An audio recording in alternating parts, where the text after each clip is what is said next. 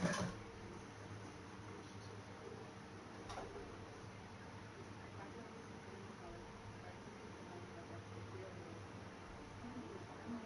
no, no, no.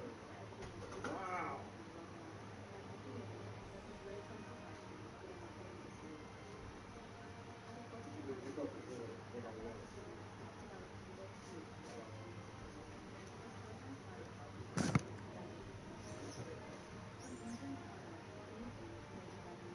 Oh, the sound of the zombies. Is that what you're talking about?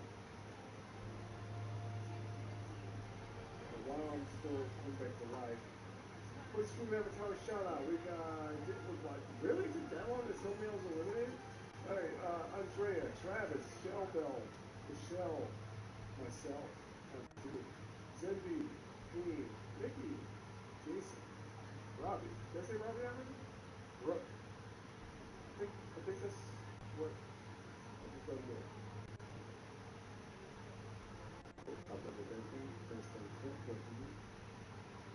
Alright, so I'm realizing zombies might be more than 2 minutes, so we'll wait for the rest of the video before I do it.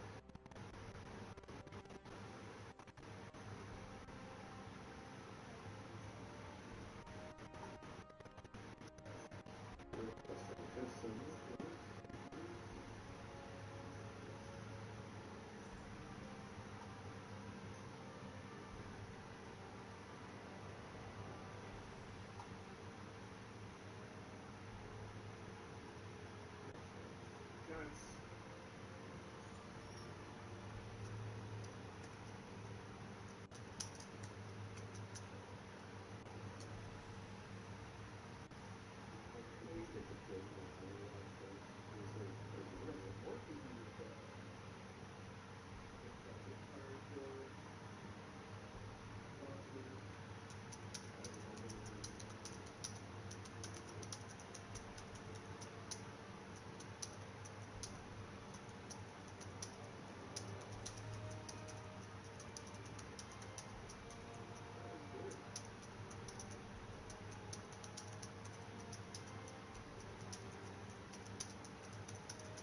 So glad y'all are here. Thank you for coming.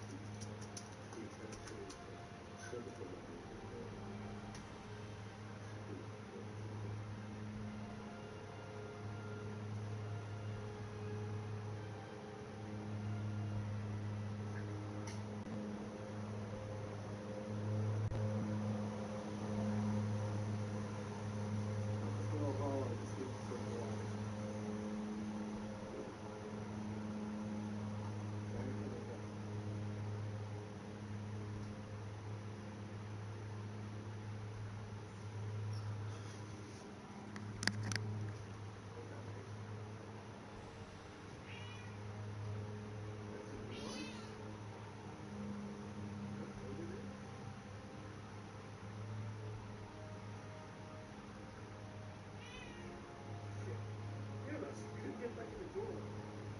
What are the other ones?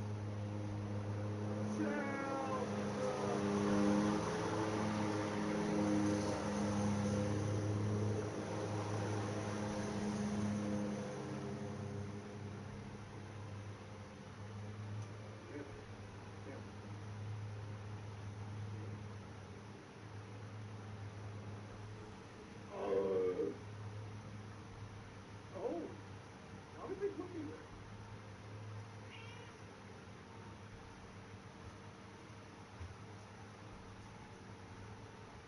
What? I didn't even pick up a weapon.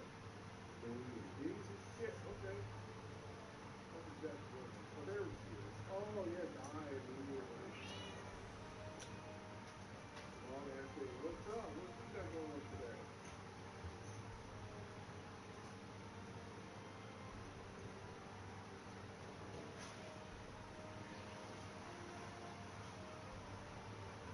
It should be readable, right? Oh, shit. I didn't even do that.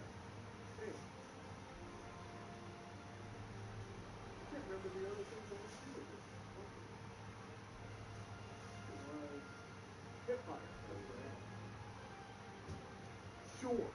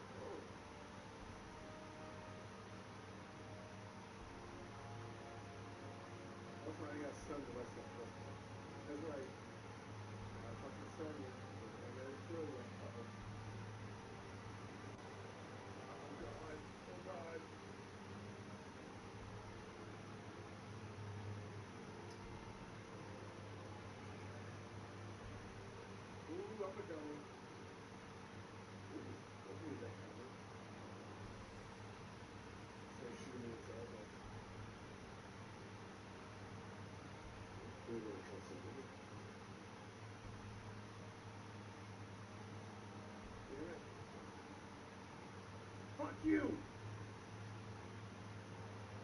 Not much longer. I've already been on for over 2 hours.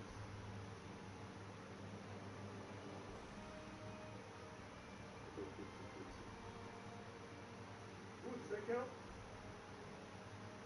I got 2 people sucking nut. Triple kill. Didn't see shit. As long as you like the treatment. Ah!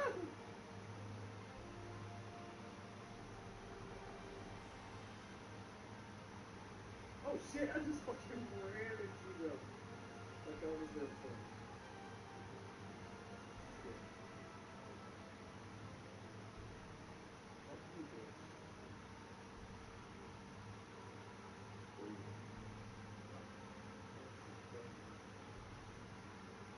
I really feel this is a bit too easy.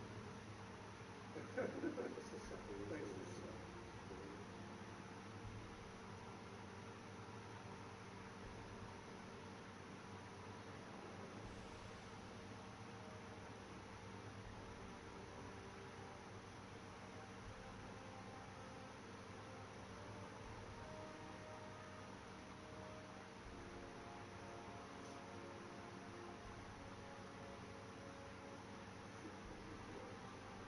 What's up, McGibbon? Uh-oh.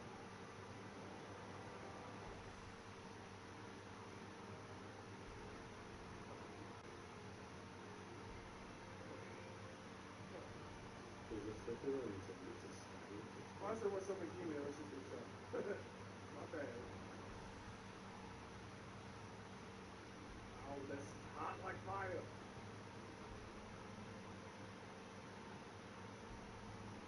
Burn, bitch. Oh.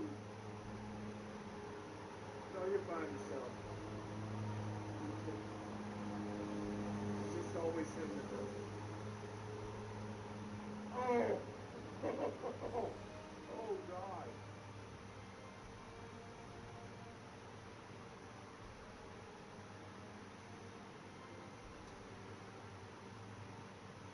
Oh.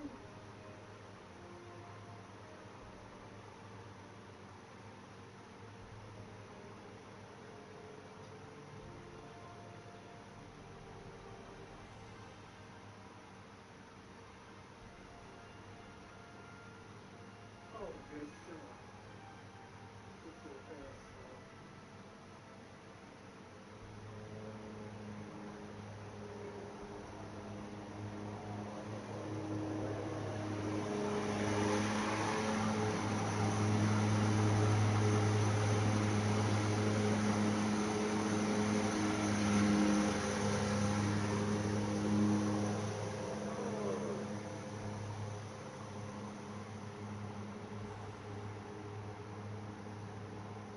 Would you like to listen? Goodbye. Goodbye.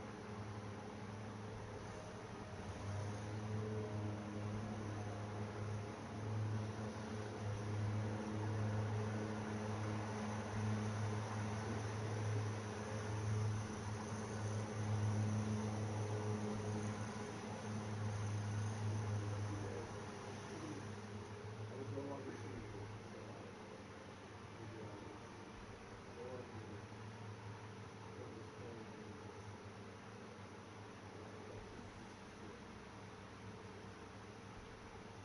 Oh my God, so many of them.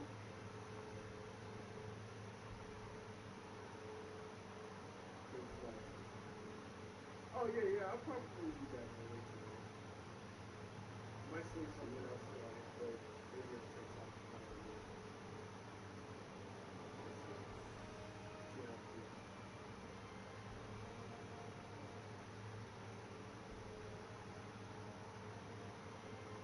Ouch! Ouch!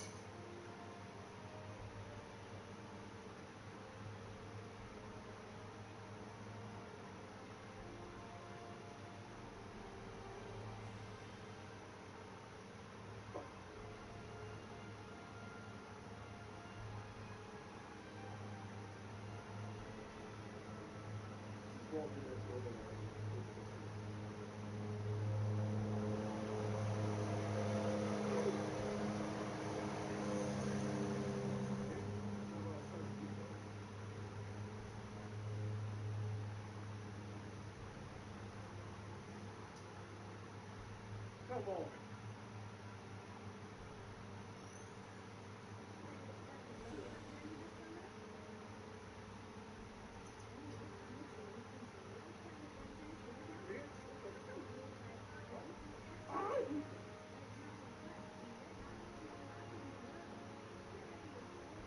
Oh God.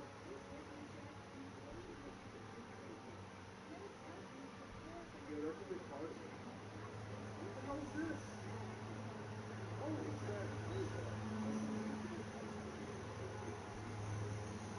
Oh! Jeez! What's happening?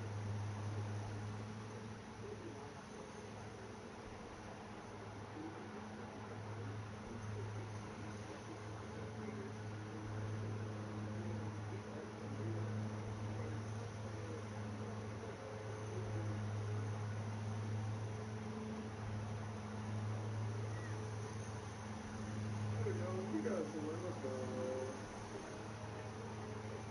Yep. Andrea, I have no idea why you did that.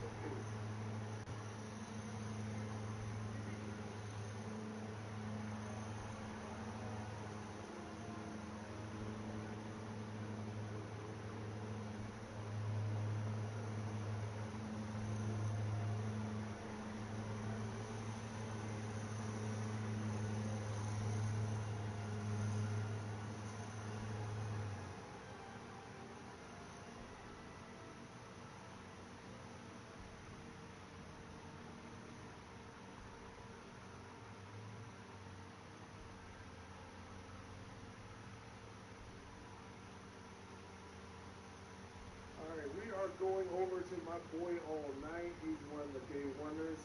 Been following him since I fucking jumped in the stream and subbed ever since. Thanks so much to everybody for being here. Everybody for being here. Tell all your friends about the stream. I'll be back later tonight. Check out the socials, TikTok, YouTube, Discord, all at Deepest Stream Gaming. Thank you.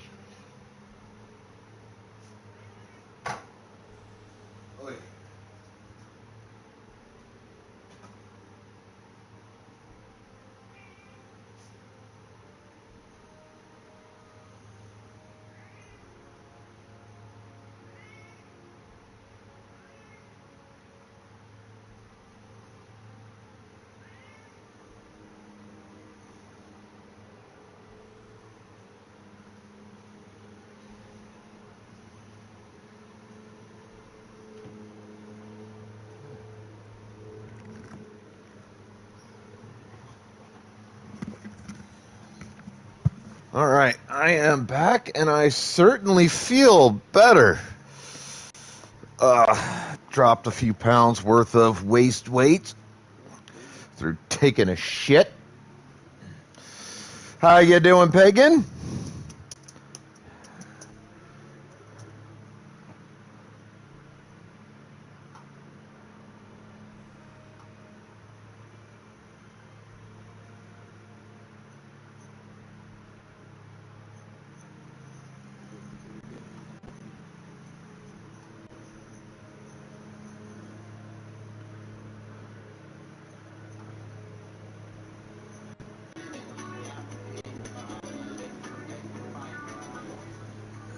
Jesus Christ, I don't know how that got so damn loud.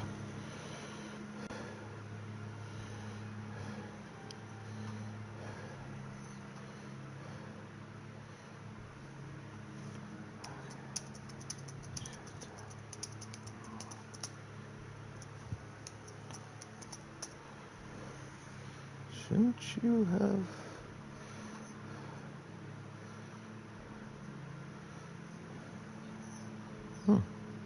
Okay.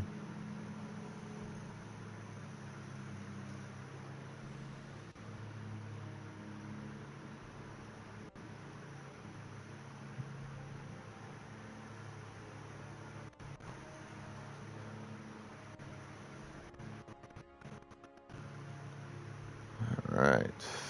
Finish the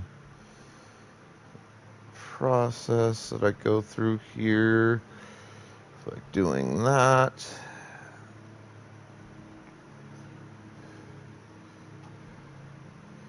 Oh, they're fuckers.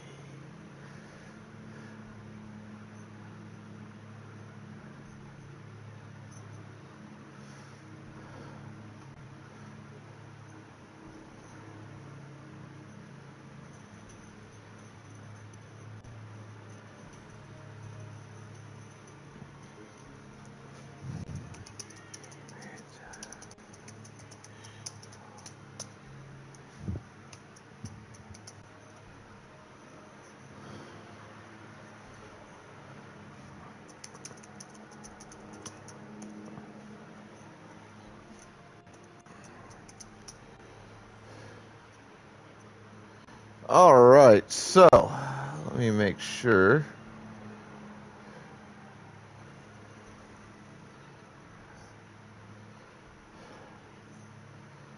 Doesn't appear like I missed anything more, thankfully.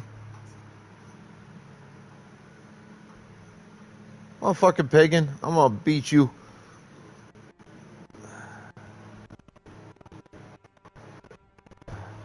It's all good. All right, so it's Tuesday. It's that time of the month, or rather that time of the week, for me to do my PSA.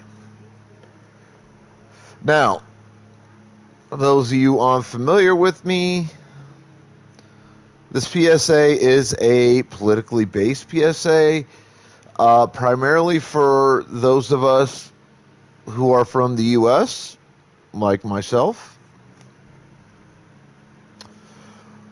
But it could be applied in its own way to any location around the world.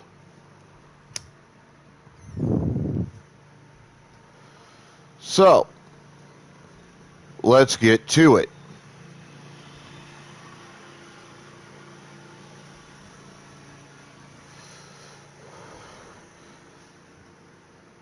In the United States, in the U.S., we have been brainwashed into believing a lot of things that simply just aren't true when it comes to politics and our political system, our version of democracy.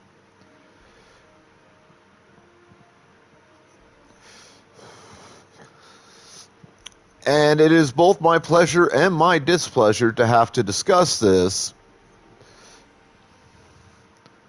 and to kind of run you through what's true and what's not. At least for some of the major things, or the majority of the major things. All right? So, we're going to start with where everything ends up leading back to.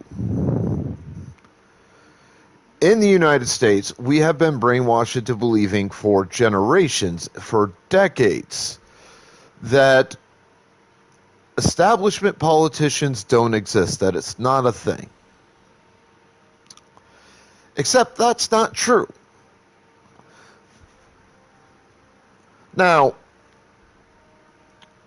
as I do every week, I'm going to define, at least give a layman's definition, for what an establishment politician is, followed by explaining how establishment politicians tend to pull the bullshit that they pull. At least one of their favorite methods of doing so.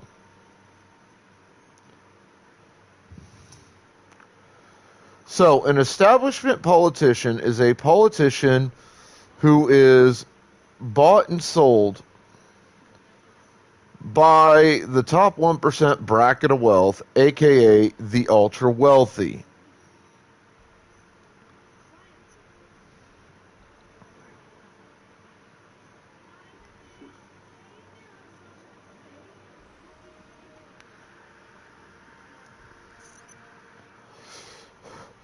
Now, the method for this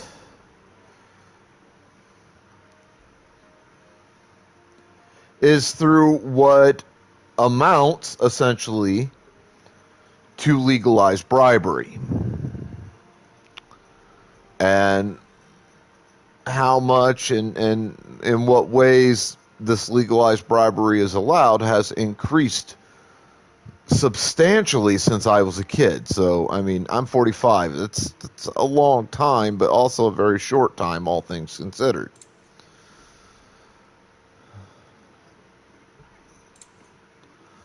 All right.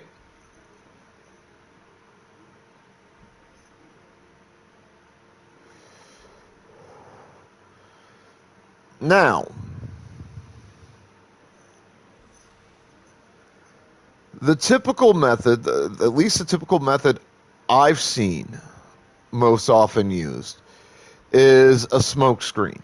And what I mean by that is these establishment politicians will sit there and they'll talk a lot of shit on one or more issues in a public venue, in a public manner, through interviews, sound bites, speeches, rallies, etc. And they'll go back and forth on it.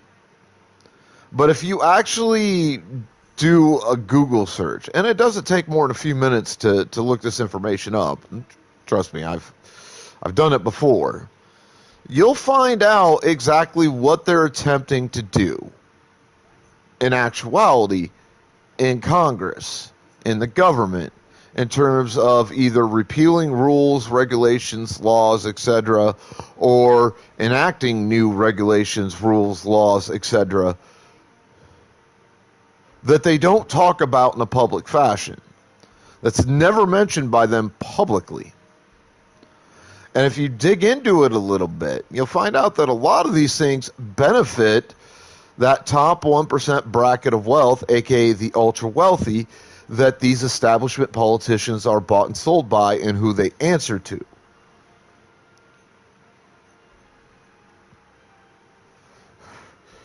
I mean, it sincerely does not take a great deal of effort to figure this shit out.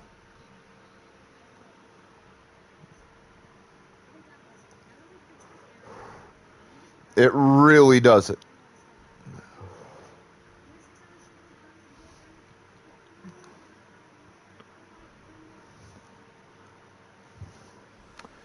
And you dig into a lot of it, you find out that a lot of what they're actually trying to pass or they're actually trying to reveal or repeal doesn't help the majority of Americans.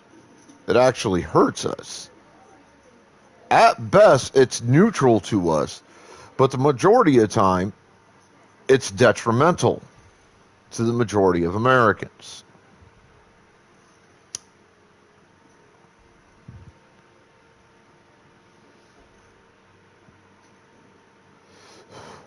So that is what an establishment politician is. That's who they answer to, because they damn sure don't answer to the American public at this point. They think of us as a fucking joke. And that's what they do, publicly and what they consider to be privately these days. Although, let's be completely honest, given that it's the age of the internet, the age of technology, the age of social media, it's not quite so private anymore now, is it?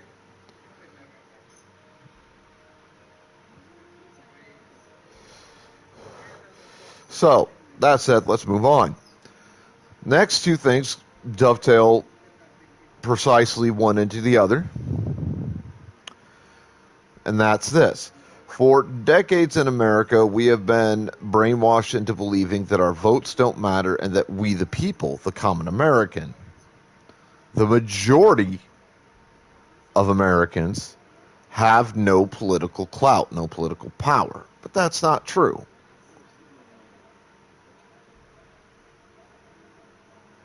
And there are multiple examples I could pull from for this, but I'm going to use the tried and true.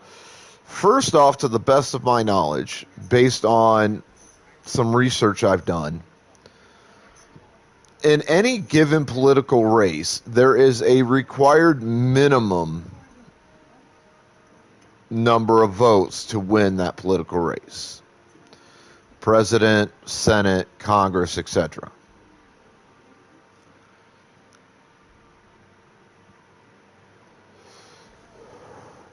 They don't get that, then I'm not sure exactly what the system is that's supposed to be in place to handle those situations if that required minimum vote is not achieved in the end. But I have to assume that there's something in place for that. Potentially, at least. But there's also a pretty strong possibility there's not. I mean, it really could go either way. Now, all that said, here's another thing that proves the point here. Democrats and Republicans, during every election cycle, it's basically every other year for about a year's worth of time,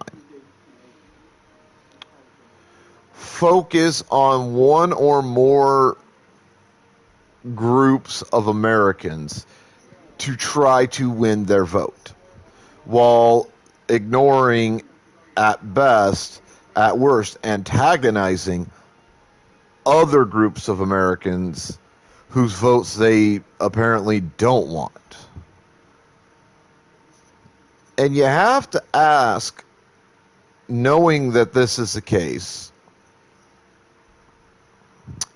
why would they do that if our votes don't matter? They don't need our votes to achieve political office.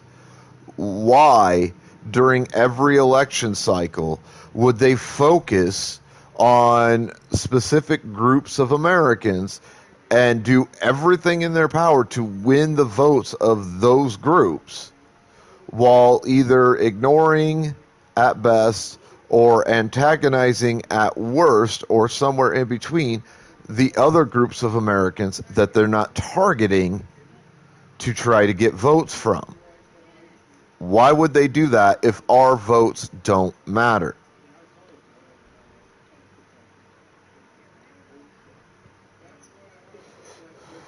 And if you think on this for just a minute, you'll come to realize that despite the fact that we are told consistently, that we are brainwashed consistently into believing our votes don't matter, our votes do matter. Without us, without the majority of Americans, the common Americans, politicians cannot win office. It's really just that fucking simple. They need us more than we need them. Now, don't mistake me saying that either. We do need the politicians to a point. But we don't need them as much as they need us. Because without us, they can't get into office. They don't get power. It's that simple of an equation, folks. It really is.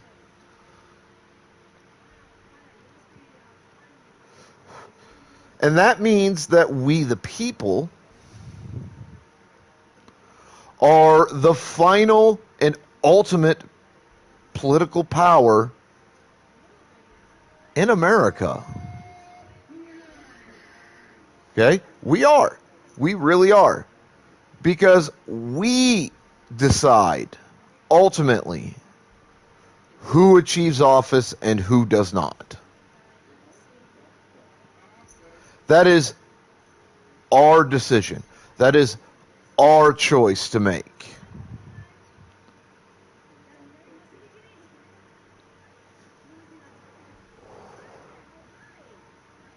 And also, further proof of this, the Constitution itself guarantees that we, the people, are the final political power. So do the writings of the Founding Fathers, who made it very clear that they wanted the power to be in the hands of the people, not in the so-called elites. That was the intention for how our system of democracy was and is designed, is that we, the people, control the democracy. We control the political system.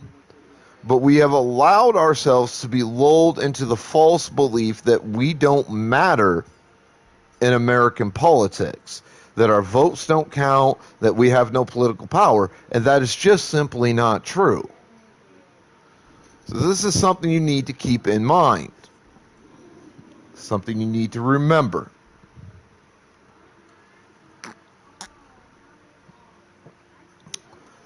Next up is this false belief that at best our political system in America only allows for two major political parties.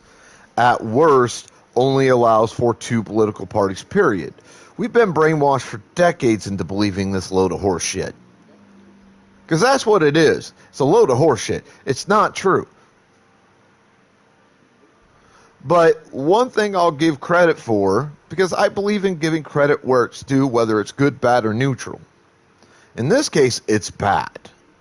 But I'll give credit where it's due. Democrats and Republicans over the last 100 or so years have become incredibly proficient at making sure that any independent politician and or independent party that attempts to rise to the fore, attempts to become known, attempts to make a difference and an impact, doesn't do so. They have become very proficient at this. Now, that's not a good thing. It's not. It's a terrible thing.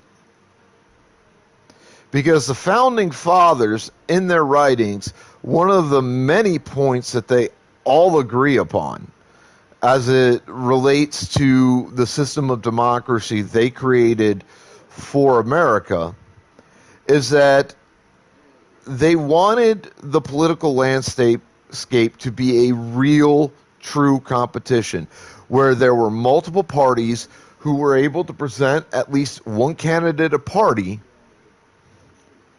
who would then speak to the American people and seek to win the vote.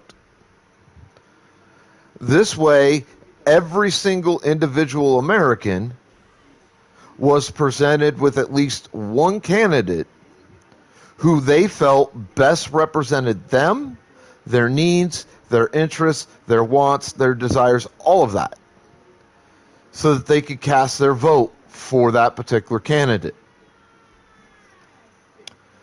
But over the course of about the last 150 years, I'd say since around about the end of the so-called Civil War, which, side note, I believe is improperly named.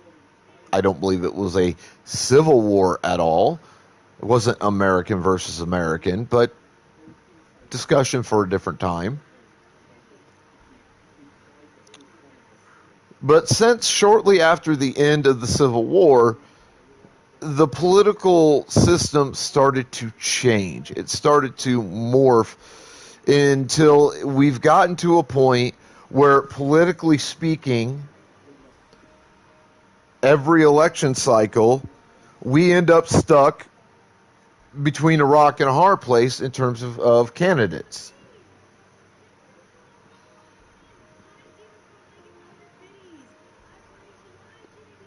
It's highly unfortunate. And, believe me, I've done some research into this.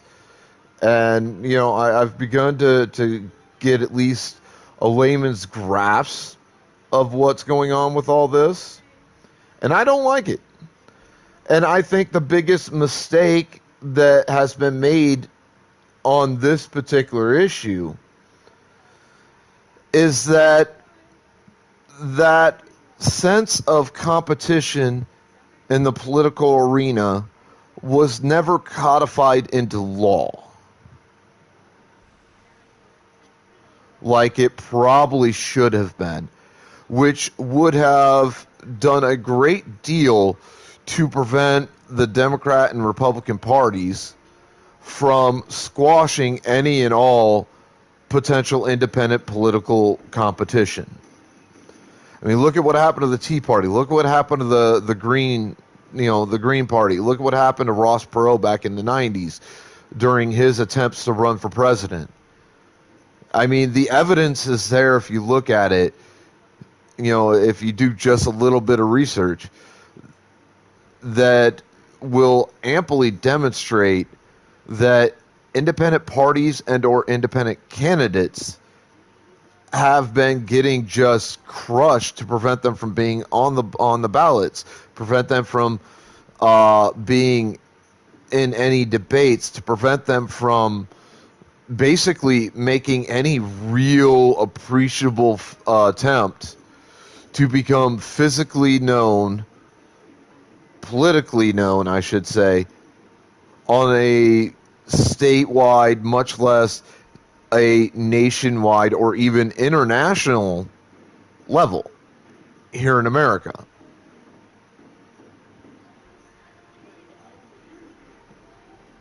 Honestly, Ross Perot back in the 90s, about 30 years ago, was the last independent candidate for a political office who made a name for himself in the political arena, regardless of how his attempts to run for office ended up turning out.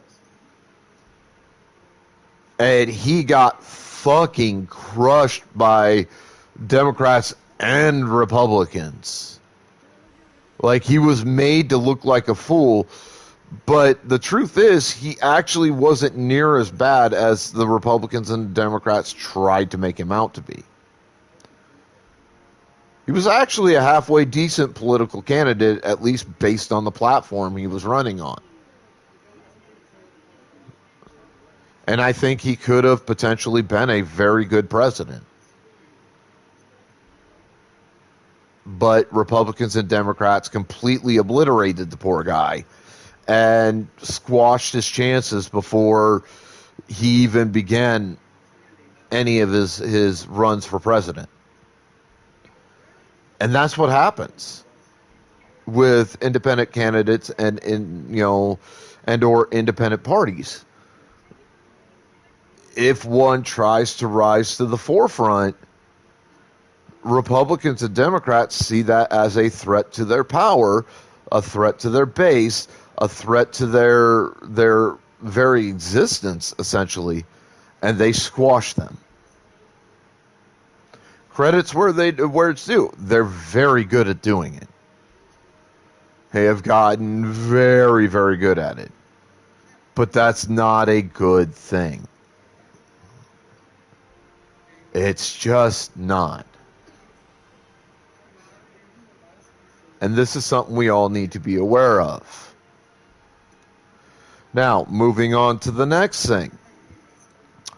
For decades in this country, we have been taught and brainwashed into believing that we, the common American, we, the people, don't have any real means of stepping up to the plate to make our voices heard and to fight back against politicians when they do shit that we disagree with or that we feel is detrimental to us and or the country.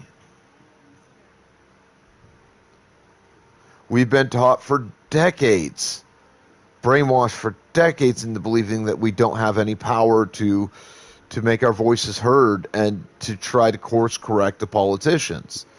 That any methods that we think of are considered illegal. But that's not true. There are a ton of legal methods that we can use. Now, more so than ever before in the history of this country, or even the history of any form of a political system around the world. Because today we live in the age of technology, the age of the internet, the age of social media, where communication is practically fucking instantaneous. There are more methods now available to us currently that are legal for us to use to make our voices heard and to let our politicians know that we are less than happy with them and their performance in their jobs than there has ever been in the history of humanity.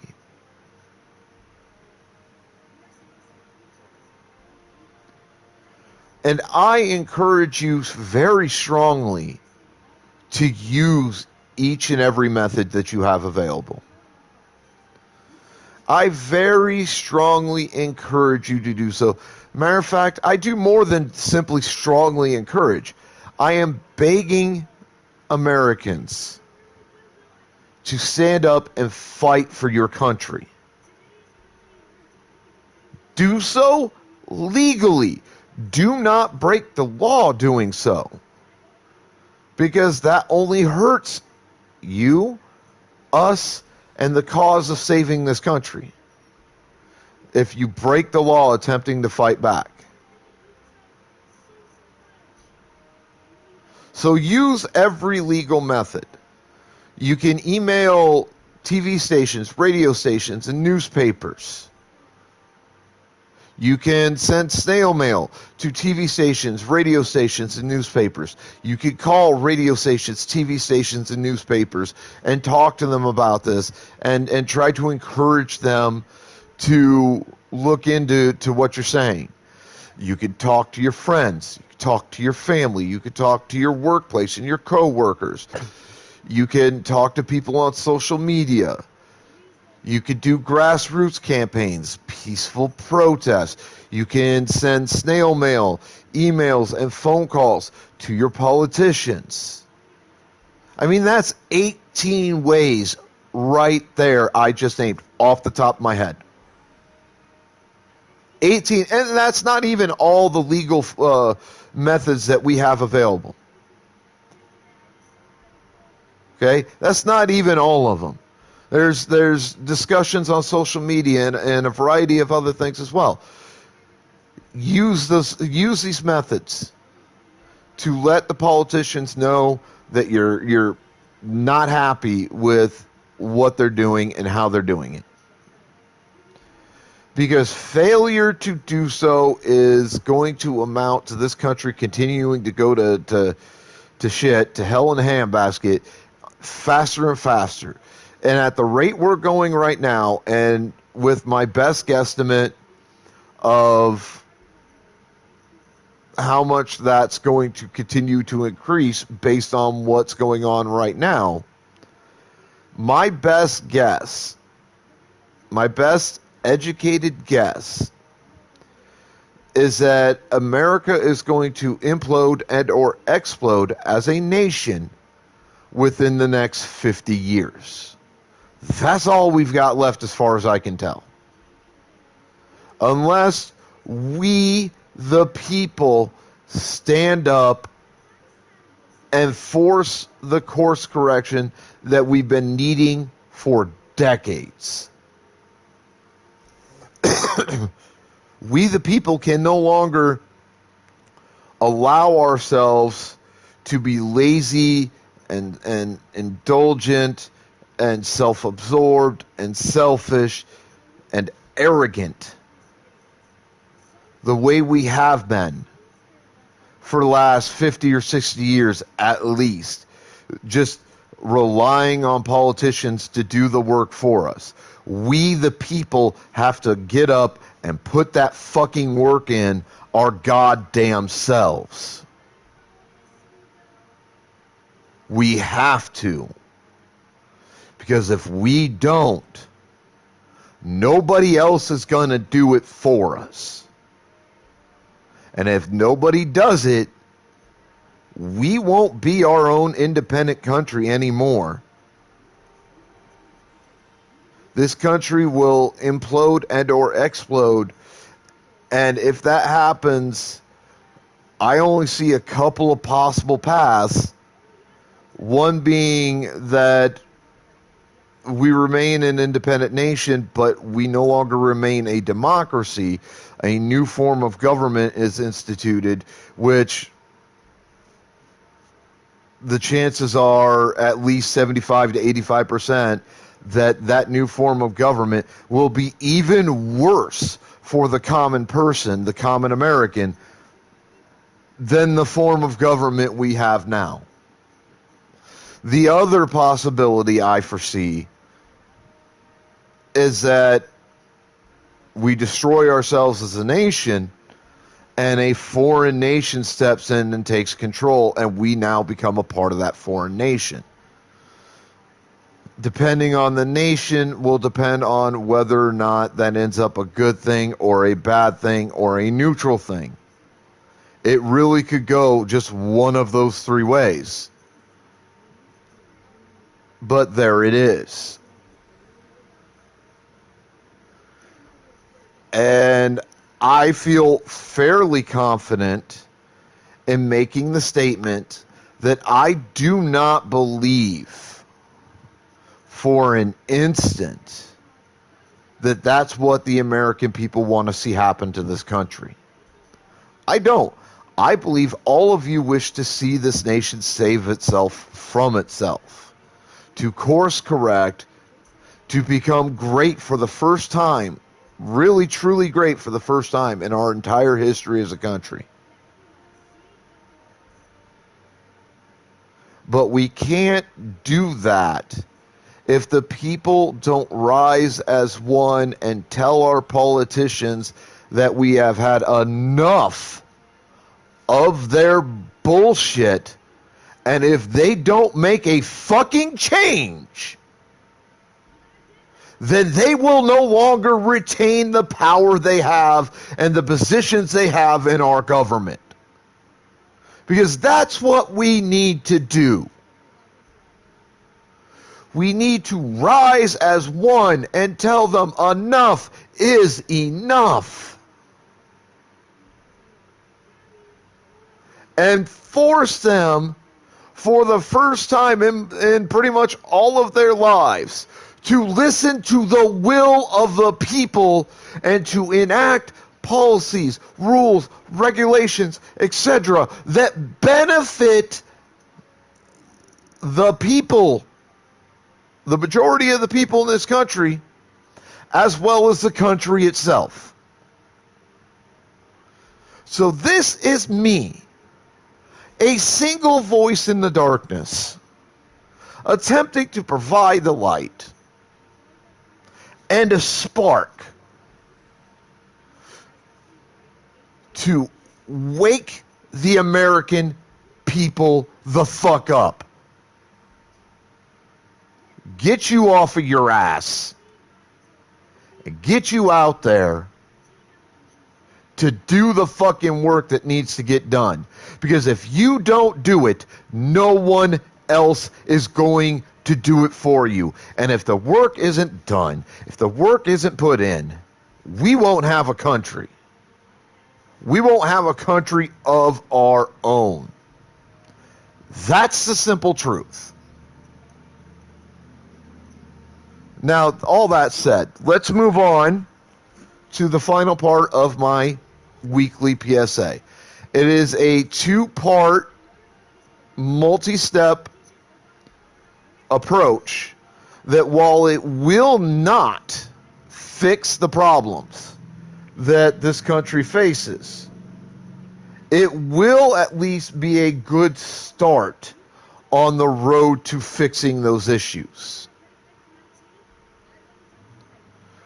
So, I need you to listen close,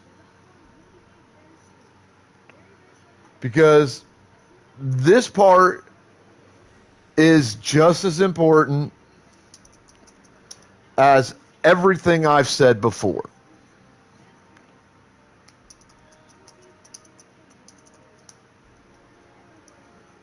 All right? So I need y'all to fucking listen, and I need y'all to take what I'm about to say to heart. I need you to take all of this to heart. So, here's that 2-part, multi-step method that will at least be a good start to correcting this country and the problems that we face. The first part, which is the part with multiple steps to it, is this. First step, do your research. Find those young, progressive politicians. By young, I mean somewhere between about 26 to 41. Young enough to still be idealistic, which is absolutely a requirement, and to stand a very good chance of not being bought and sold by the top 1% bracket of wealth, aka the ultra wealthy, not just here in America, but around the world as well. By progressive, I mean they run on platforms that are beneficial to the country and to her people. Things like the legalization of weed for recreational and medicinal use. Things like cutting the military budget by 1/3, at least.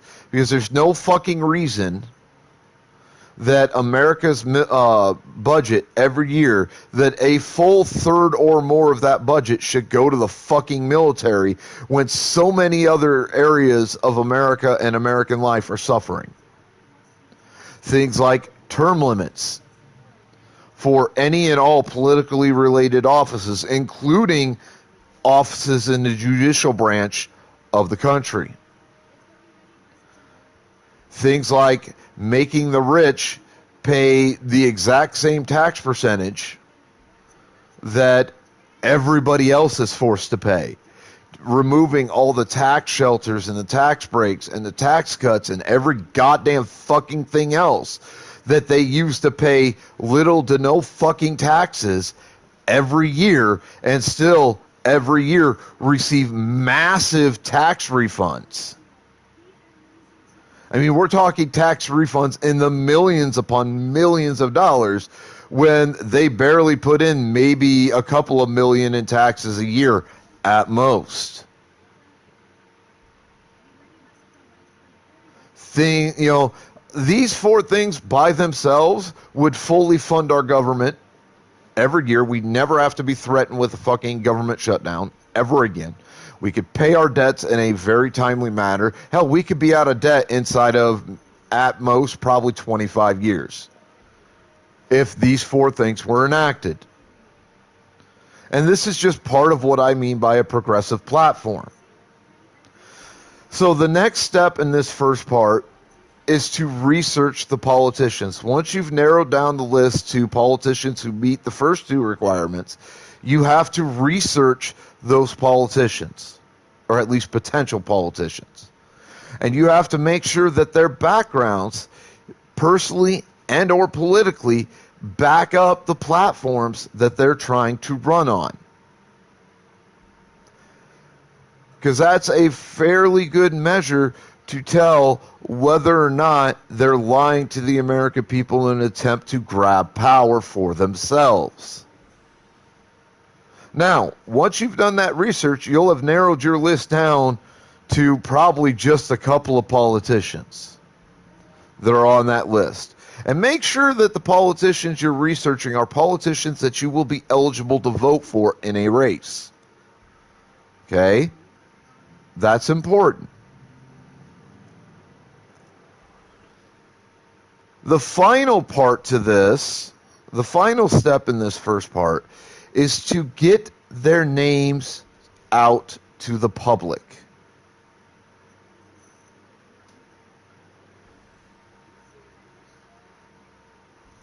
And that's not as hard as it used to be. Because, again, we live in the age of social media. We live in the age of the internet. We live in the age of technology. We live in an age where communication is virtually instantaneous in almost every respect, in almost every case. You have plenty of methods available to make sure that these politicians get known, to make sure that they stand a fair chance in whatever races they're running in, to make sure that they have a fair and even chance of getting on the ballots, of getting into the debates, of actually being able to run in the races that they want to run in and have a chance at winning.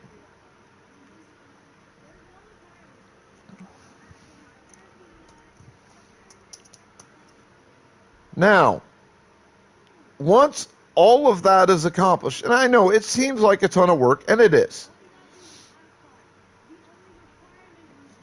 I'm not going to lie, that is a lot of work. But it's also a lot of 100% absolutely necessary to get done work. So once you've done all that work, once you've put that time and that effort in, the final part to the plan has to be done. And that final part to the plan is ultimately very fucking simple. It's a bit of a pain in the ass. I don't necessarily like doing it any more than anybody else, but it's something that needs to be done.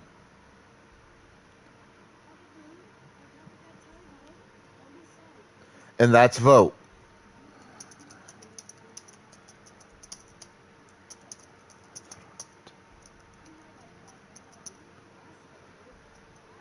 If you don't vote, then you're not attempting to make any difference in the country. And if you're not attempting to make any difference in this country, you don't have any right to sit there whining, bitching, moaning, and complaining about the direction this country is going in. You fucking don't. It really is, ultimately, in the end, that fucking simple. It comes down to exactly that. Vote. Show our politicians that we, the fucking people, are taking back our fucking power. And we are going to start fucking holding them accountable for their fucking bullshit. That is the end of my PSA for the week. So let's get into something a lot more fun.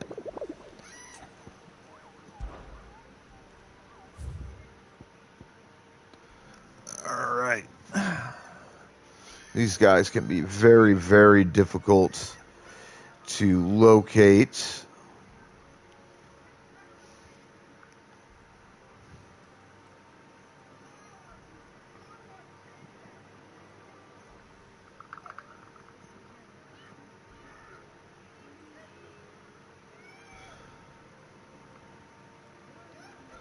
So I do tend to use a list.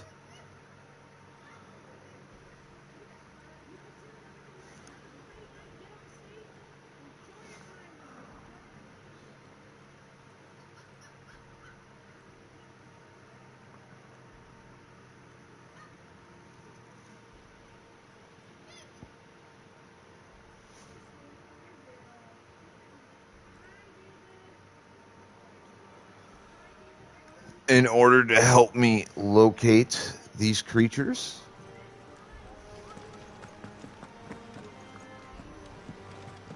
I find it helps a fair bit. Favorite pupil. How may I help you today? I have the details here. Study it well, Clive. Thus ends today's lesson.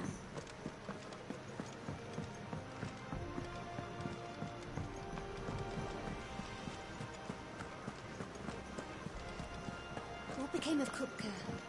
Why haven't we heard anything? Try to stay calm. I'm sure we'll hear something soon. Yeah, I killed Kupka. Because he's a fucking prick. What'd you need? So, what'd it be?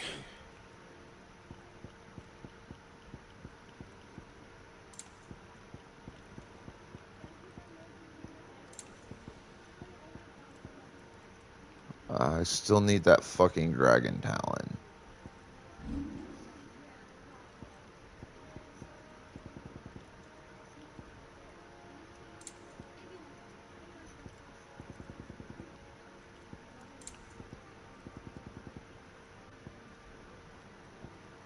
And?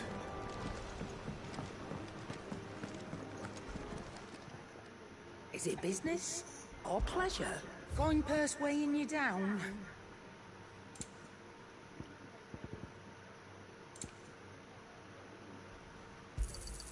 You'll not find a better price than that.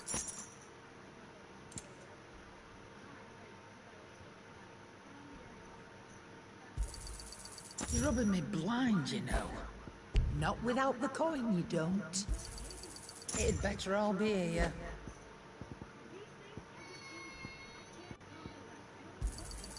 You'll not find a better price than that. Time for me to start finding some of this stuff. Or not finding it, rather, but purchasing some of it.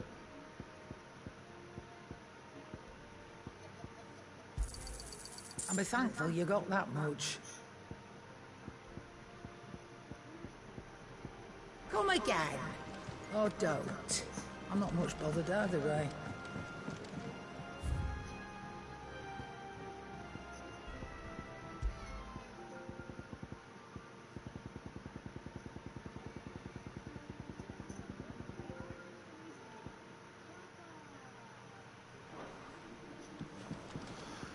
Alright, now that all of that is done, I need to...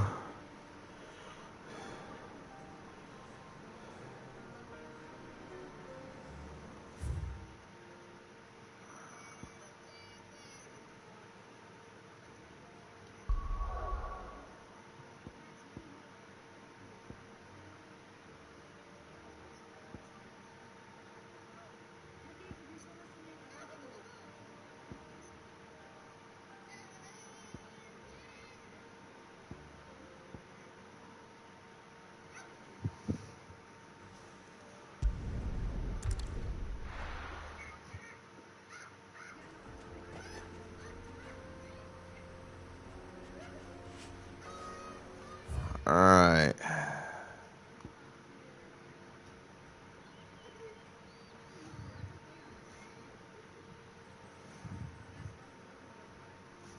Should be... By how I'm reading this map, it should be right about there.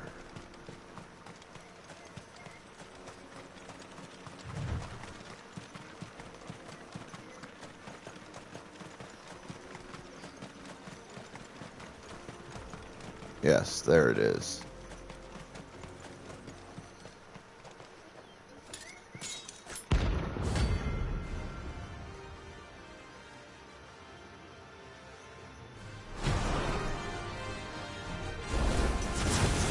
Palladian hungers, and so do I. Come, let us feast on your flesh.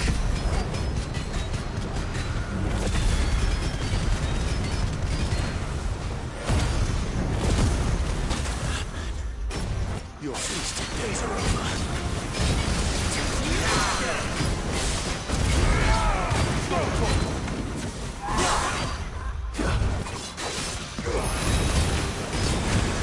Nice try.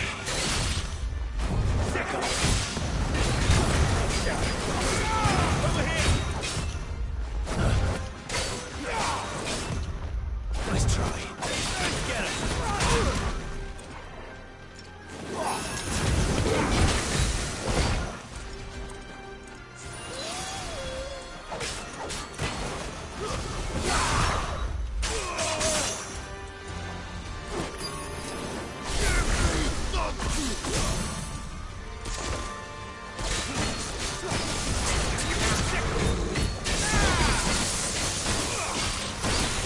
Come on, flame. There we go. Such a good move.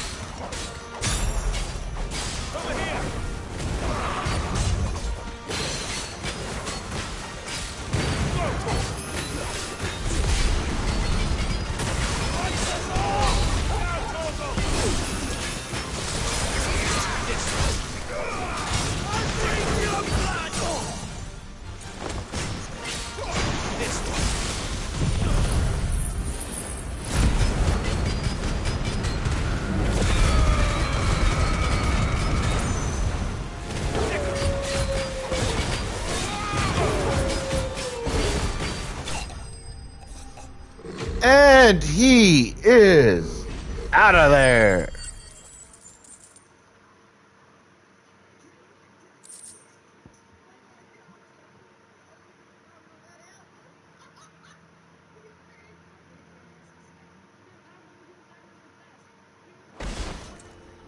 Those who kill for sport deserve no better.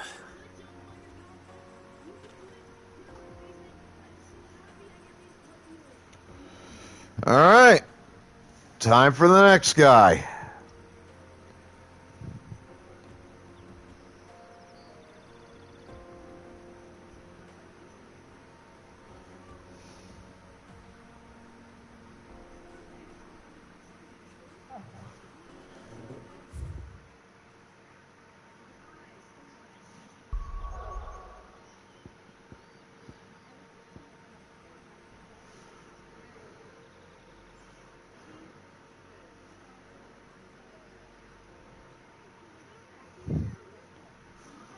Alright, so come to Eastpool.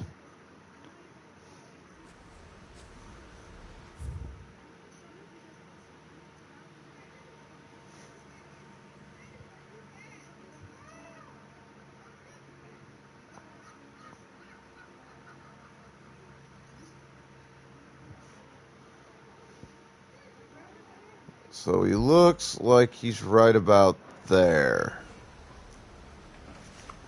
If I'm reading this map correctly.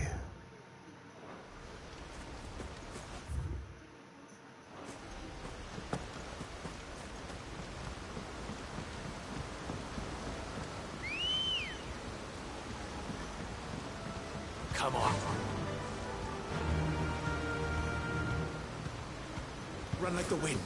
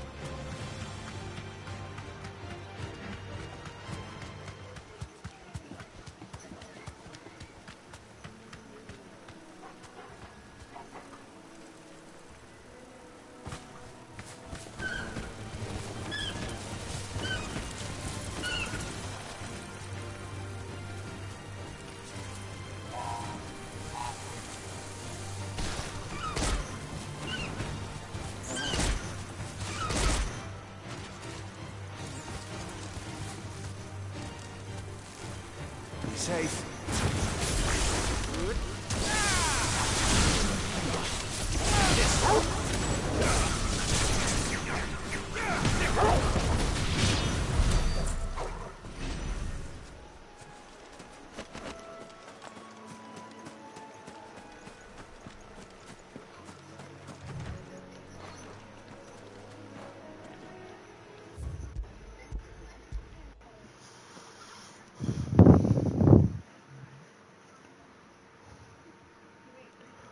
Oh, shit. I went the wrong goddamn way.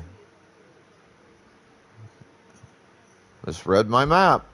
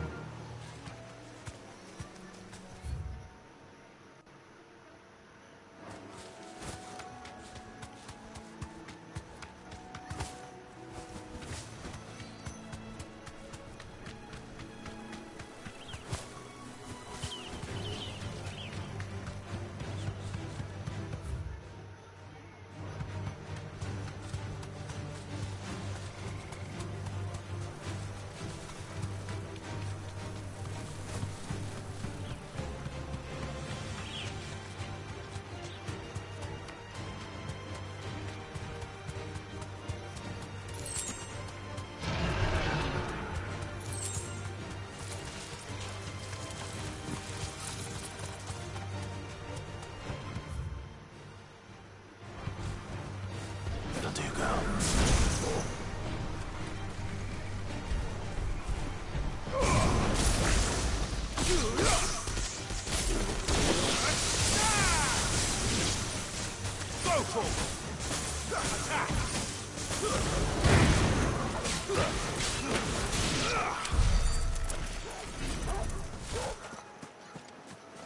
All right.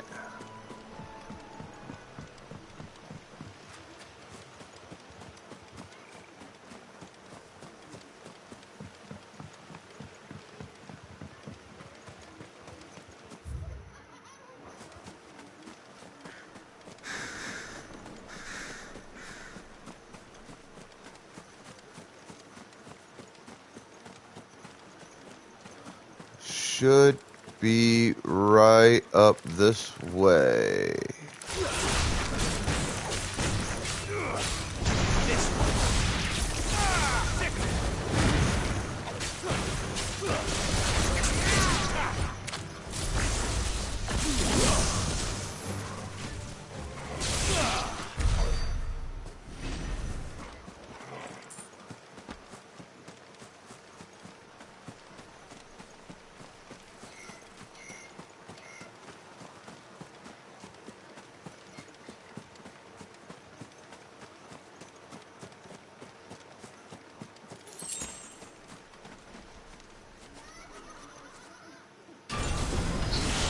Oh, it's an Iron Giant.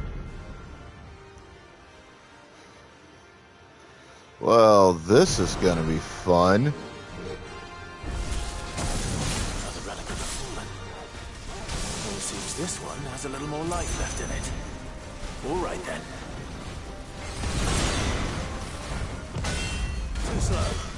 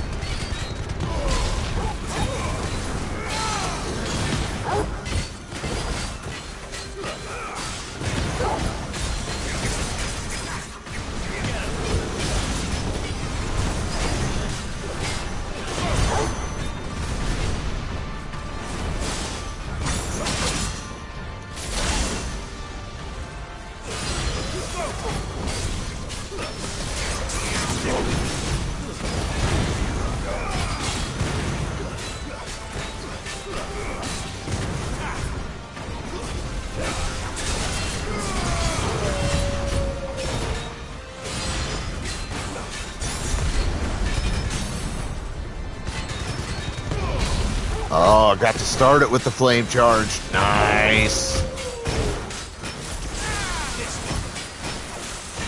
Means I'm going to deal some good damage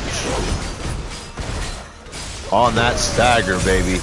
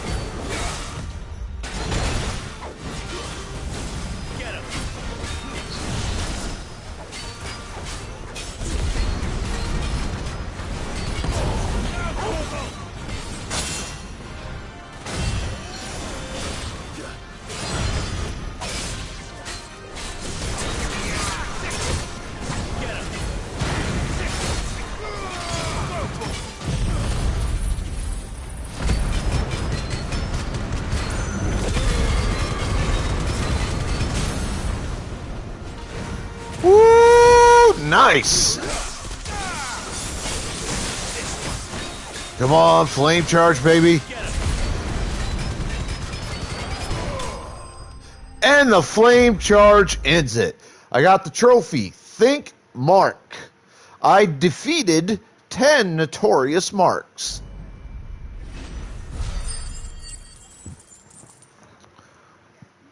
That was a good fucking fight.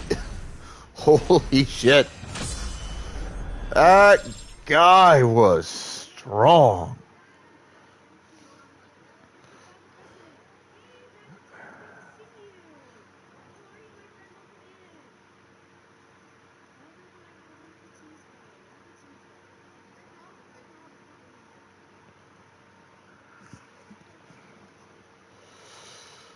Whew.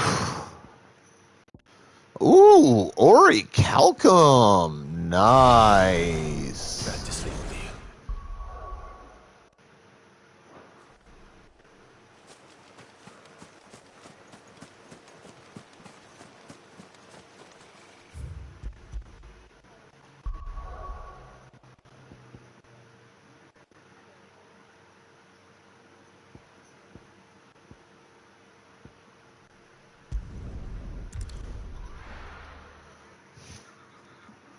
So that was an S-ranked mark, folks. meaning that it is one of the strongest marks I'm likely to face in the entirety of this game.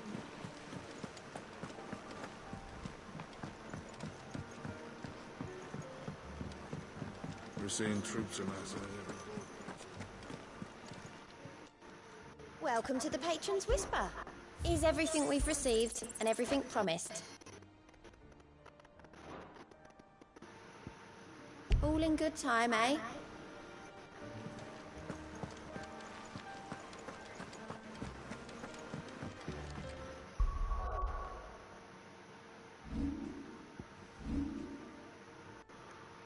Alright.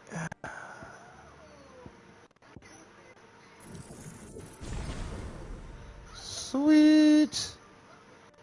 Got that max now. One more fire ability to max out, and I'll have the entirety of my fire stuff right where I fucking want it.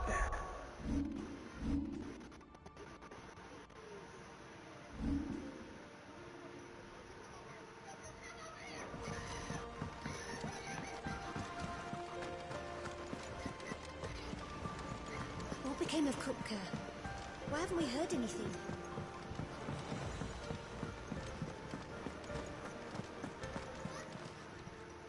Is it business or pleasure?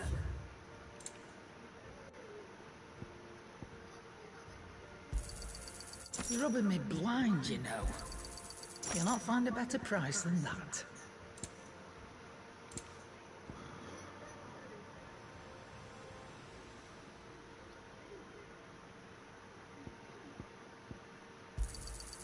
You're rubbing me blind, you know. It'd better all be here. So to finish buying everything here in this section that I need and or want, I need 50,000, which shouldn't be terribly difficult to get my hands onto. What's that for, dear?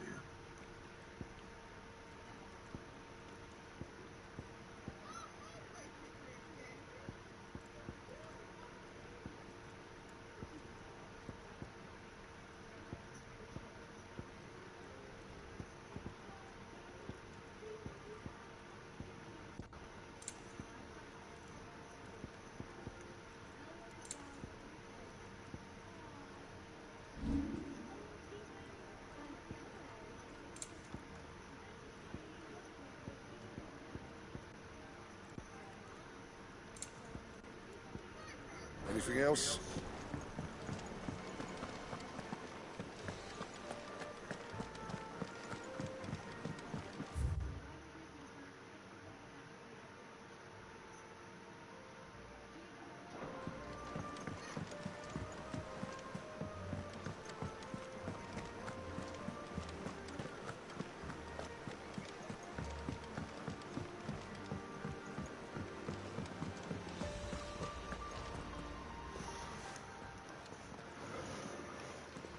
Clive, you're back.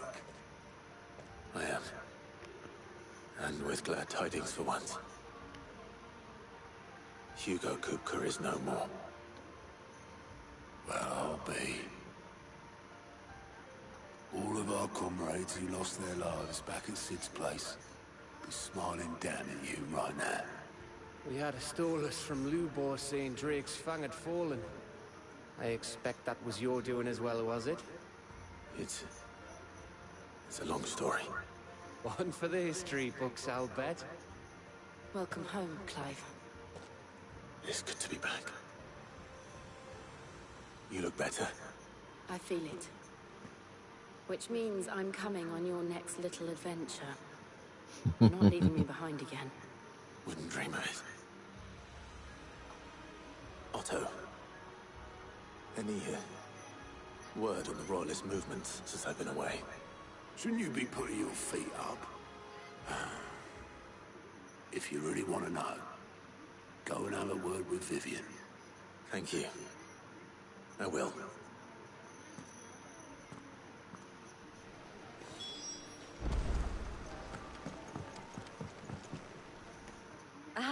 the conquering hero returns. And with hardly a scratch on him. I may have picked up one or two.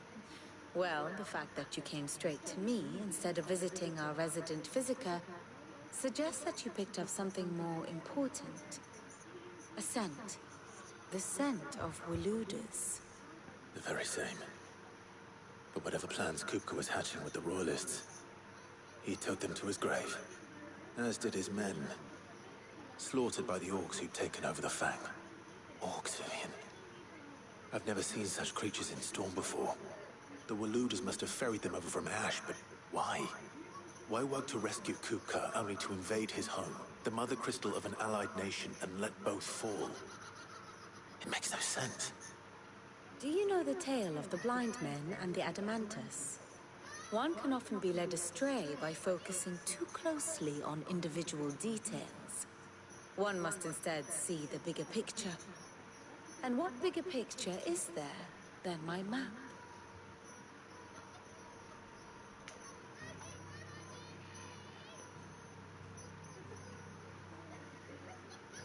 The Kingdom of Waloed claims dominion over all of Ash. It is a nation forged by the bloody conquest of Barnabas Tharm, the dominant of Odin. The Canvarian War of Independence in 849. The Battle of the Twin Realms in 865. The Battle of Belinus Tor in 873. Wheresoever his armies fought, Odin was found where the fighting was fiercest. But of late, the warrior king appears to have laid his sword to rest. Battle rages for control of the crystalline dominion. Yet Tharm sends not a single ship in support of his Dhalmekian allies. Meanwhile, the Blight ravages great swathes of Ash. Yet warlike Waloed shows not the faintest interest in laying claim to untouched lands. So why go to the trouble of sending an army of orcs into the heart of Drake's Fang, only to make no attempt to claim the Mother Crystal for Waloed? It can hardly be for lack of men. Tharm's armies rival any in the Twins. No. We have not seen the last of the Waloed standard. Odin will ride again. It is but a question of when. And on that day, who will be trampled underfoot?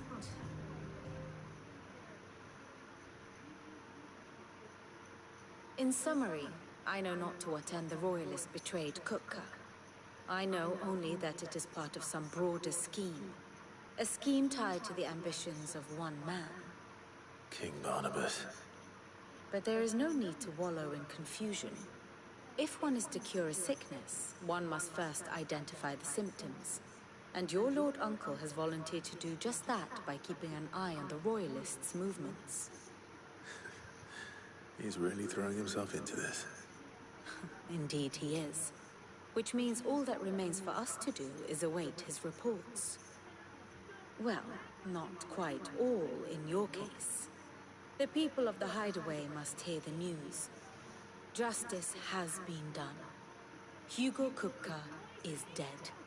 The wounds he left that night are still raw.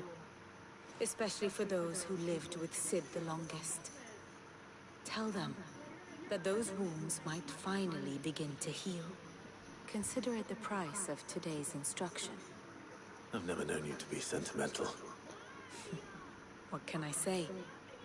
I am only human. And we are, all of us, sentimental animals at heart. I suppose we are.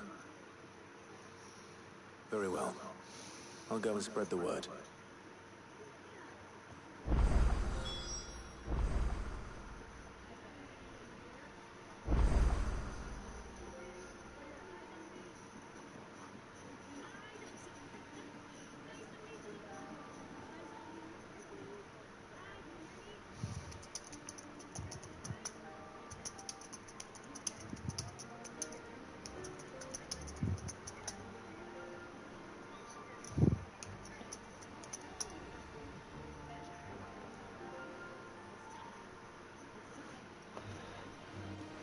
All right. My favorite pupil.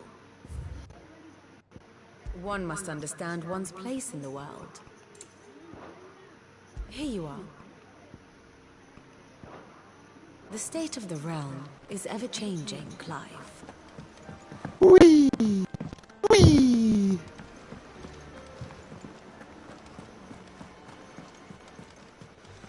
Gav told me the gentleman you visited earlier, the one with the loud voice, was your uncle.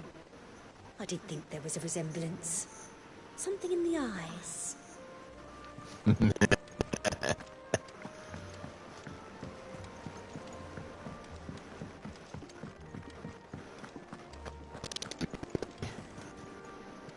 Well, someone looks pleased with himself. It's true what I'm hearing, then. Nothing escapes you, Lady Karen. It's true. Kupka is dead.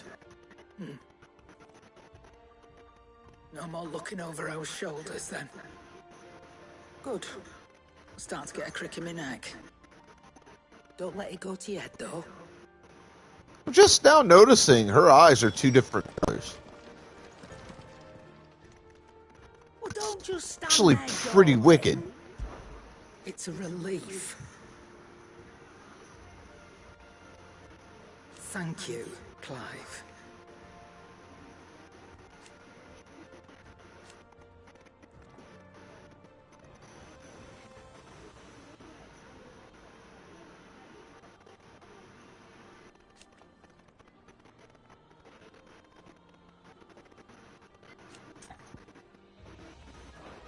Nice to have a bit of good news for once. I don't say it often. But thank you, Clive.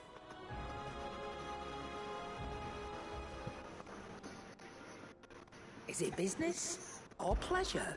Go on, then.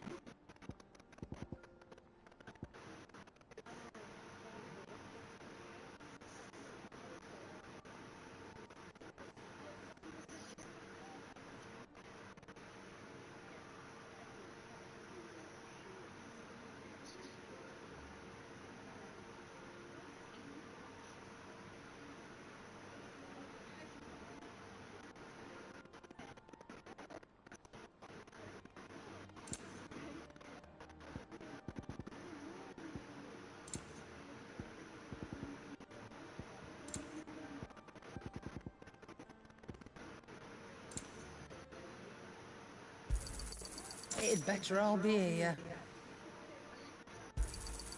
You're rubbing me blind, you know.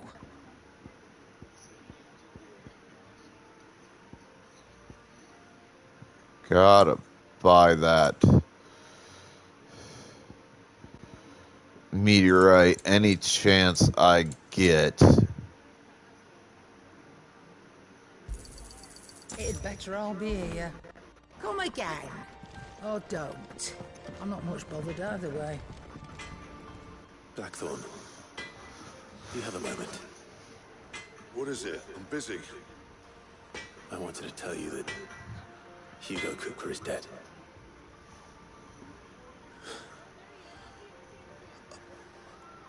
I can't tell you how long I've been waiting to hear those words.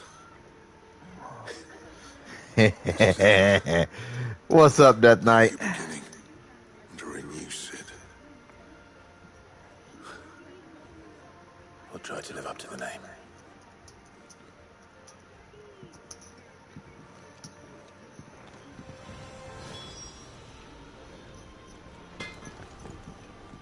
Clive? So, will it be?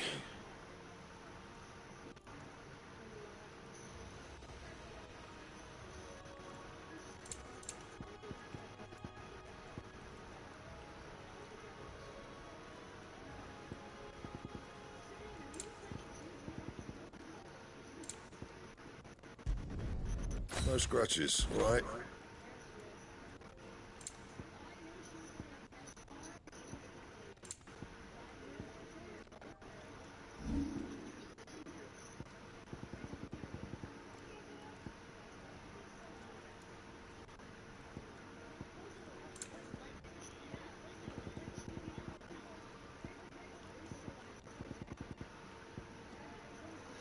Hey, Pokemon in chat. Get those Pokeballs.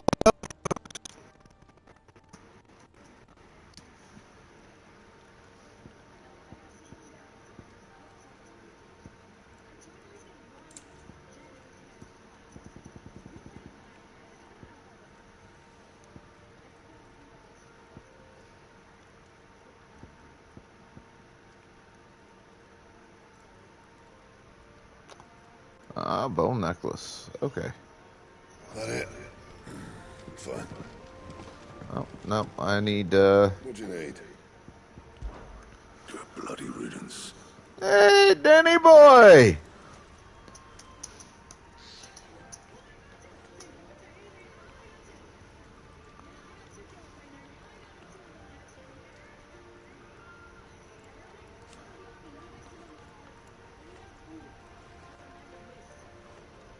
Not included.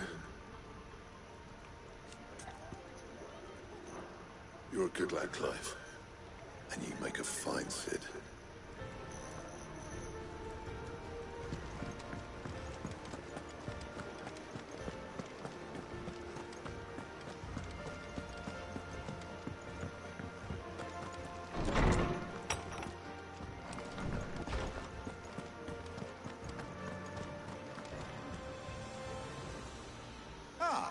Clive. Hello, Harpocrates. No. To share mine, actually. Hugo Kupka is dead. Oh, my. Can it really be true? Look, he's crying. He is. The big baby. And with good reason, children. These are tears of joy. We must offer up a prayer to your parents that the heavens might weep with us. There shall be no lessons today, only thanksgiving and merrymaking. Go, put away your things. All right.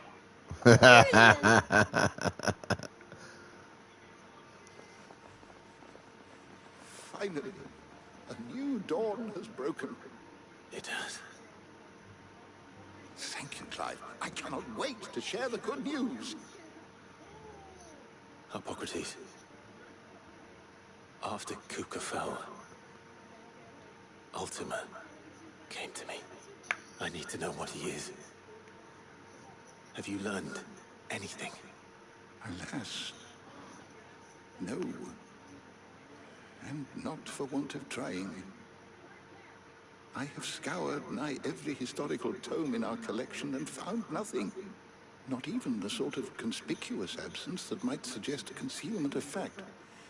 One is almost tempted to conclude that such a creature never existed. But I saw him. With my own eyes. I don't doubt that you did. Alas, it seems you are the only one who has. To others, he reveals naught. We see only that which he leaves in his wake, like some terrible force of nature beyond the ken of mortal man. A bringer of death. Whether the Ultima you met with was the being itself, or merely another projection of its power, I know not. But until I do, my investigations shall continue. Thank you. It means a lot. Right. Let's see if Otto has anything else for me.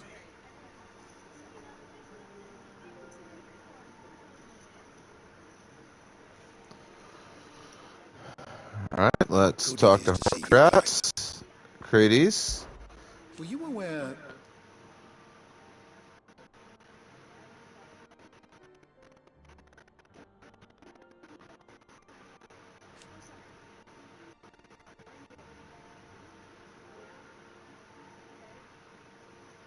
But what of the twins themselves?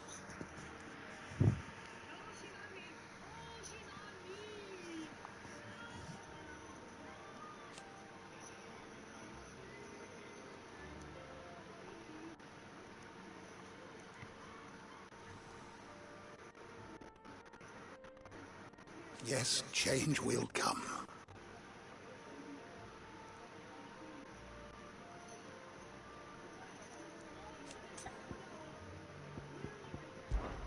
I have said it many times.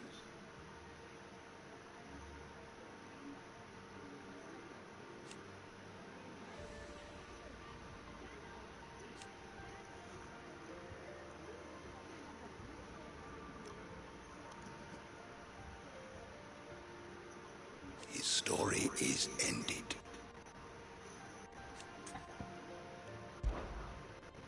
I have compiled some new entries, if you would like to see them.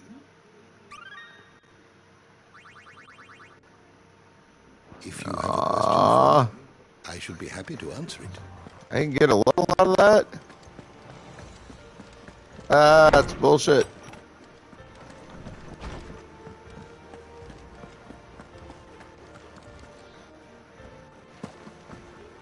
Her ship lies still in harbor, her soul sails on the main. The breath of ages at her back, adventure in her veins. Ivan's newest dish is a masterpiece. Once you get over the urge to gag, that is. Thanks to Sid, the man who hurt your mother and father is gone. I'm sure they're looking down on us now and smiling. I'm smiling too. Thank you, Clive. Yeah, me Not too. just from me, Thanks, Sid. but from Kenneth, too. Not bad for a boy from the Imperial Barracks, eh? You look like you could do with a drink. Don't be a stranger, Sid.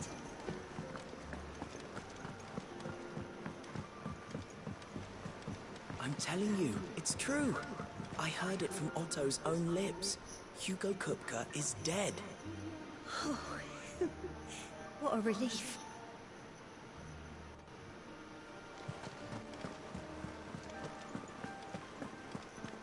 Sometimes these conversations are interesting.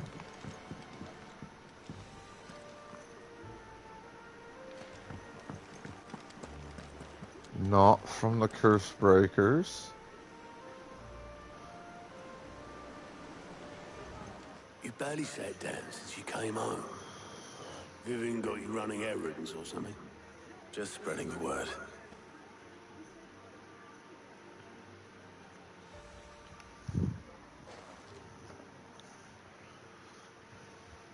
So, the Professor's got a soft side, has she? I'd never have guessed. No. She was right, though. Everyone was glad to hear the news. Ah, but you ain't told everyone. I can think of plenty of friends back at the old hideaway who'd sleep more peacefully for knowing. Not least of all Sid. You should tell him. You're right. I should. And I will. Well, when you do, be sure to take Mid with you. She's been going at it hammer and tongs down in that workshop of hers, trying to do her father proud. I can't remember the last time she visited the old sod's grave. Very well. I'll suggest it. Yeah, but, you know, if we've learned anything of the character of Mid in this game, it's that, yeah, she doesn't tend to listen to nobody. It was luck, and luck alone.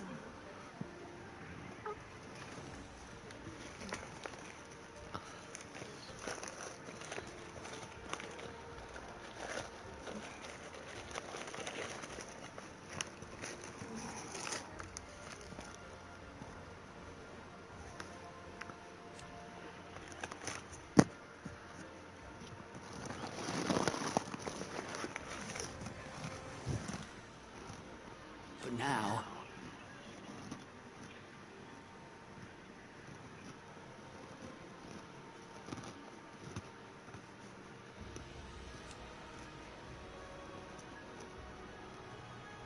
thank you, Clive.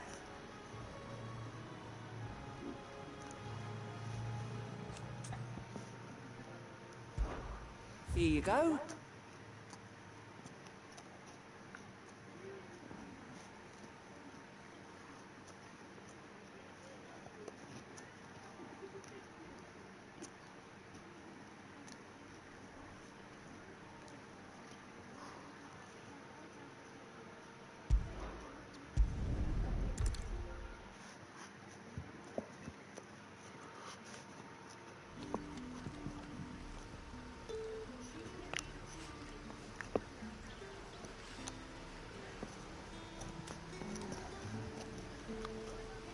It's a miracle this dude finally has something for me.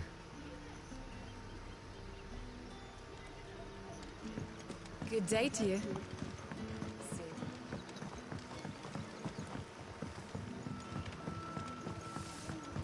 The crystals we get from the tailor all but worthless.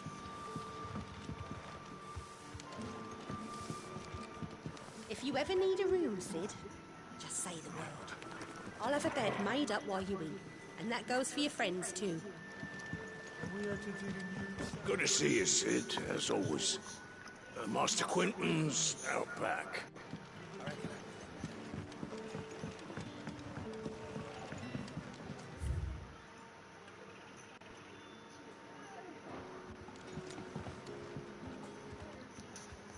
Ah, Clive. Your timing is exquisite, as always. I have a concern which you may be able to assist me with. Go on. There are whisperings afoot of shadowy figures having been sighted outside the village. Rustlings in the undergrowth, suspicious noises. My people fear that they are being watched. It may be no more than a surfeit of nerves, understandable in the current climate, or it may be the prelude to something altogether more dangerous. Given what I hope you'll forgive me calling your nose for trouble, I wondered if you might investigate.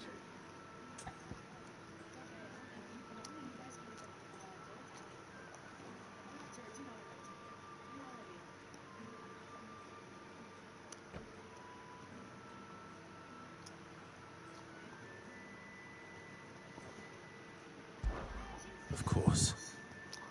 Excellent. You might begin by speaking with the good citizens of Lostwing. Listen to their tales, and make what you will of them. All right.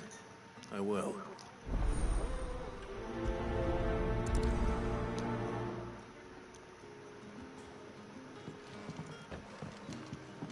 Hello, Sid. Take a... Right. Let's see what the people of the village have to say. I'd better find out if this is just nerves, or something we need to take more seriously.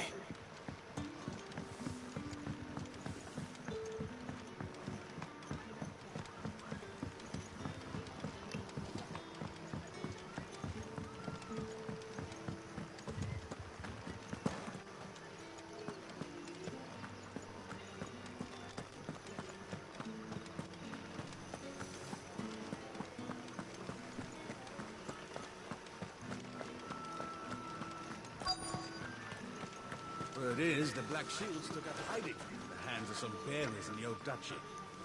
And who do you think they'll be taking that out on?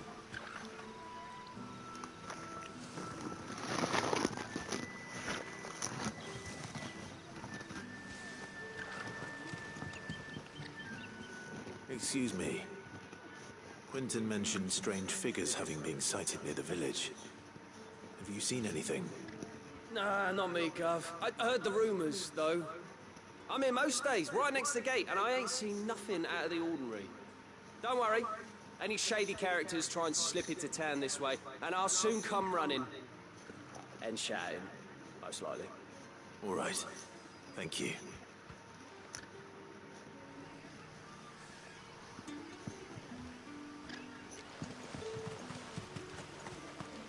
So he doesn't tell us shit.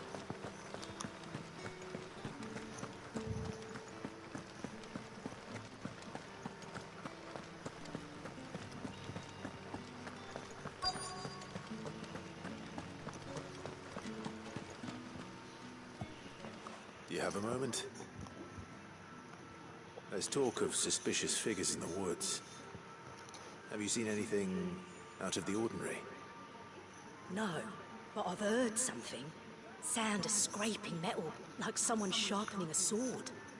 Where was this? In Lorbert's Pass. Was out foraging for herbs when I heard it, screeching out from between the trees. Ran back here as quick as my legs would carry me, and I ain't been back since. I see. I'll look into it. Thank you.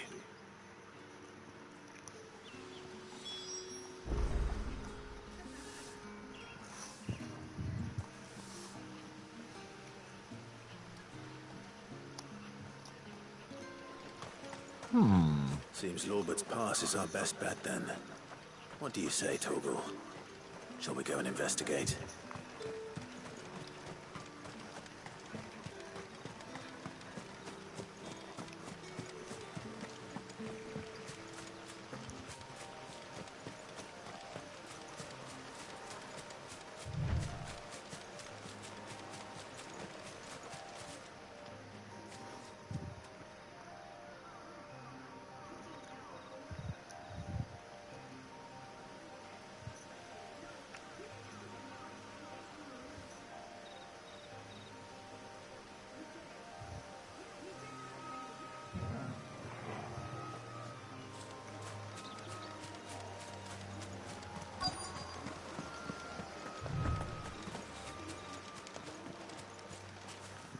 Okay. See what we got. You there. Fuck! He's seen us. Get them before they escape. Black Shields. Here.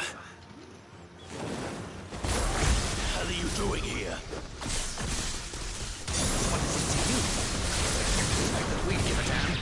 All that matters to us is that you don't leave here alive.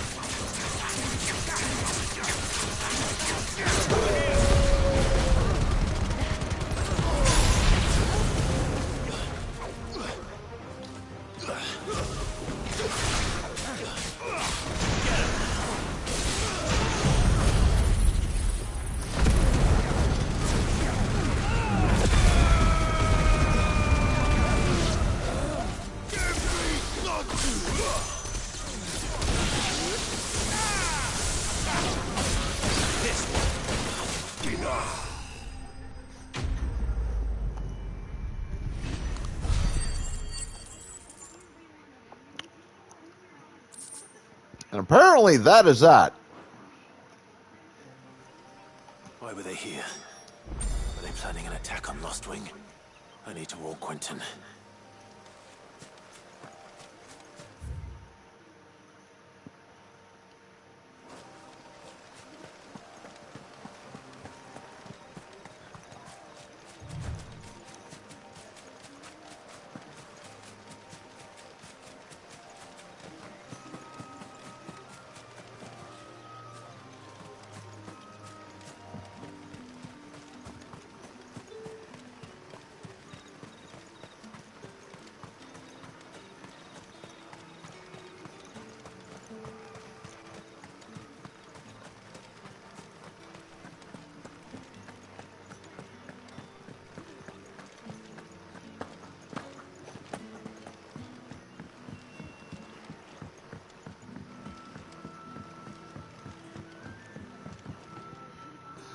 Clive, how goes the hunt for our sinister figures? I found some Black Shields hiding near Lorbert's Pass. They're gone now. Black Shields. The Empress's former bloodhounds. Though they serve another master now. One who means to root out and destroy both me and those I care for. And it would appear the pack has finally caught the scent of its prey. Damn it all. I had hoped I would have more time than this. More time to prepare. But if we are cornered, we have no choice but to bite back. And bite back we shall. I'm sorry. You're going to need to explain. Who did the Black Shield serve now? And why would that person want you dead? Because I want him dead. Who? The former Lord Chief Justice of Sanbreque. All that I have built here is for him. I don't understand. Why him? Why Lostwing? I suppose it is better that you know the truth. I was a member of the judiciary once. So sickened was I by the injustice of this world, I swore to fight it. And fight it I did in my own small way. I saw more than a few corrupt officials condemned to the very cells into which they had thrown blameless innocents. Men to whom the law was but a scourge to turn against the powerless. And throughout, it was the Lord Chief Justice who backed me, who was my one true ally in the quest to see justice done. So what changed? I discovered that he hunted bearers for sport. I was a fool to think he shared my hatred of venality and vice.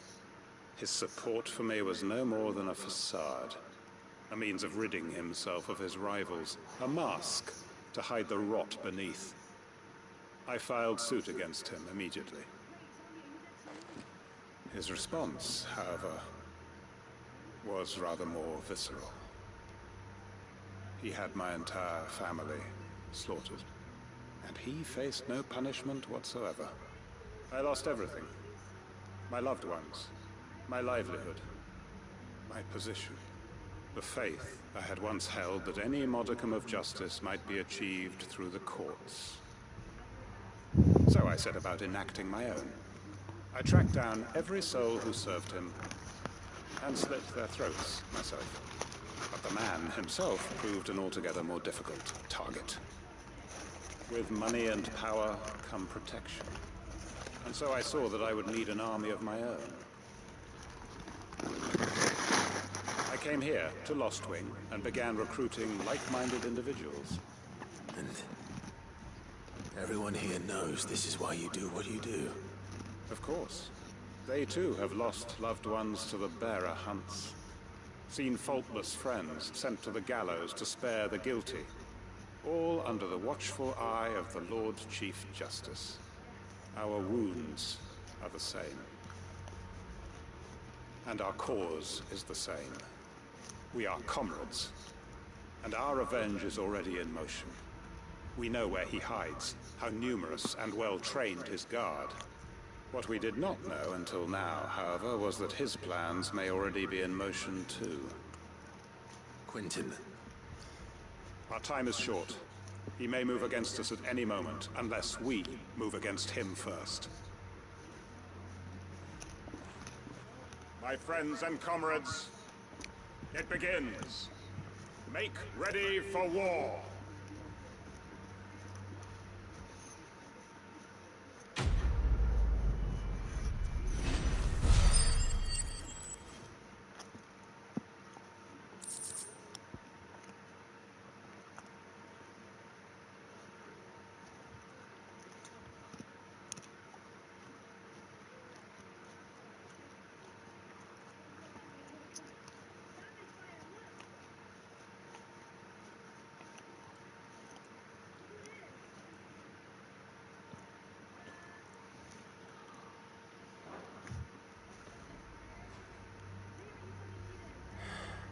I'm not going to change his mind.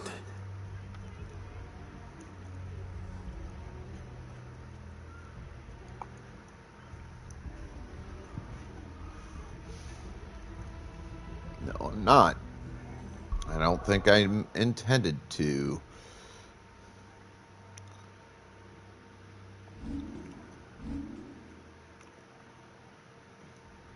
I need to build up 4,300, essentially.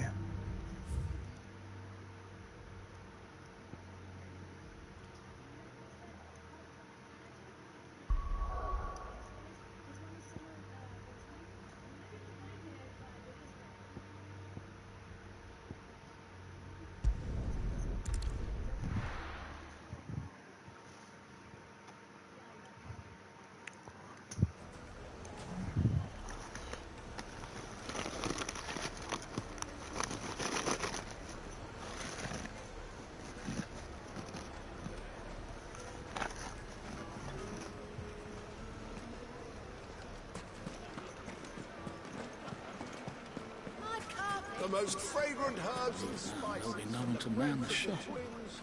And beyond. Gone, just like that. And without so much as a by your leave. What's the matter? It's my apprentice. He up and vanished while my back was turned. I'd go and look for him myself, but I've got a bakery to run. A bakery that's now short one pair of hands.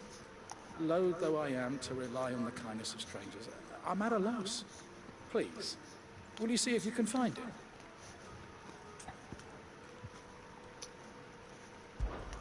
I'll see what I can do. Do you know where he might have gone? I wouldn't be surprised if he was off somewhere mooning at Drake's Fang. He used to work there, you see. Poor fool left his heart in its hollow. All right. And that's where I'll start.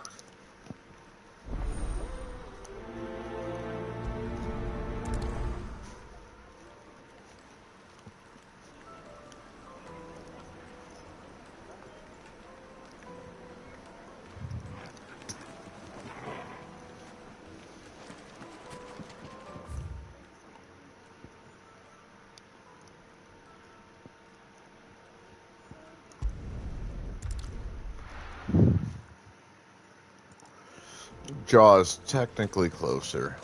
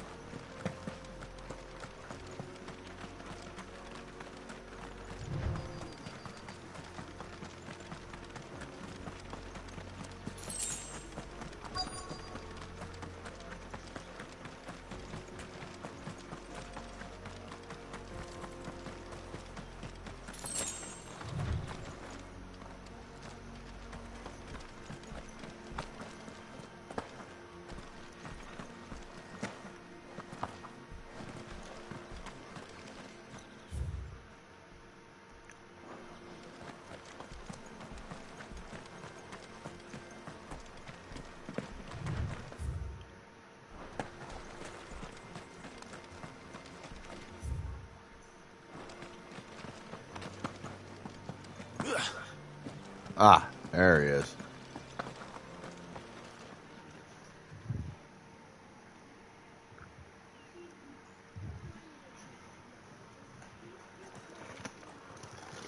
Excuse me. What do you want? The baker sent me to find you. I am a sorry, selfish sod, aren't I? Certainly not a baker. Master must have rued the day he took me in. Time was the sight of the Fang used to calm my nerves. Now look at her. I take it you missed the Mother Crystal. I hated her, but she was all I knew. Worked her mines for years. And when she shattered, part of me shattered with her. I had to trade my pickaxe for a rolling pin, but I'm no good at baking. Every loaf I touch collapses. My bread's as hollow as I am. She was the only thing that could fill the hole inside me. Oh, I loved her, damn it. But now she's gone. She's never coming back. What am I supposed to do? I ask her. How does a shell of a man learn to live again?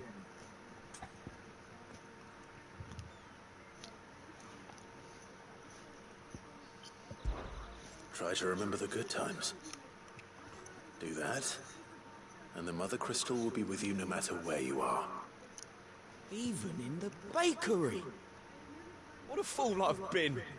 Thank you, my friend, thank you. You've opened my eyes. I have to get back there right away. Farewell! Pokemon and chat, folks. Wait.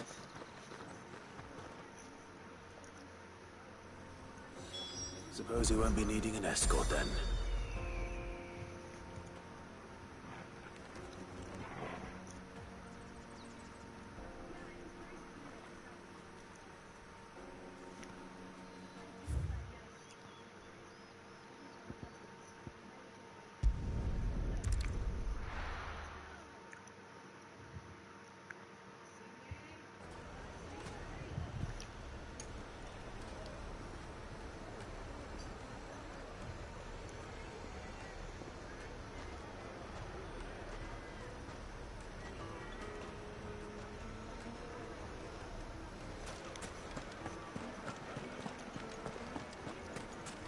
Take a sniff, good sir. Be transported. Ah, there you are. The man who lit a fire under my wayward apprentice. Though I worry you might have stoked the flames a little too high. He damn near ran me down trying to get to my oven. Master, it's ready. Behold the Drake's Balm. A truly unique creation. I dare say it is. Just look at it. A perfect likeness of the Fang herself. Her steepled peaks, her faltering spurs, her inviting hollow. True, my loaves collapse more often than not, but what's the Fang without her crater? Why, no Fang at all. And look, inside. She's filled to bursting with a bounty of beautiful crystals. Salt crystals! Master, I have found my purpose. I must use my work here to preserve the memory of the Fang. This guy is a little disturbed. Tastes off as unique as it looks. I'd certainly say you're onto something. Not only is my apprentice back, but he's finally pulling his weight. With any luck, I might even have a new delicacy on my hands. I don't know how you did it, but you have my thanks.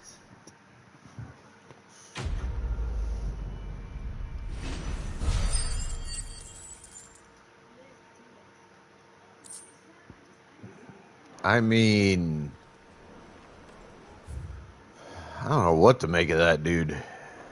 Now, Dusan, I know... Yes, they're quite sought after. Finest fabric! Lord Kupka has several similar pieces in his collection.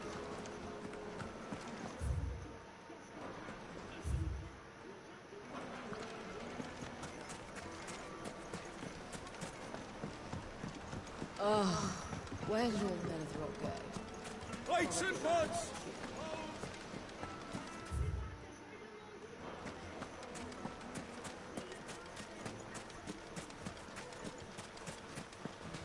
Are you looking for something in particular?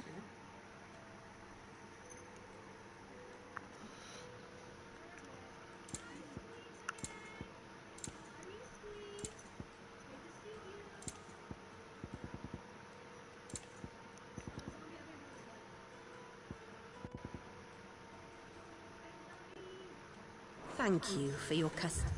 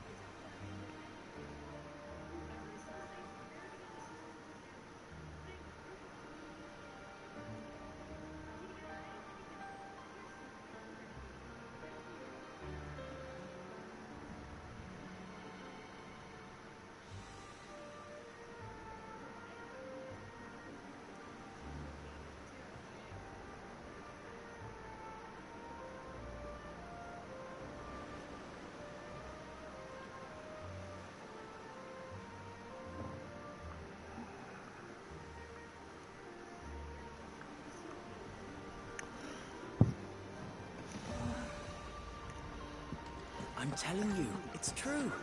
I heard it from Otto's own lips.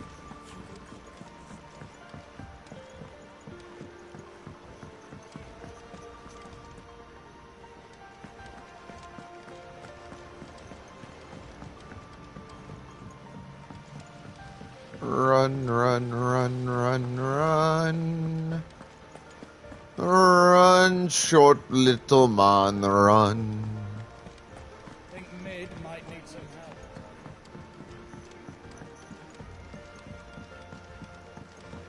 come up with something soon. All right, Clive? What do you want? I'm going to visit Sid, and I thought you might like to come with me. Sorry, I'm too busy for all that right now. I've got to get this thermal displacement stack sorted. Thermal... Displacement stack. Here. And this is for... Only the fastest, finest ship the world has ever seen. The Enterprise. Did they just step into Star Trek territory? Where other vessels rely on the fickle winds to drive them through the water, ours is fitted with mithril engines. And those things have got more push than a behemoth in a bad mood, and more heat than all the hells put together.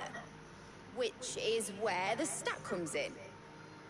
I may have already talked some tight-lipped shipwrights into putting the hull together for me in a little dockyard in Canva. But the stack's a bit more involved, so I'm building it here. Thing is, it's so involved that I'm running behind and it's starting to hold things up over at the shipyard. I'll come and see my dad, though, when I'm done. Whenever that is. Is there anything I can do to help? Good old Clive. I were hoping you'd say that. First things first, I need some parts meching. The stack will be made up of 3 major components.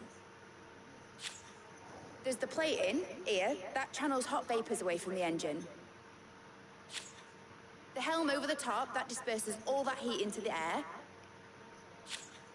And the shielding around the sides. That stops the rest of the ship from going up in flames. A full suit of armor, then? Probably best to take it one piece at a time. Then you'll need to start with the plating. Everything else fits onto it. I've got the designs and the list of materials here. Show these to Blackthorn. He'll know what to do. I can't make head nor tail of them. Luckily, you don't need to.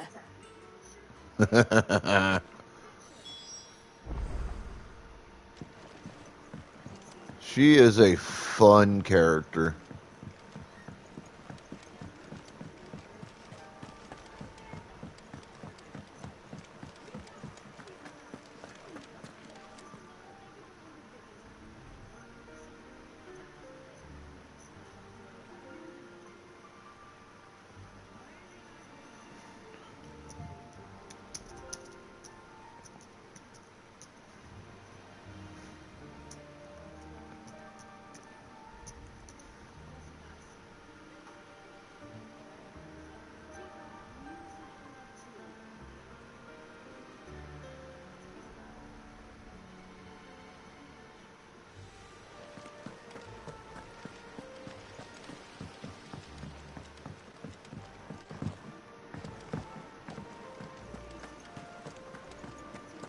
We're seeing troops in our side every...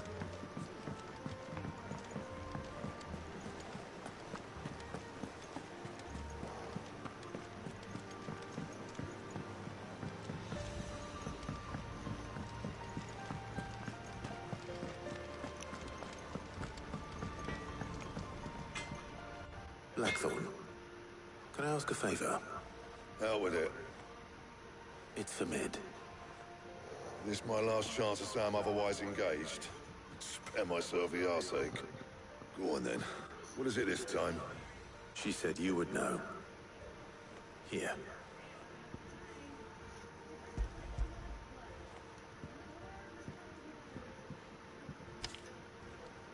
Krieger's Teats. Well, I don't know what the hell you'd want this for, but I can make it. Won't be easy though. And I'll need help. Get Gavin Otto in here, will you? All right.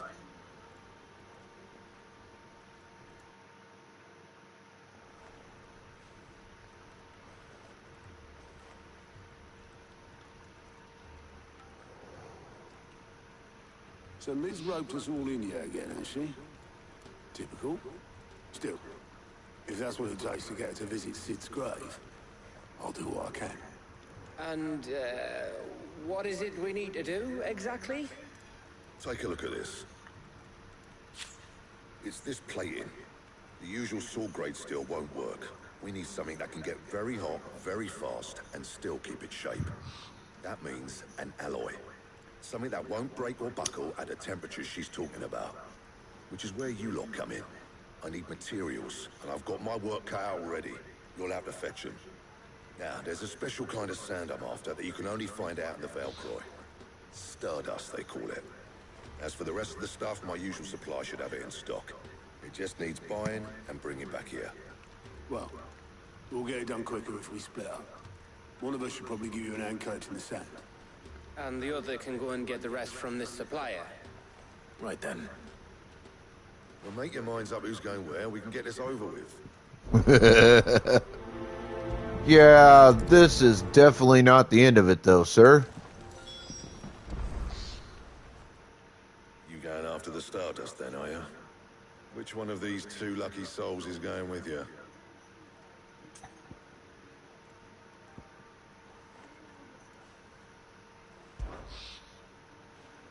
Gav, you're with me.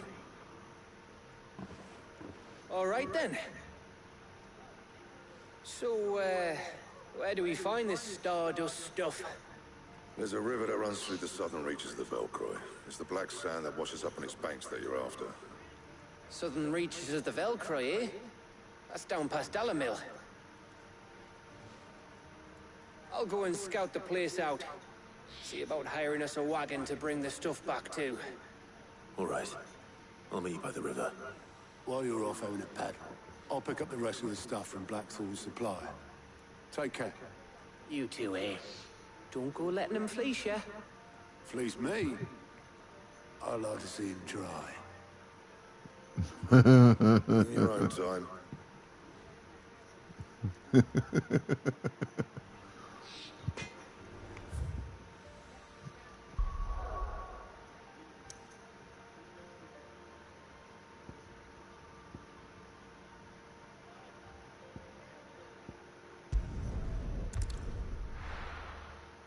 If it's in the Velcroy, why is it sending me to the city here?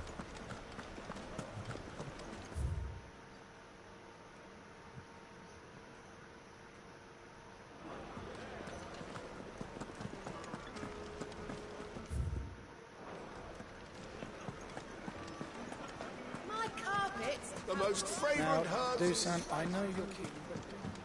Oh, where's your men of Rocket? Lights and buds!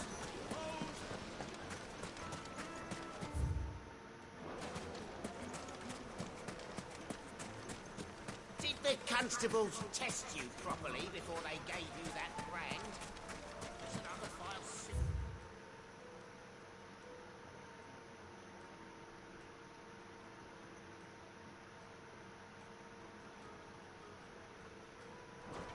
Okay, so that I only was... hope to recoup my losses at the next slave market. I have crystals enough to last me till then. Silver platters, made from the stoutest stoneware. Like me Now, and dark. Dusan, I know you're... Yes, they're The quite finest fabrics, fresh from the cup.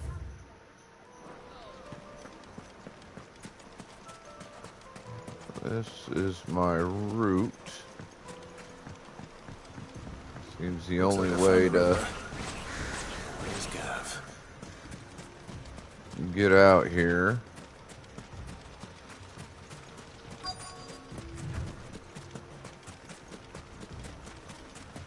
And Pokemon into the chat, folks. So let's go on ahead and get those Pokeballs out.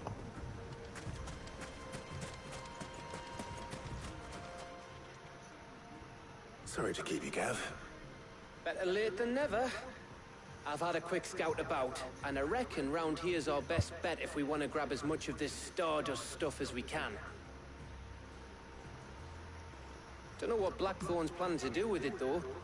I asked over in Dalamil, and they seem to think it was worthless. But if Stardust is what Blackthorn wants, Stardust is what he'll get. There's plenty of the stuff lying about, just begging to be bagged. Then let's get bagging, shall we? We shall. Race ya.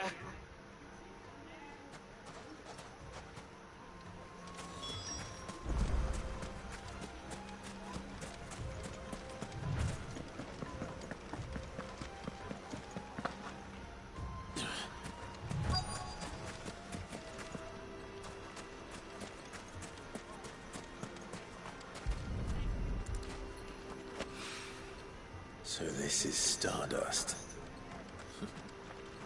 It just looks like black sand to me.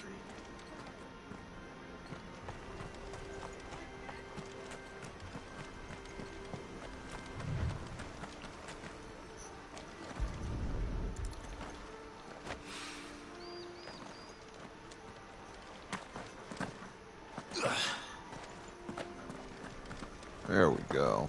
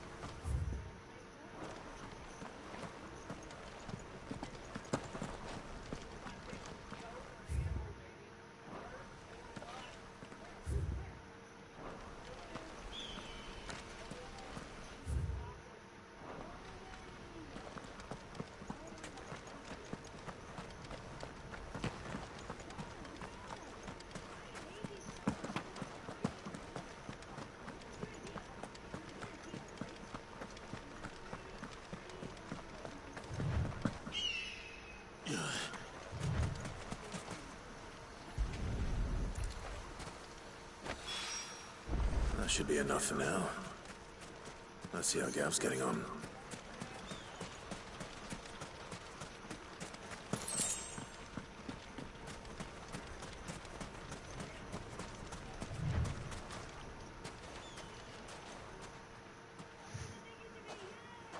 You finished?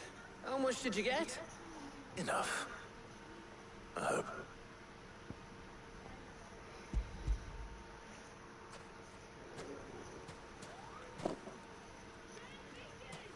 Oh, you win. That might even be enough for old Blackthorn. Hey, before we go, do you mind if we have a chat?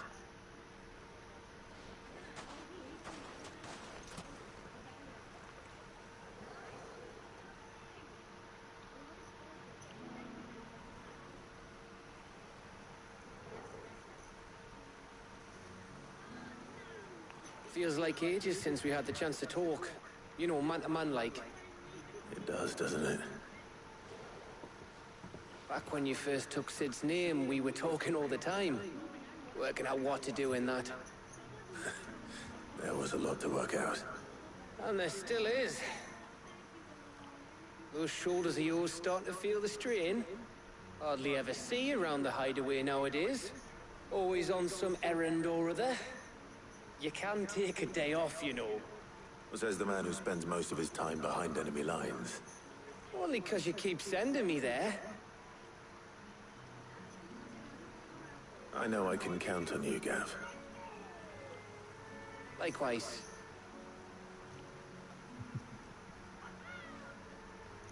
So you keep sending me wherever you need to, and I'll keep going. Safe in the knowledge that I have a home to come back to. Thanks to you.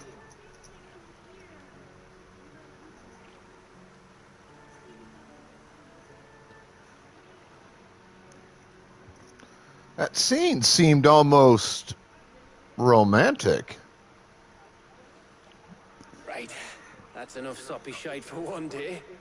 We'd better get this lot back to Blackthorn before he slings his hammer at someone. You go on ahead. And try to get some rest once you're there. Oh, I plan to. Believe you me. After Blackthorn gets what he needs, of course.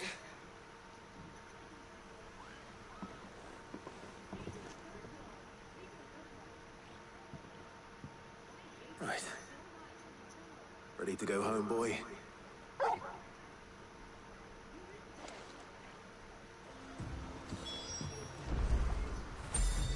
I feel good, boy.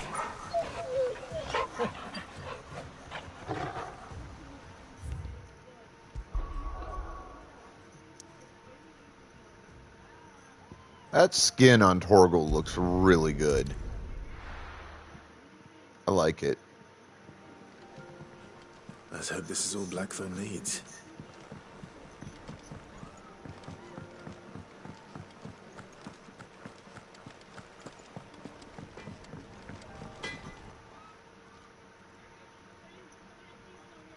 Blackthorn, got everything you need? Yeah.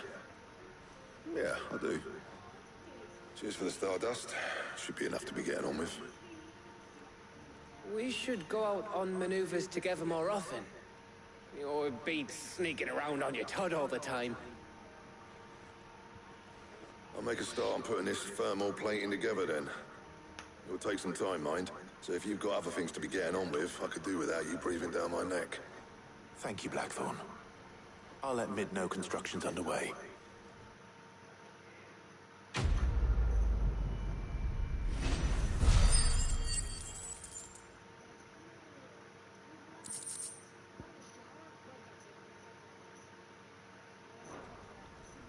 Suppose we'd better be getting back to work too. Give us a shout if you need anything.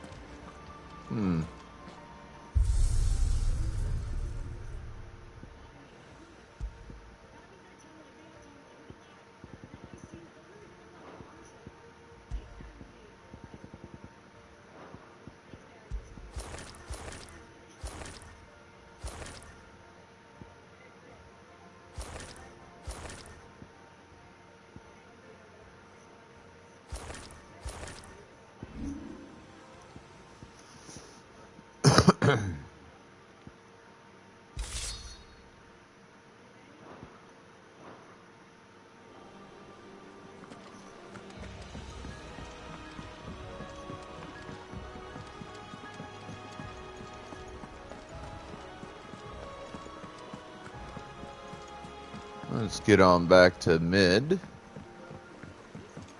We're seeing troops amassing at every border crossing. Well, no surprises there. It was the same after Drake's breath.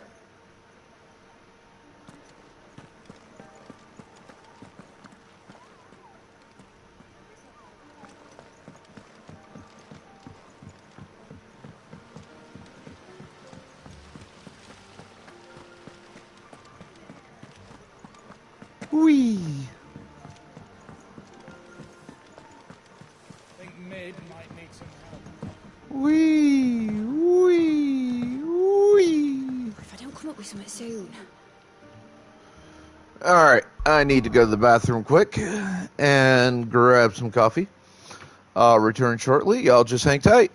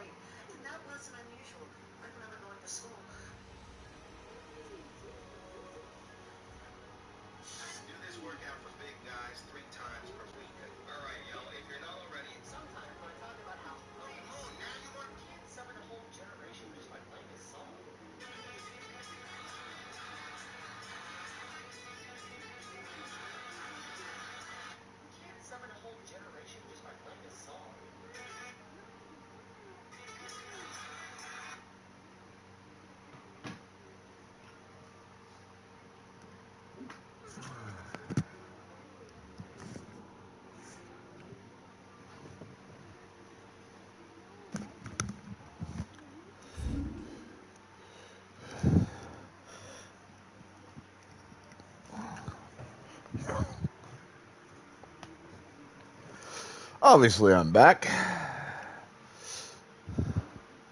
Sorry about the wait, folks. Call of nature. You answer or you don't. You'll be pleased to hear that Blackthorn started work on the plating. Excellent. 1 down, 2 to go. So, what's next? The helm, of course. For this, we'll be repurposing fallen scrap. Salvage from the ruins? I thought that material was all but impossible to work. Ah, but we don't have to. I'm sorry. Just so happens there's one particular ruin that's broken into exactly the right shape and size pieces for what we need. What's the name back there? I'll give you all details. What's her name? Right.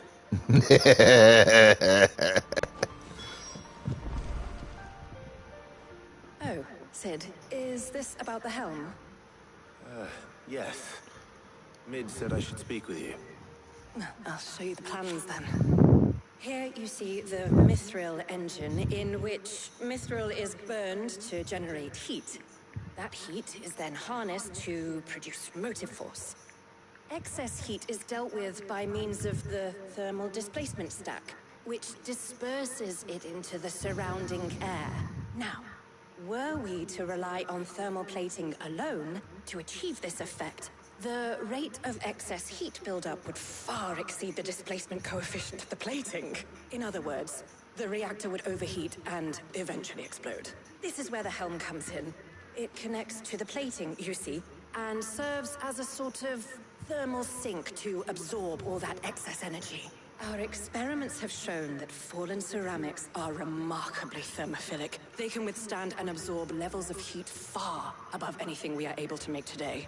And not only that, they're also waterproof and immune to rust, making them the perfect material for our protective hood. Why, if sea or rainwater were to enter the reactor proper, it would vaporize instantly. The forces produced would tear the ship from stern to... You can stop there. I understand.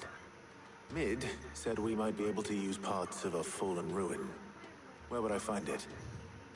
Ah, yes. It's in Lorbert's Pass, near Lostwing. The thing is, well, I probably should have arranged to have the pieces we need brought here sooner. You see, a certain unwanted visitor has taken up residence there. It's no longer a matter of just walking in and taking them. It's, going to be considerably more dangerous than that. I see. Then I suppose I'd better deal with this unwanted visitor for you. Would that help? Oh, very much. Thank you, Sid. I'll gather my team and head there right away. We'll meet you outside the ruins.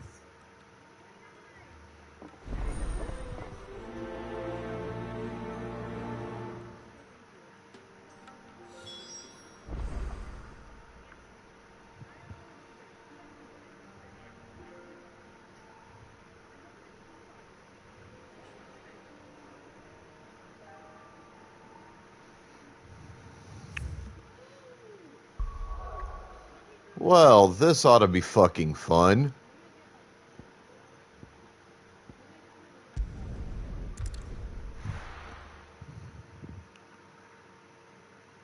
I'll be taking you all to a storehouse in the Bales. Leave anything you don't need behind.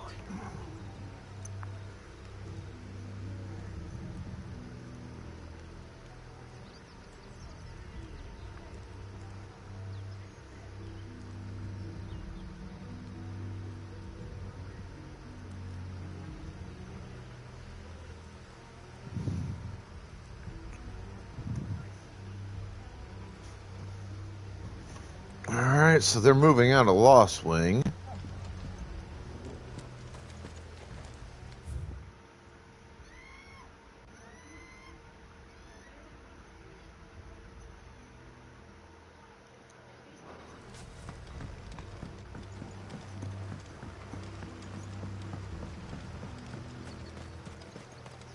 Given the nature of the side mission I accomplished the last time I was in the area, kind of makes sense. Let's see.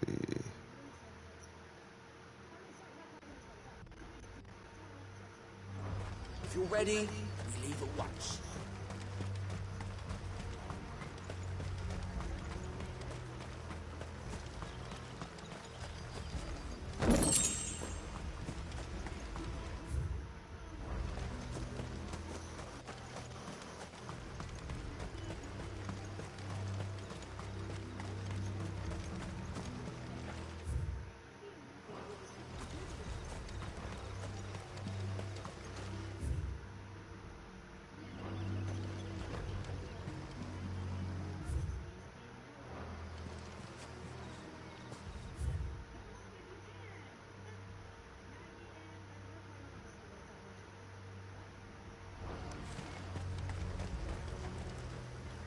Do I need to go up? Is that where my problem is?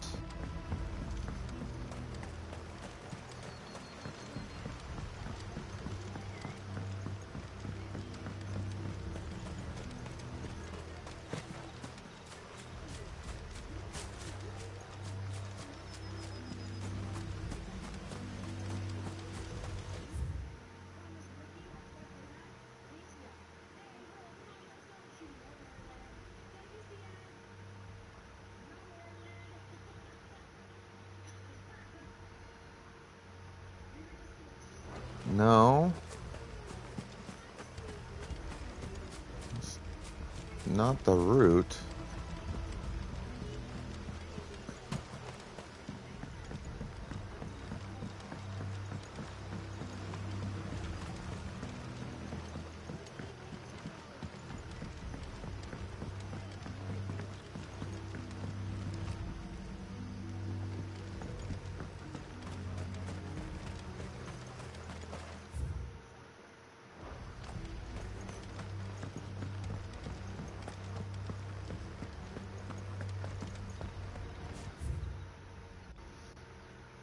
There we go. This, I think, is the right way.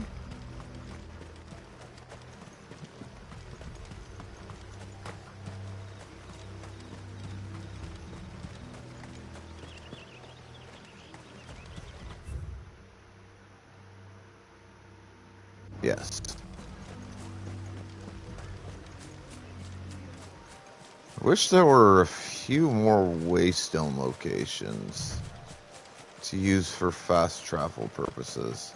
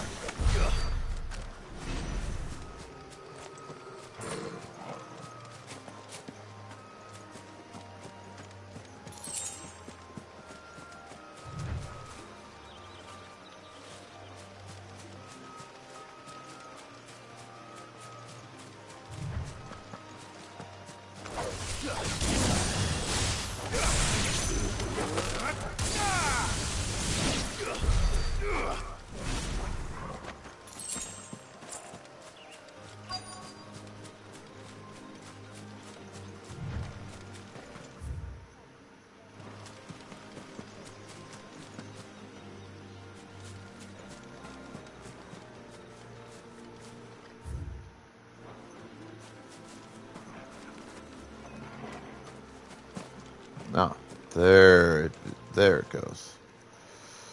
Oh, there you are, Sid. Thanks so much for coming. The, ruins are just over there, as is the creature I told you about, I'd imagine. Would you mind? Of course. I'll be right back.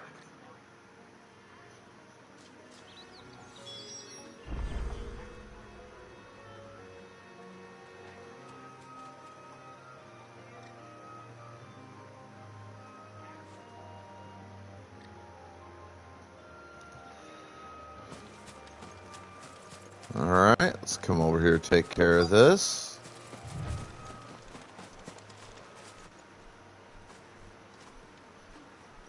Anybody home?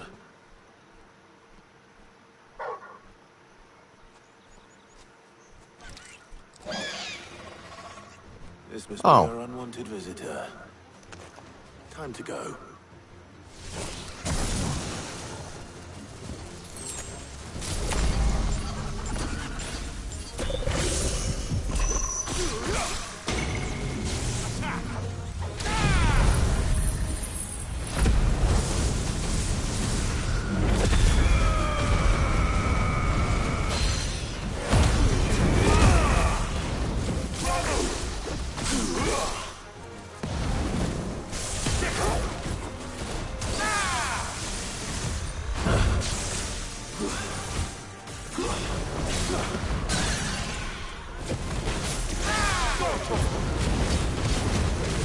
Pokemon in chat, get your Pokeballs out and ready, folks.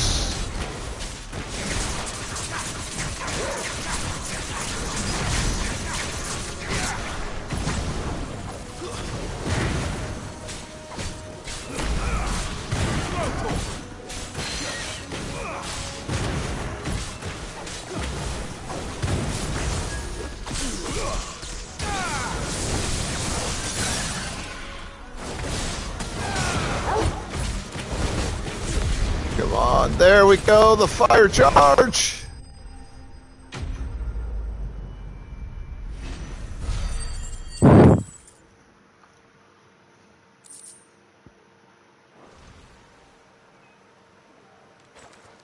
The things I do for you, Mid. Sid! Oh, thank goodness you're safe. You shouldn't have any trouble now. Indeed. Well, don't let us keep you. We'll, see that everything is transported safely back to the hideaway. All right. I'll let Mid know you're on your way.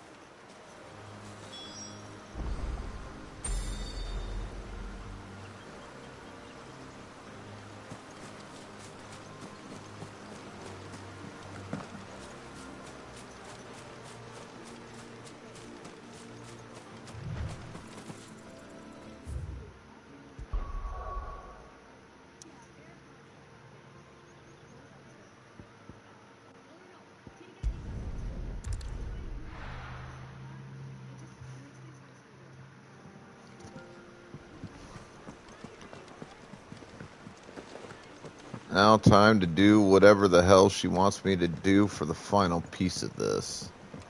We're seeing troops amassing at every door. But first... Oh, I wasn't expecting you back so soon. Here you are. Best of luck out there, Sid. Welcome to the Patron's Whisper. Kupka. But when I close my eyes...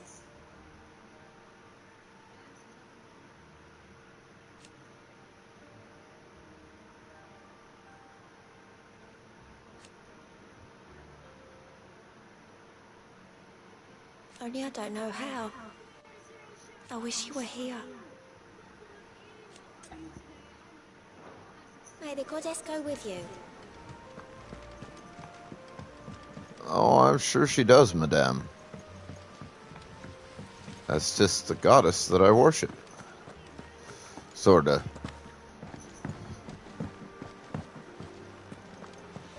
I think Mid might need some help.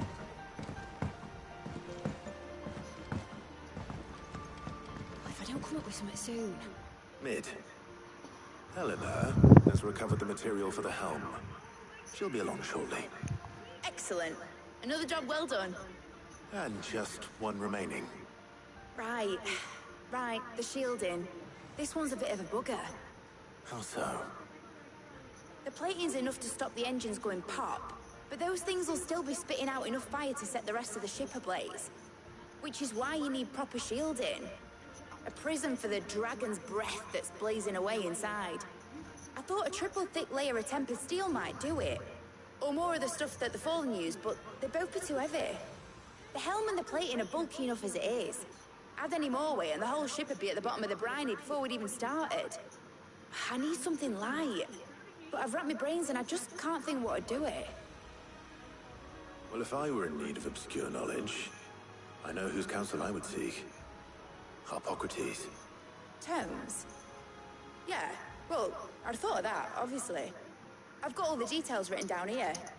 Can you take this to him, see what he makes of it? Right away.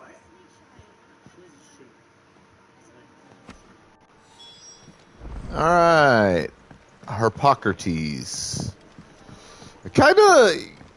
I'm a little ambivalent about the play on words they used to create his name. The mixture, well, I'm not even sure it's really a mixture. I think it's more just they took the word Hippocrates, formal name, been around for eons, and changed like a letter or so. And I don't know that the name Harpocrates, considering who this guy is supposed to be in the game, what his character is necessarily fitting. Sure, they could have concocted something better, but I like the character. Harpocrates, do you have a moment? For you, Clive, always. Well, actually, it's for Mid this time. Could you take a look at this?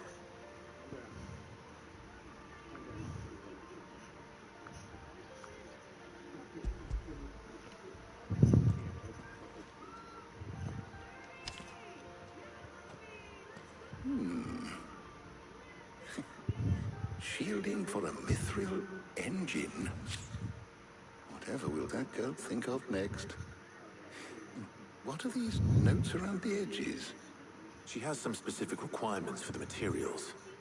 The shielding needs to be able to resist extreme heat on the inside, and yet remain cool enough on the outside not to set the ship alight, while also being light enough not to sink it. As you can imagine, she's struggling to find anything that meets her needs. I see. I wondered if you might know of a solution, or if you might be able to search the records for one. Perhaps it is not a different material she requires, but a different approach. What do you mean? Consider the lake we have made our home.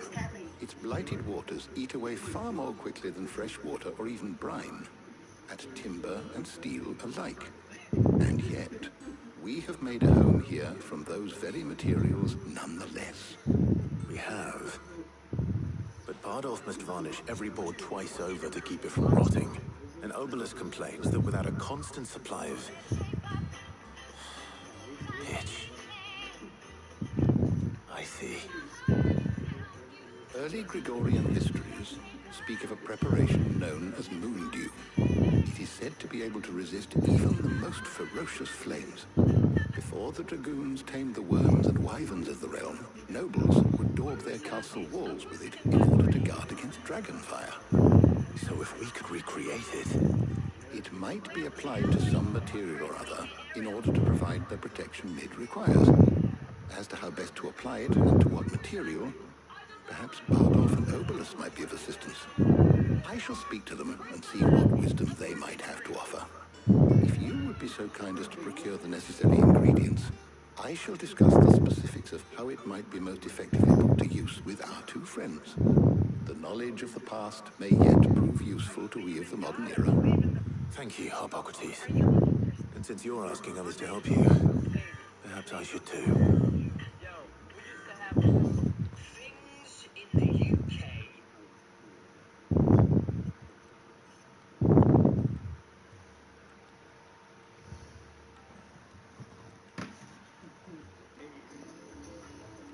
So you need a hand, do you? We do. I'll be heading to market for the ingredients we need. I could do with some help. And some company, too. The other can assist me in researching how best to prepare the shielding itself. Can we count on your aid? Always. Well, if Jill's game. I am sure either of these fine young minds would prove indispensable in my research. I leave the decision as to who will go with whom in your capable hands, Clive.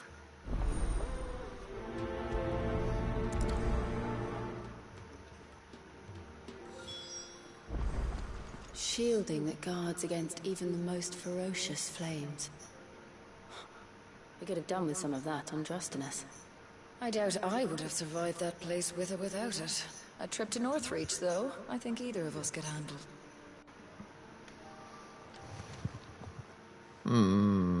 So, Clive, have you made your decision? Who will accompany you on your little excursion? I'm gonna take Taria. All right. So, what are we fetching? I have taken the liberty of preparing a list. Here. Garlic? Conch shells? Are you sure this is the right list? Looks like the ingredients for someone's supper. Though these items may seem mundane, they have potent effects that are rarely exploited. Effects for which they were once highly prized. So much so, in fact, that they were harvested almost to extinction, hence moon dews having fallen from favor. Now, of course, they can be obtained with ease. You should be able to find everything you need at the market in Northreach. Well, isn't that convenient? I was hoping to be able to make a trip over that way sometime soon. Need to speak to an old acquaintance. I'll meet you there. All right. Stay safe. See you later, Clive. Good luck with your research.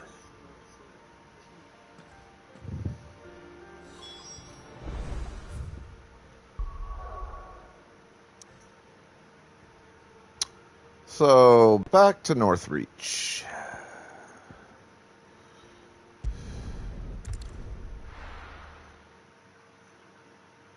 Now, where's Talia?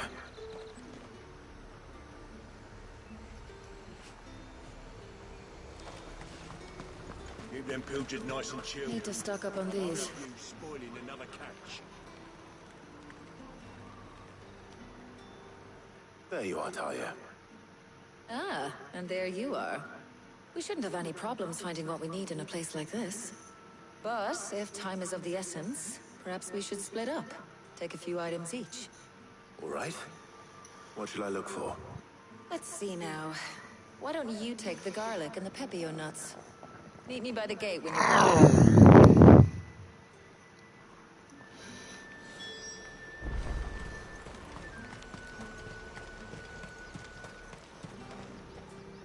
Buy, sell, or be gone. If that's what you want. Good riddance. There's two.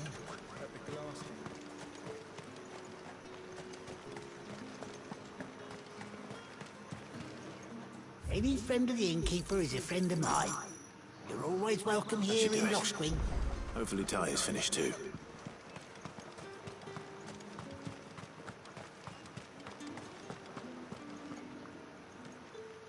Well, did you find everything? I did. And that was super easy. Yo, buddy kitty! What up?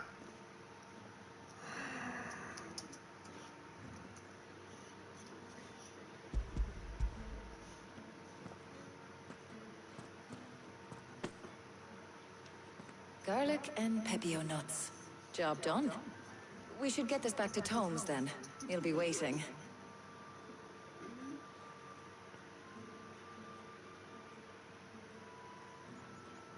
But we're not in too much of a rush, are we? Quick chat.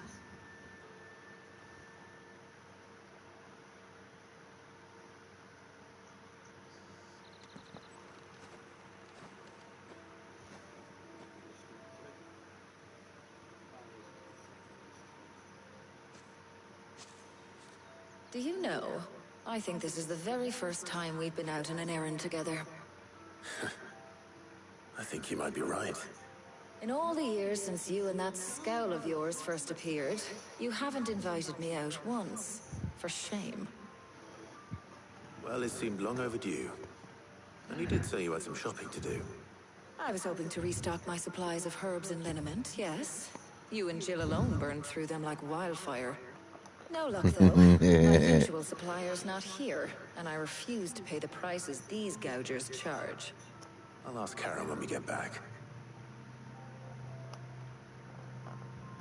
What is it? Oh, just memories. I came here with Sid once, shopping for supplies, just like today. And just like today, I came away empty-handed. Sid even said he'd speak to Karen for me when we got back. Has it really been 5 years? I remember it as if it was yesterday. Hold on. Does that mean it's been 5 years since we met? Feels a lot longer. It does.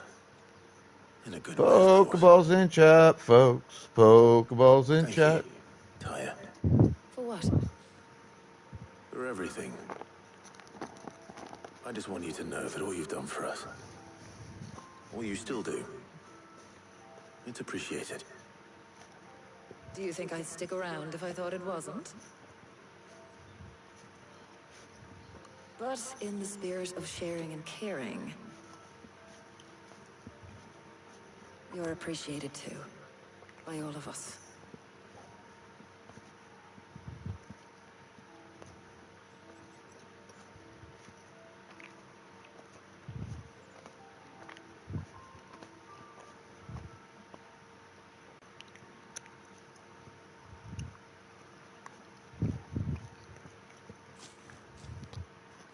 Well, I think we've tarried long enough.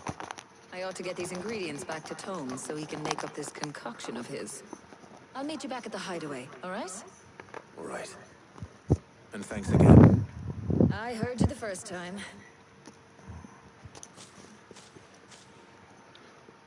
So, couple of, at least semi-romantic moments. Interesting.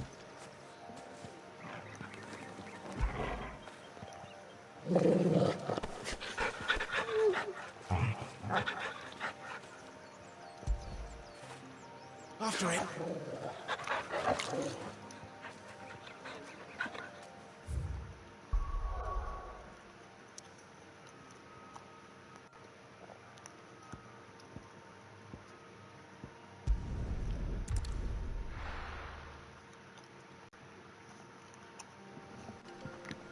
I wonder how Hippocrates is getting on with the moon dew.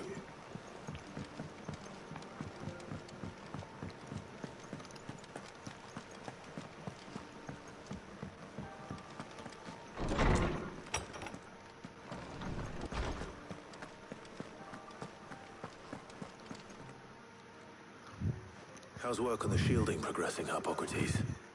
Well, very well indeed. And thanks in no small part to your kind assistance. I was just explaining to Taya how we might best go about preparing the moon dew. And now that we have all the ingredients, we may begin. You can count on me. I've mixed more than a few mysterious concoctions in my time. I'm sure you have. What about the shielding itself? Work is underway, under the watchful eyes of Bardolph and Oberus. Apparently, it'll be ready soon. Thank you. All of you. Right then. Jill, would you join me in the infirmary? Many hands make light work and all that. Of course.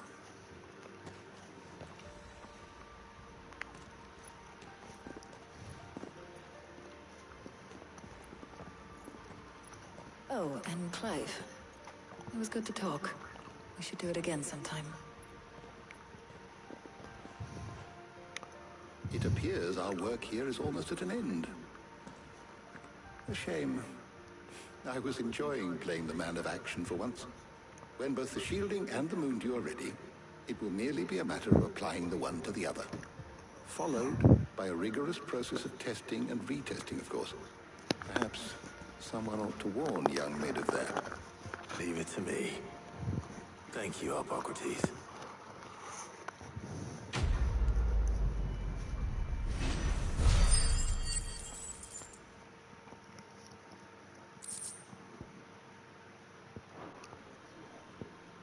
Well, I better go and give Mid the good news then.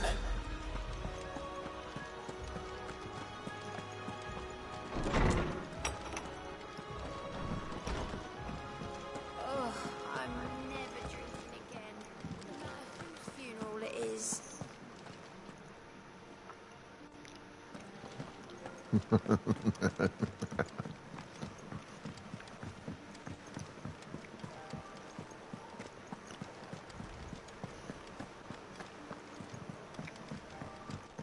Gotta appreciate the effort into putting in some of the conversations and stuff they put into this. It's just little side things that you could catch in passing or whatever.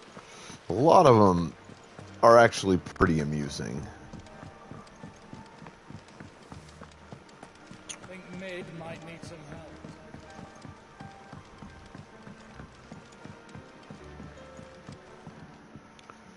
Sorry to keep you waiting, Mid. But you'll be pleased to know that work on the shielding is underway. You found something for it? In a manner of speaking, Hippocrates knew of a substance that's highly resistant to heat. A coating that should provide the protection you need. He's supervising the construction and testing of the shielding as we speak. Brilliant! I knew you wouldn't let me down. Don't thank me. I'm just the errand boy. Right then, let's start working out how to bolt all these bits together. To the Black Hammer!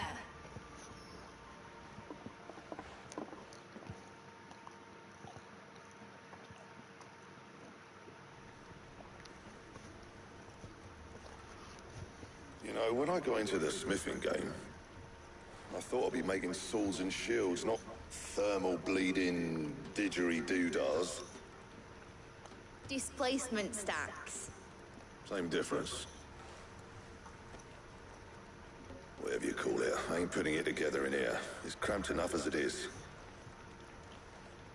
Let's take this outside. Mid, you get all the parts lined up on the deck. I'll take care of the rest. On my way! Oh, and bring me the biggest salmon you can find. This is gonna require some precision walloping.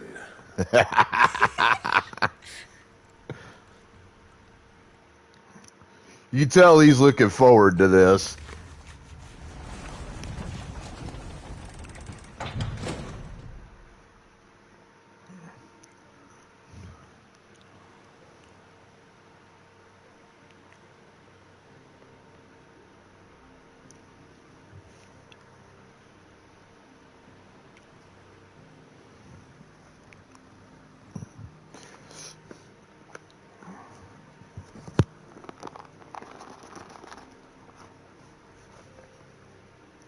It's finished! It's finally finished!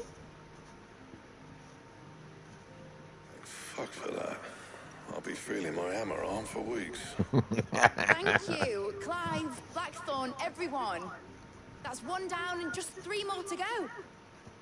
I'm sorry. Oh, didn't I tell you? The Enterprise has 4 mithril engines, and we'll be needing a displacement stack for each. You don't mean... Don't worry. Now they've got a finished one to work off. My gang in Canva can build the rest. Good luck to them, I say. Right, I'm off to get a sling for this elbow. Any other work comes in, keep it to yourselves, eh?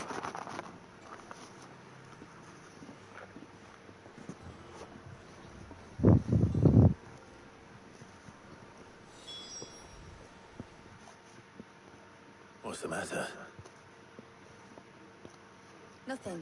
Just daydreaming.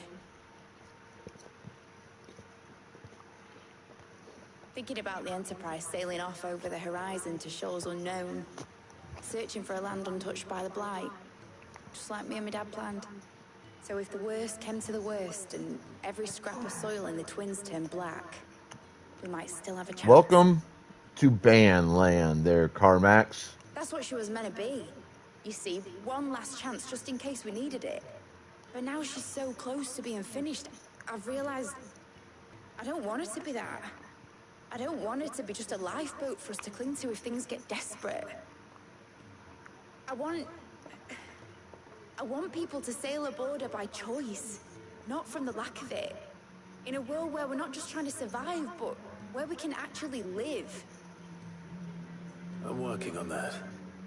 And I'll do everything I can to get you what you want. Don't you always? All right. My mind's made up.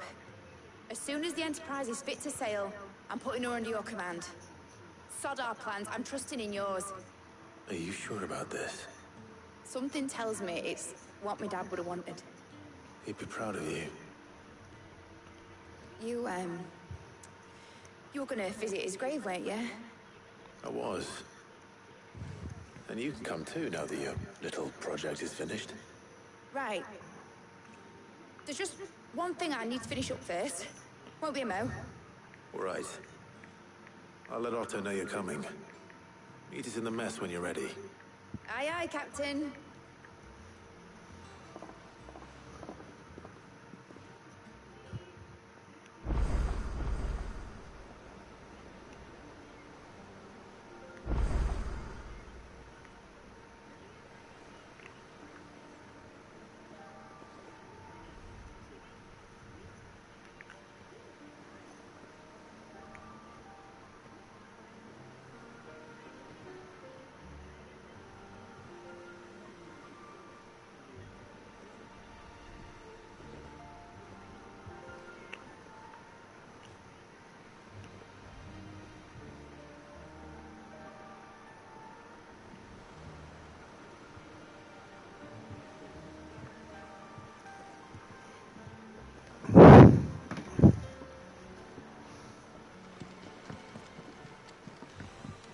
Ned told me she was building a ship.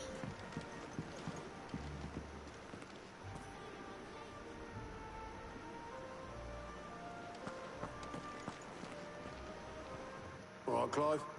Asterix. We'd finished sending half the hideaway traipsing across the Twins, has she? I swear, that girl'd do anything to put off visiting her old dad's grave. No excuses now, though, eh? Not quite. She said there was one final thing she had to take care of. I'm sure she'll be finished soon enough. She said that? In those words? She did, yes. Clive. Were you born yesterday or something? There is no thing. She'll probably be halfway to Canva by now. Man. I might still be able to catch her.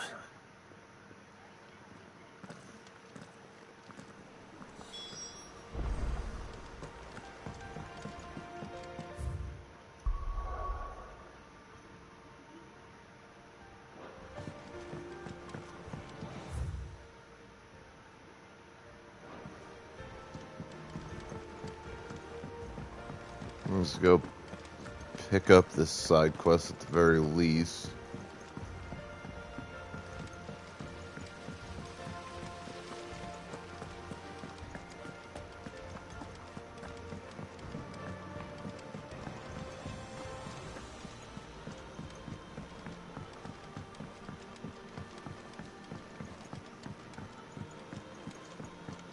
Well, here, Sid. Reckon you might be just the man to help me out of a bit of bother, if you've a mind to. Let's hear it. Well, it's about this alembic the Chief's got me making. Lovely bit of kit, it is. Bung in a solution you want splitting, and it will separate it out, just like that. Problem is, it won't always get rid of all the impurities. And with some of the stuff we need it for, that ain't good enough. Which is why I've been looking for something to filter the liquid we'll be cooking off. And that's where I was hoping you could help me out. I imagine Ty could get some use out of this alembic too. Distilling medicines and the like. All right. Why not? Proper job! So what exactly do you need for this filter? Nothing but bomb ash'll do, says the chief. Gave me a sample she'd obtained from the university stores. Couldn't believe my eyes. You pour the blackest blight water through it, and it comes out clear as a mountain stream. Sir, I did a bit of reading about where I might be able to get hold of some. And do you know what I found out? It's only the blimmin' bones of a bomb king. They leave them behind when they die, see? I take it that's where I come in. If you wouldn't mind. I saw a billet on the hunt board for one just the other day. Would have gone myself, but, well, fighting dirty great balls of flame isn't exactly my forte. You, on the other hand... All right. I'll see what I can do. Thank you kindly. And good hunting, eh?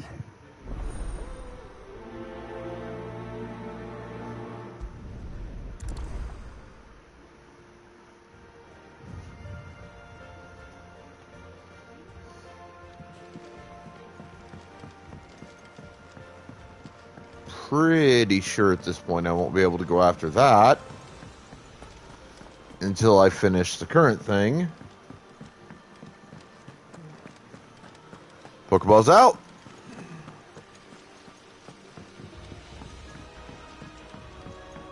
But the least I could do is pick it up.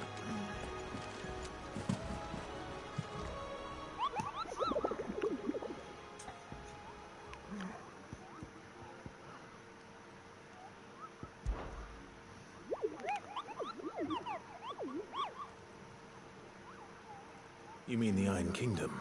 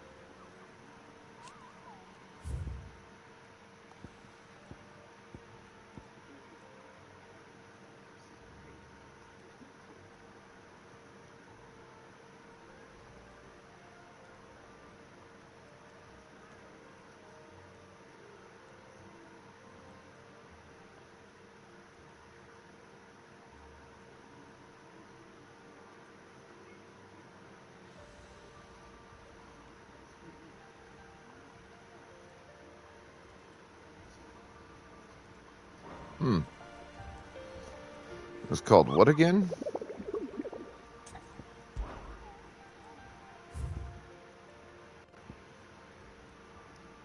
The Bomb King. And then I have Soul Stingers and Grimalkin.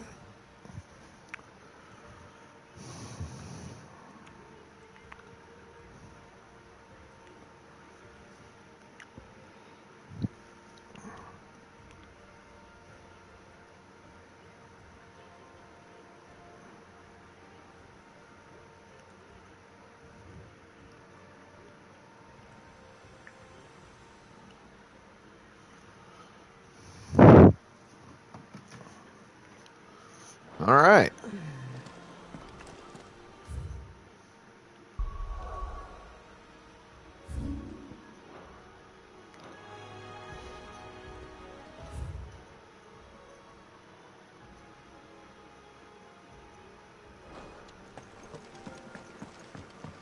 Mid told me she was building a ship.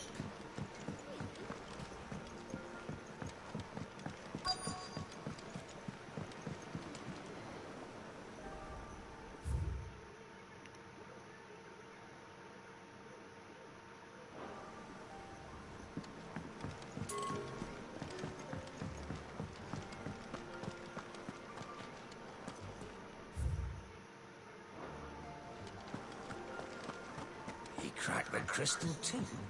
You're joking.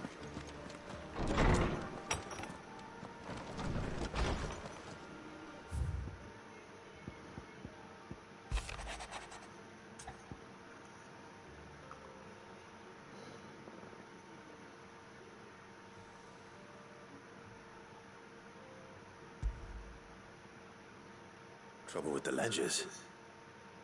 Shouldn't he be asking Otto for help?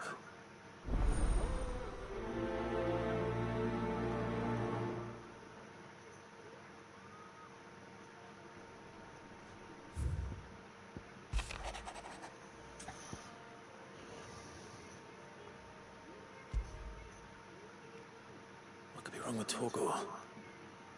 He seemed well enough when I last saw him.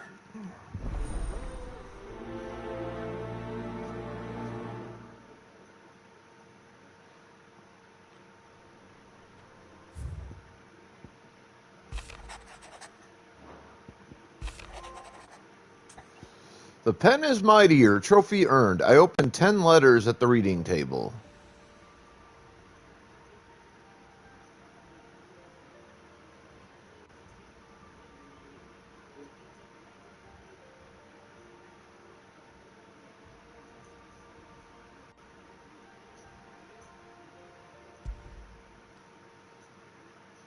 Hopefully it's nothing.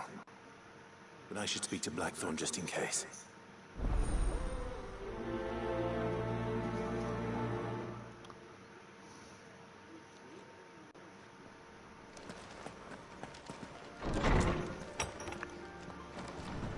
Alright, so a couple things I can at least partially handle right here, right now. I got your note. You think something's wrong with Torgor? So you can read. Congratulations. But I didn't say how we're wrong with him. I said something weren't right. He's not been eating my treats. He used to love cracking the bones from Molly's boiled brown, but now he won't so much as look at them. Didn't like him. Which is why I'm of the mind that his mind's on something else. You've not been working him too hard, have you? No harder than usual. Is that it, boy? Do you need a rest? What was it he said he was? A frost wolf? That's what the lawsman seems to think. Then maybe this all has something to do with whatever it is that's woken inside him. I suppose things have been different since Rosalith. Perhaps Hippocrates knows something. Instead of everything, you mean? Perhaps.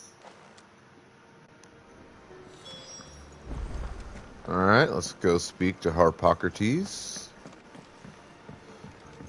See where this leads.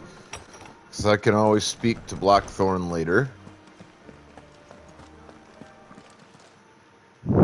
Lawsman, I need to ask you about Torgor. Something's not right with him. He isn't ill, is he? I don't think so. But according to Lady Karen, he seems to have lost his appetite. Which is certainly a new development. She says he's hardly been touching his bones of late, and she believes it may have something to do with what happened at Rosalith Castle. I rather think she might be right, though not about his appetite.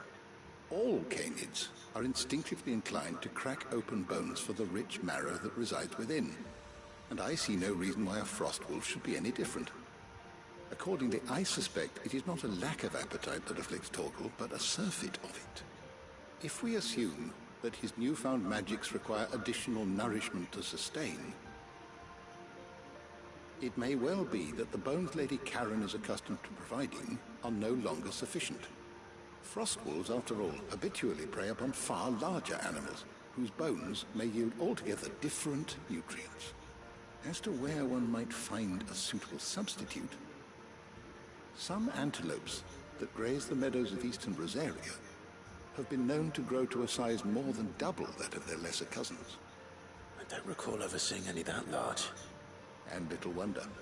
The oldest and largest such creatures rarely leave the safety of the highlands for fear of predators. The last elder antelope sighting I recall hearing about took place near Cressida, and that was long before the village was abandoned. Even so, it seems like a good place to start. Good hunting, Clive. Alright, so that'll further me along on that. Give me a couple of things I need to take care of. The noble who visited. Now let's come talk to Blackthorn. Blackthorn, You have a moment. Not really, no. This won't take long. I just wanted to ask how you're getting on. August was worried about you, and you might still be doubting your craft, even after learning the trick of that cuirass. Is there something else weighing on your mind? Perhaps sharing your thoughts might help.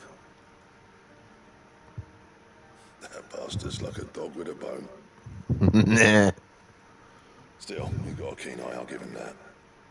He's just, well, Karen showed me something. Something I've never seen before. And that was?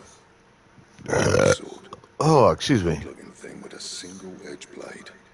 The metal itself wasn't anything to write home about, but fuck me, the edge on it. You could slice a man clean in two with a weapon like that, and he'd be halfway home before he even realised he'd been cut. So that's what's troubling you? No. Not troubling me exactly. More distracting. Can't stop thinking, how do you get an edge that sharp? It's driving me mad. And if you knew how to do it, we could arm the curse breakers with even better blades. That's about the size of it, yeah. I'll see what I can find out. Sharper swords are always welcome. We can't have our master blacksmith being distracted. You're a soft touch, you know that. But I can't say I'm not grateful for it. Good luck, eh? Thank you. Let's see what Karen knows about this sword.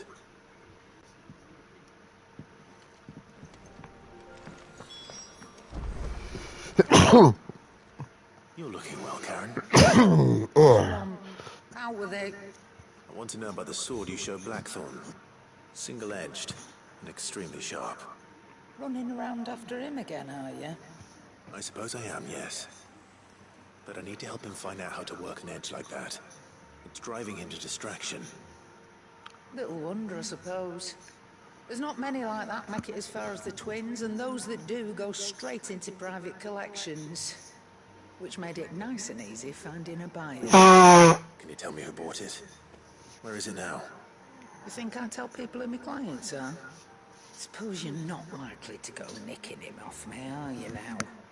Fine. If you stop mooning at me like that. Lord Ignac's the man you want. Dalmekian bloke. Collects weapons and the like. And he's got more money than sense, which is why he's one of my favourite clients. Reckon he'll still be at the inn in Dalamil, where I left him. Thank you, Karen. Oh, and he's a touch eccentric, if you take me meaning. I appreciate the warning. Of course, the problem with the sharper blade is armor to guard against it.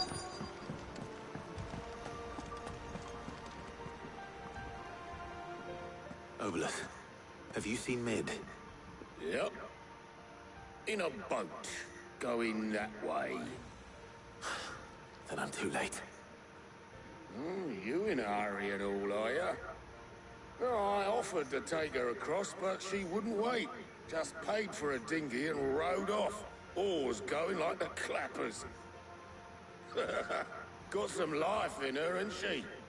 But anyway, I was on my way up to see you, as it happens. Got a letter for you. Urgent, by the sound of it.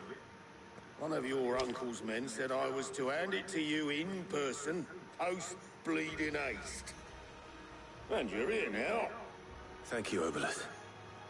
Don't mention it. What tidings, Uncle?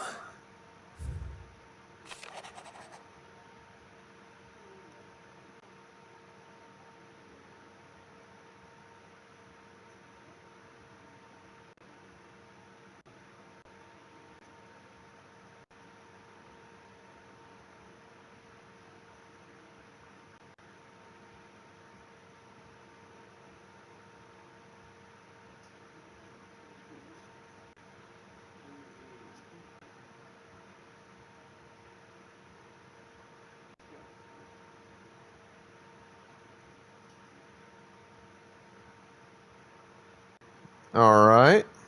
Trouble in Canva. Well, I'll need someone to keep an eye on Mid.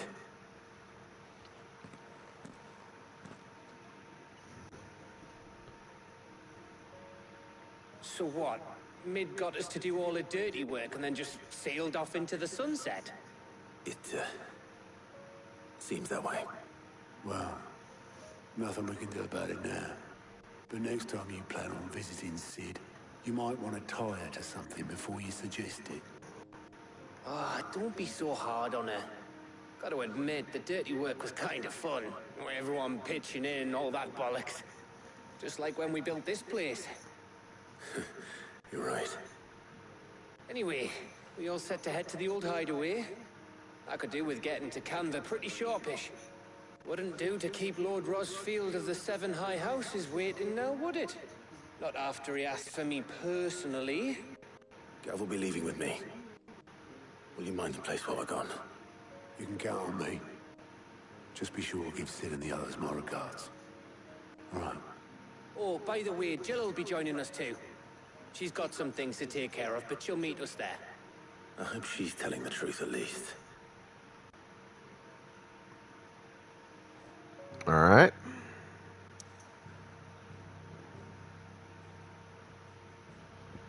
Still not able to travel anywhere else yet, so let's go to Sid's Legacy. All right, and we have a Pokemon in the chat room, folks. It's a Combee.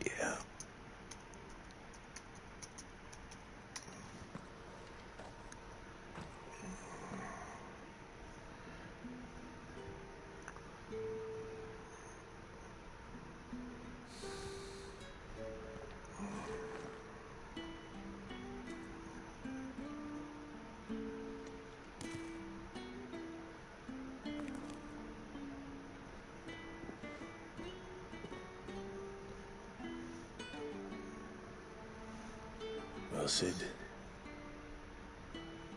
I remember what you told me. But if no one is listening to what you have to say, you may as well not say it.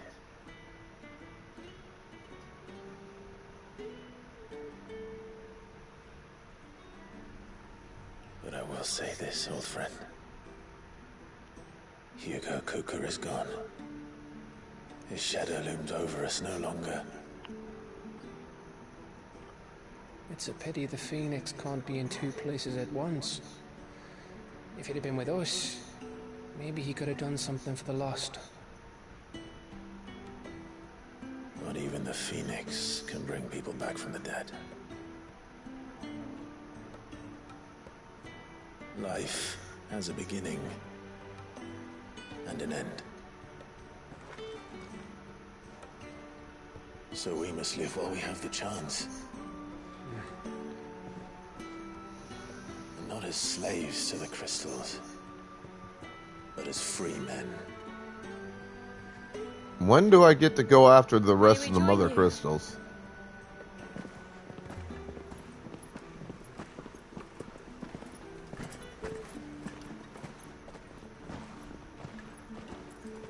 Lady Karen, what a pleasant surprise. I thought I'd drop by and see how you were all doing before heading off to restock my supplies.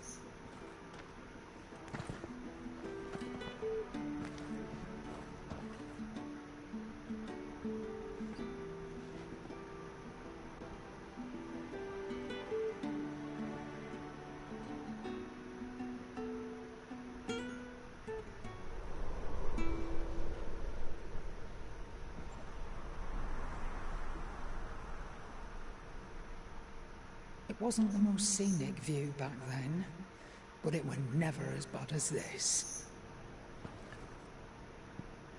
I know.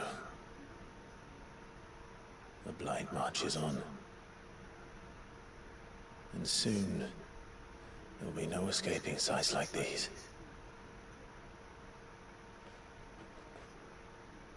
So our mission remains unchanged. We cannot stop until every Mother Crystal is gone, and their thirst for ether with them. The only one that remains in Storm is Drake's Tail in the Crystalline Dominion. Our next target. We're going to Twinside. It's the capital of the Empire these days. I wouldn't like to think how tightly guarded they've got the place. Now that that'll stop you, but we do well to scout it out before you go charging in. We would indeed. If you're off to the Dominion, you can take this great lump with you. Goods. Oh, I am sorry. Have you forgotten you're the most wanted man in the Twins? I thought you might like to disguise yourselves as the attendants of a travelling trader, assuming you've no better ideas. You wanted to buy yourself some tools, didn't you? Well, now's your chance. You're letting me go with them? Oh, thanks, Nan. Stop that! You'll break me bones, you great galoot. He's a great big oaf. Oh, he's a great character. There's a caravan that runs back and forth between the Dominion and the Bocklab markets. It's managed by the Merchants Guild. Just show them Goots' traders pass, and you'll be on your way. It'll be a damn sight less risky than footing it the length of the Crystal Road. That's for sure. Thank you, Karen. And glad to have you with us, Goots. Okay then. I'll get me things, and I'll meet yous there. See yous down in Bocklad. Get off! Me poor fingers! Jill, you're with me. Understood. And Gav? Already on my way, Captain. Be careful. Aren't I always? No.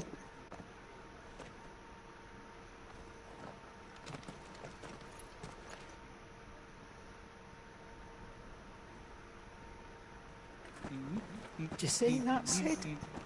Your protege's making a proper little outlaw of himself.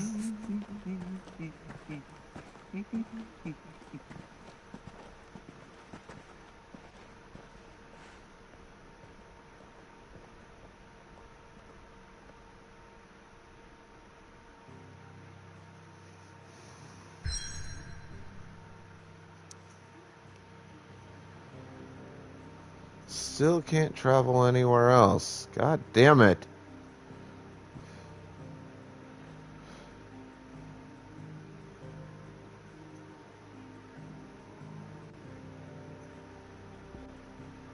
They're gonna force me to complete all this before I could go side mission in. That irritates the shit out of me, honestly.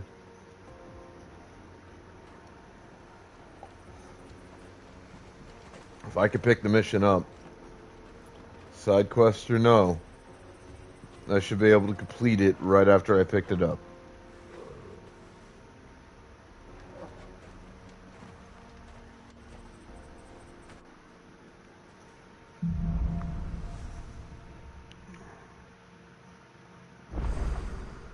How are you feeling? Better.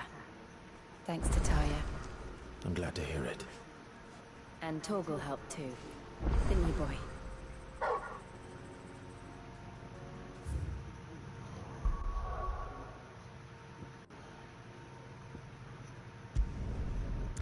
Finally.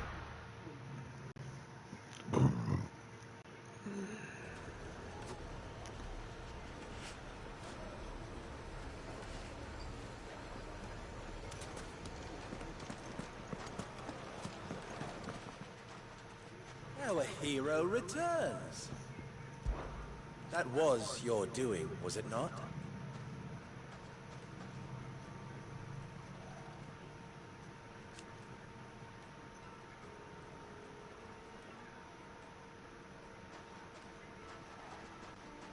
As for me,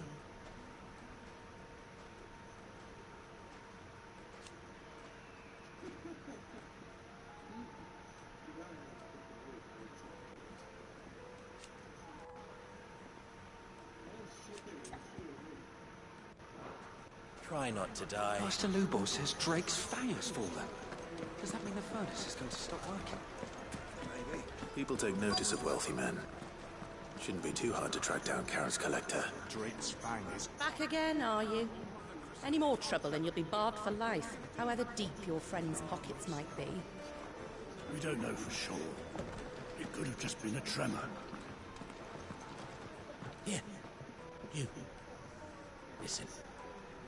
I've got this theory. The Fallen, I don't think they all fell. Some of them are still living among us.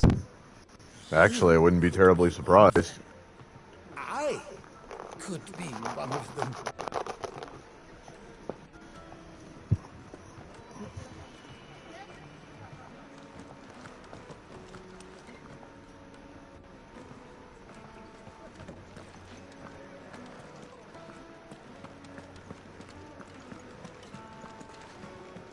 Welcome. If you're hoping for a bed, I'm afraid you'll have to look elsewhere.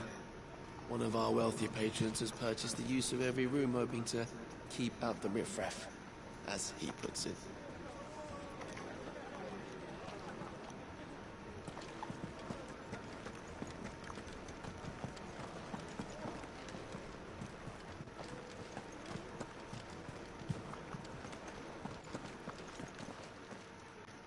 My reputation will be ruined! Ruined! Calm yourself, Lord Ignac, I beg of you, before you do yourself a mischief. On the intrusion, but... Out! Get out! I paid for these rooms so I wouldn't be disturbed. Leave me be! Please, allow me to apologize. His lordship is going through a difficult time, and he's never been fond of guests arriving unannounced. Radim! Get rid of the filthy oath this instant! Very good, Lord Ignac. Would you mind stepping outside for a moment?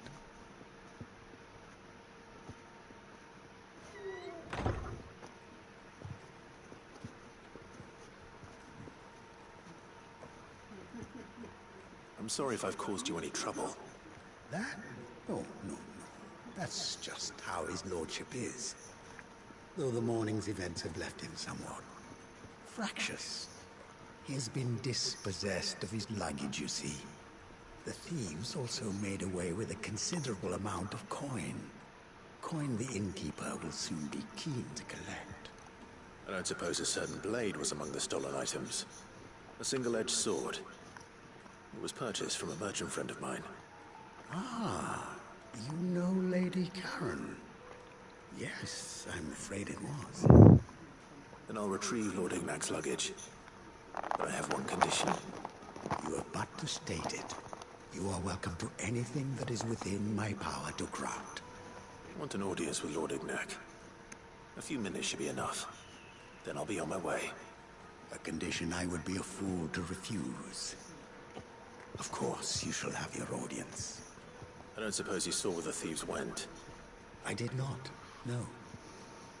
Though some discreet inquiries made on his lordship's behalf mean that I know where you might find them. The bandit's bed. Every ill-gotten coin in Dalimil is said to pass through that disreputable corner of the Valcroy. And that's where I'm heading.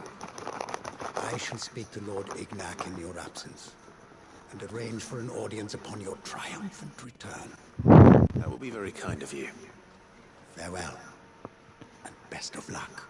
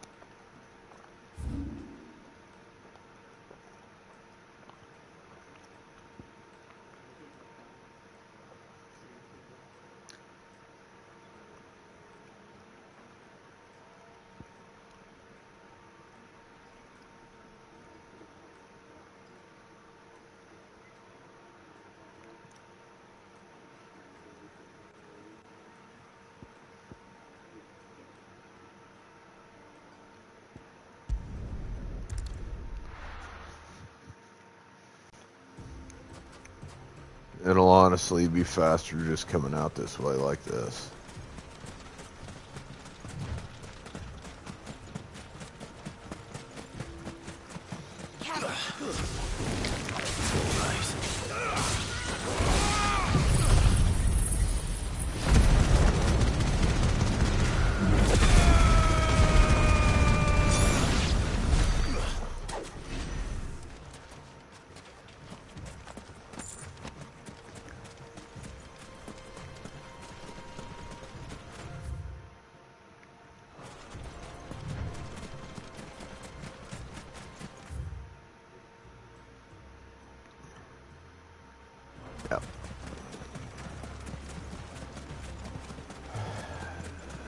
doesn't seem like this is a straighter line when you're running through the actual map. But you look at the map, and it is a bit of a straighter line.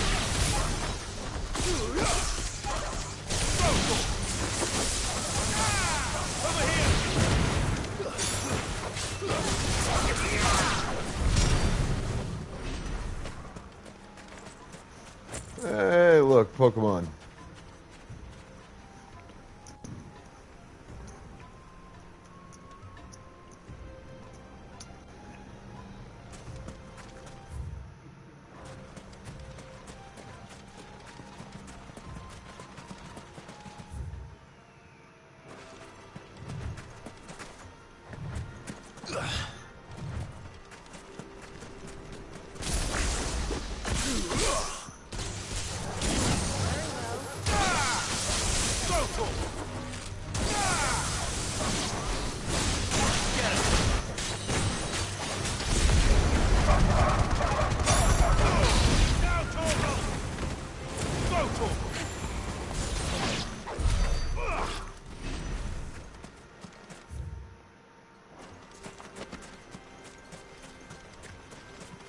There we go.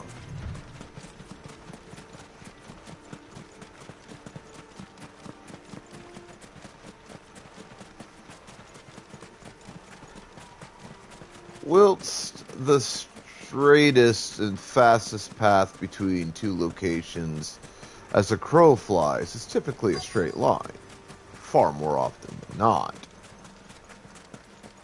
For those of us incapable of flight, We've got company. of our own accord on a regular basis, that is not a truism. Come on, lads, let's tear the bastard's head off. Too slow.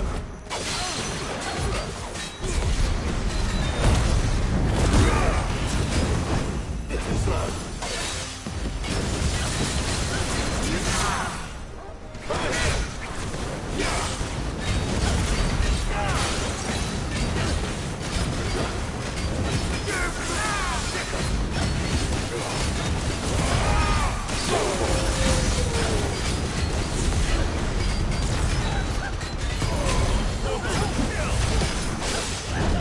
Nice try.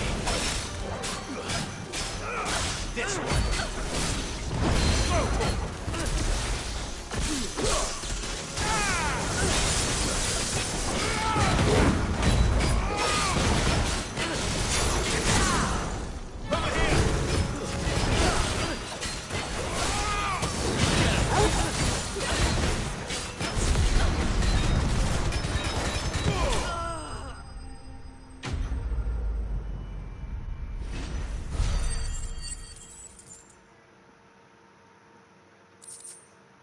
And there she blows.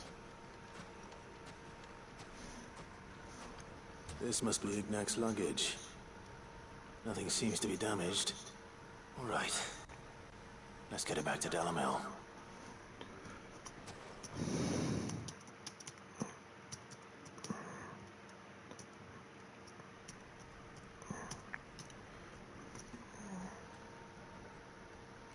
I hear I have you to thank for the return of my effects. What shall I call you, my good man? Wyvern. Glad to make your acquaintance. A formidable name indeed. Well, Wyvern, I appear to be in your debt. Redeem here tells me you wished for an audience. Is that all? A few moments of your time should suffice, yes. You're a peculiar fellow, Wyvern. All right, speak. Master Wyvern was wondering if you could tell him about a certain single-edged sword you recently acquired. Oh, a true work of art, that one. Karen drove me hard on the price, but I would have sold her Radim here to get my hands on that sword. It was made in the Outer Isles, far beyond the Twins, and is used exclusively by the practitioners of a unique school of swordsmanship. They believe no combat should ever exceed a single strike, and hone their blades to such perfection that none ever does. Each sword is made for that one perfect stroke, and for that stroke only. They crack upon a second blow. There's a brutal sort of beauty to it, really. But how do they have such an edge? Fine question. Why, they use a whetstone, of course. Whetstones, rather. A whole array of them, ranging from the coarse to the fine. 10,000 licks with the sharpening stone, then 10,000 more. But it is the final stone which lends the blade its legendary sharpness. A mineral quite foreign to this great realm of ours. And that is the key. The secret ingredient. Wyvern, it occurs to me that my little lecture is hardly equal to services rendered. Take this, together with my regards. The very stone of which I spoke, far rarer among collectors than even the blade itself, and a far more fitting payment. Thank you. Pardon the intrusion, my lordship. However, it is long past time we prepared ourselves to depart. So it is. I am locked in bitter competition with a rival collector of curiosities. I am one step ahead of the unscrupulous scoundrel, but he is hard at my heels. And there are many other collectors out there. Too many to count, but only one do I consider my nemesis. Lord Byron Rosfield. And is a perennial thorn in my side. I can imagine. Farewell, Wyvern. May our paths cross again. Radim, we mustn't dawdle.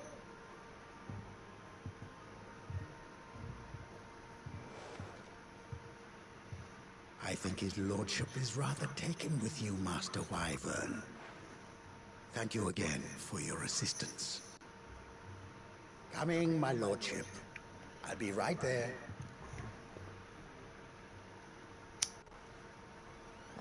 It's a unique concept for a blade. Trust Uncle Byron to find such an interesting rival. Now, let's see what Blackthorn makes of this whetstone, shall we?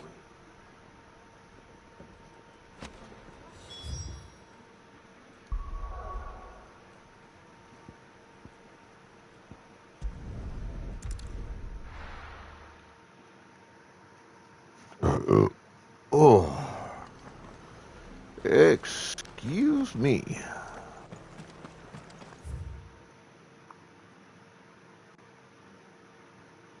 Ah.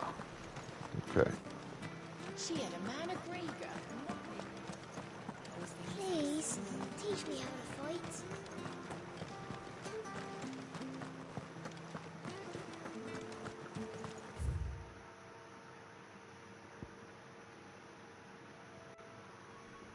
Well, I suppose I could have gone to Eastpool.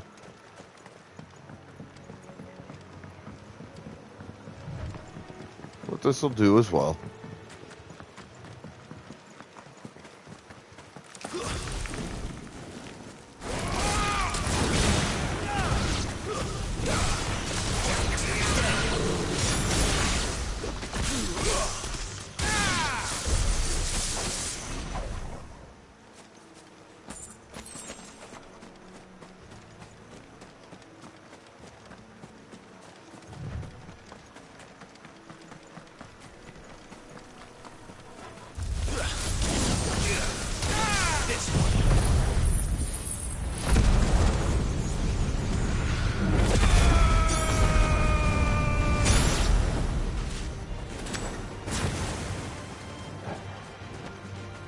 That'll do for that then.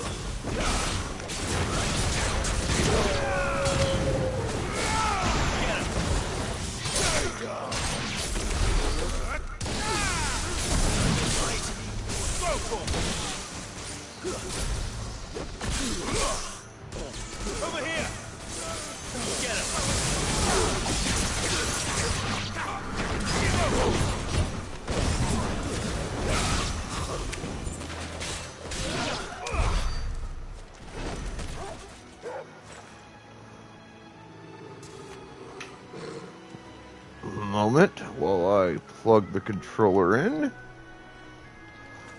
Gain my charge.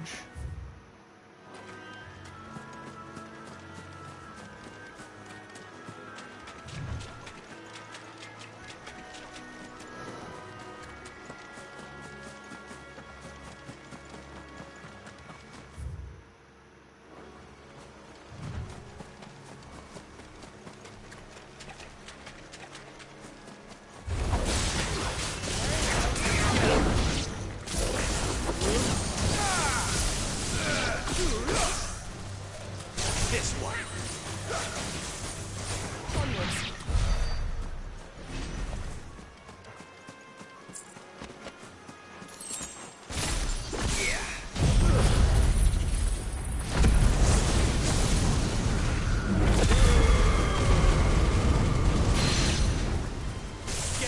No mistakes.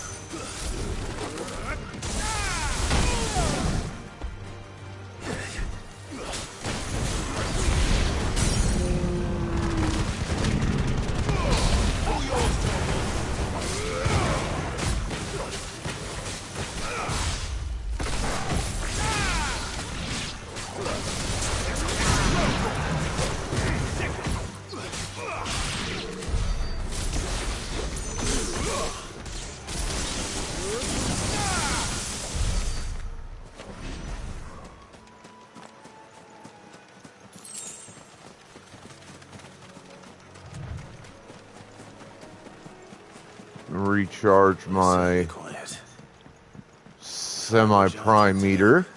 Hey, you Placid! Not just the place.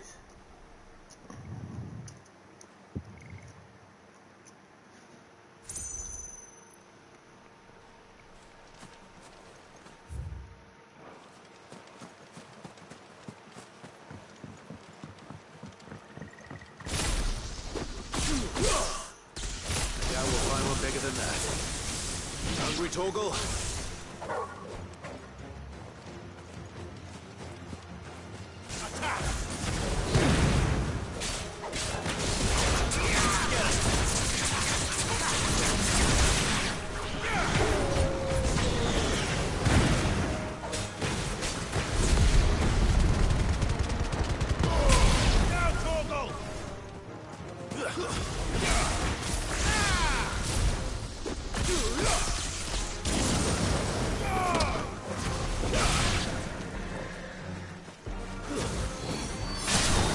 Farewell.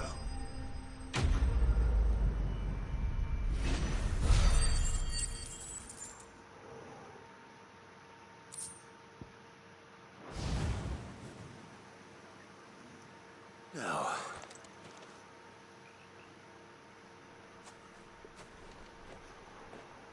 Will it be enough, I wonder?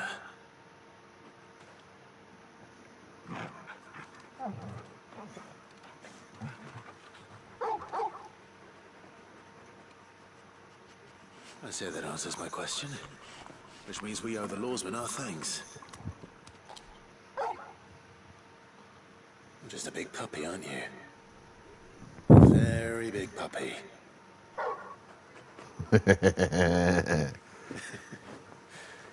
You do know you can take that with you, Torgal.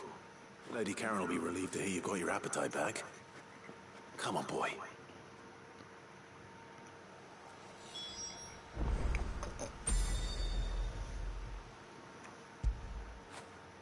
You were right, boy.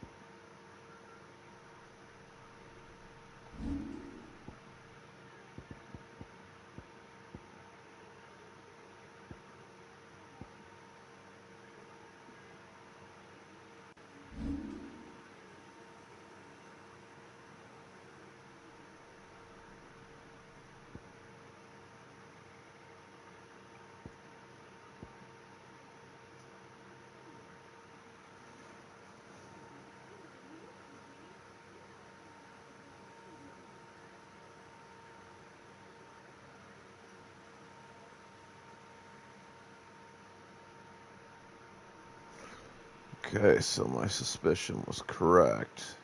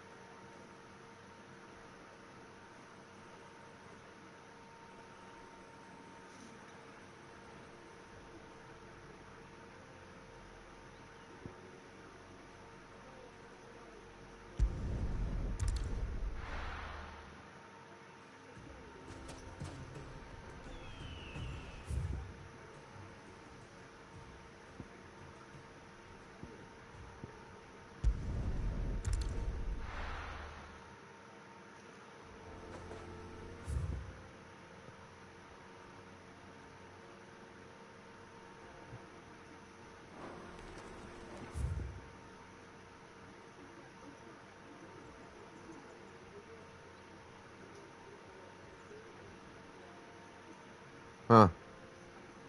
Huh. So I'd actually be better served coming here by the look of it. Alright. Well, I need to go to the bathroom and grab some coffee. I'll be back momentarily. Y'all just hang tight.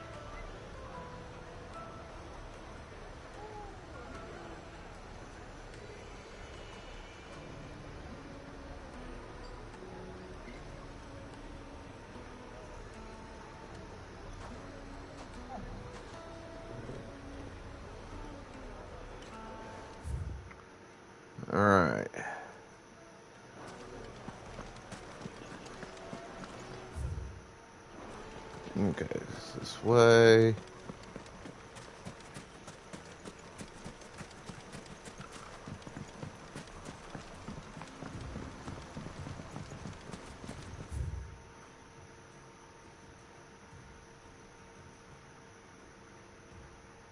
Okay, so my first destination has to be there.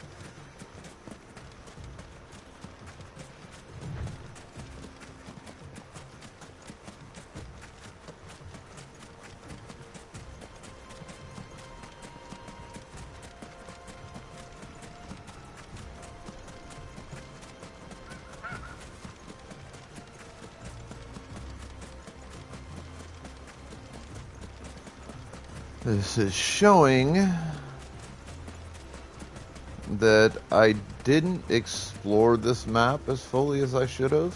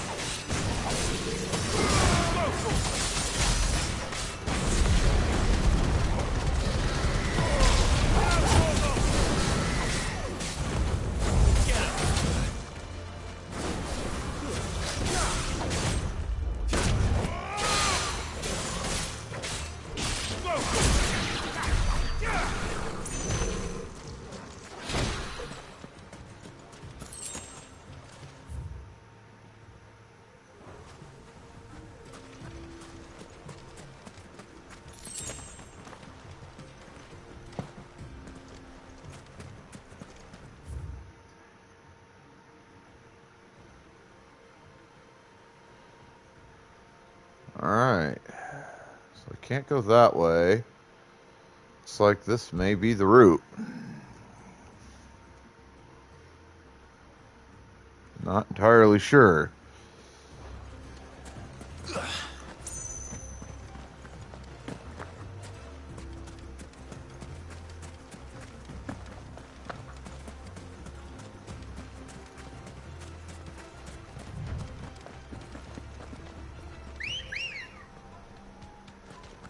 Let's go. Faster! Actually, let's see if the chocobos have any help here. I sincerely doubt it, but it doesn't hurt to try.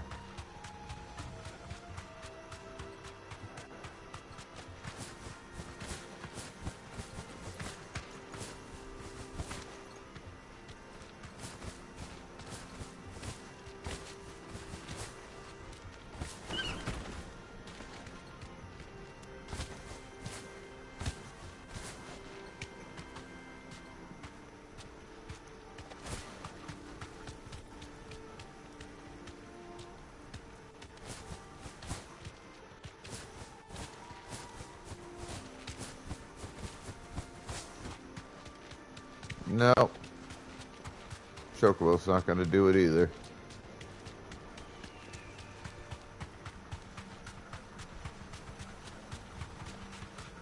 I mean, there has to be a way to get there.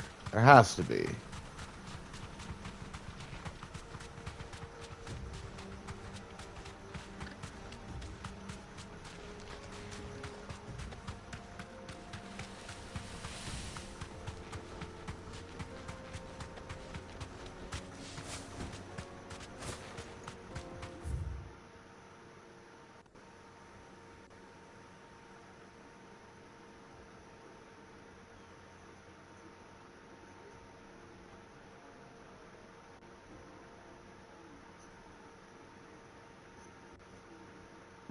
So now that I think about it, I think I see where I need to go.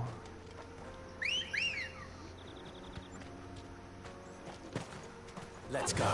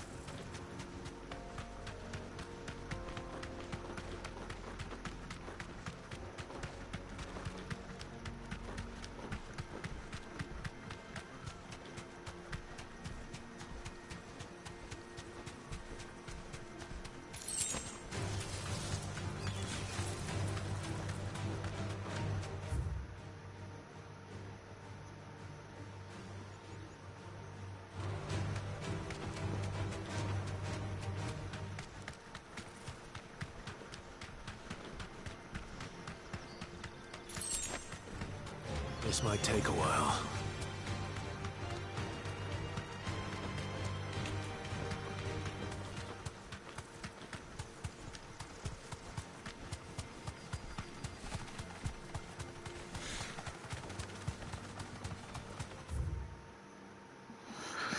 Alright, so this is where I need to go for this hunt. And it looks like right up here is my location.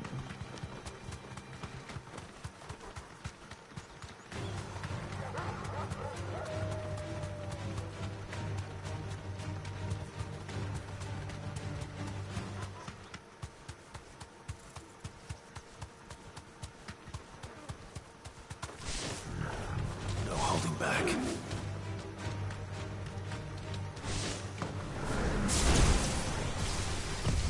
Nice try.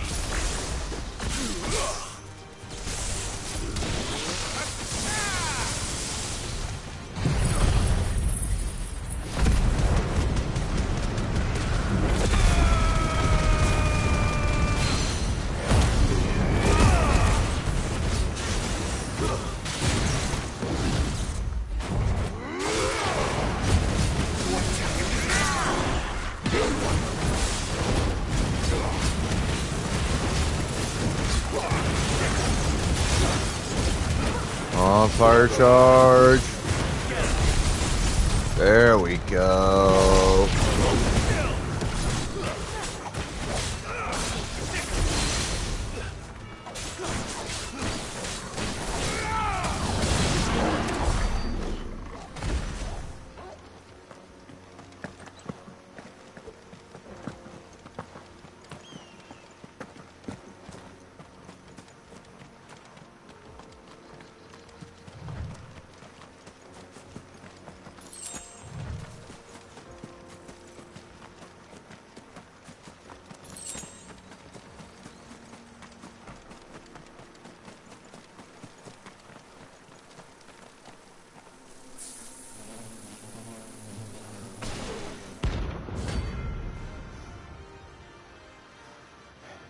This is what I was looking for.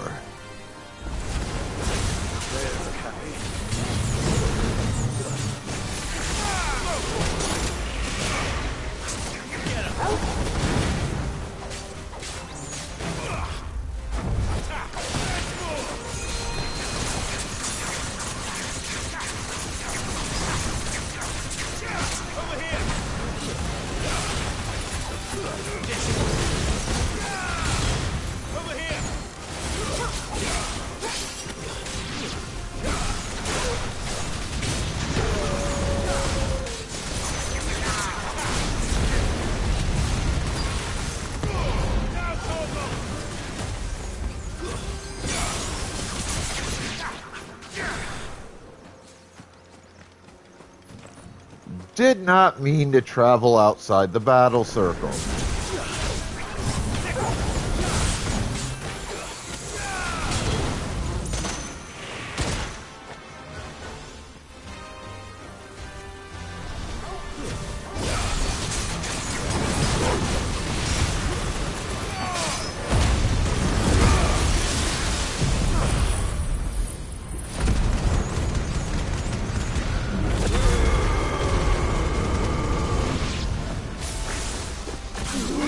To be broken. Trophy earned.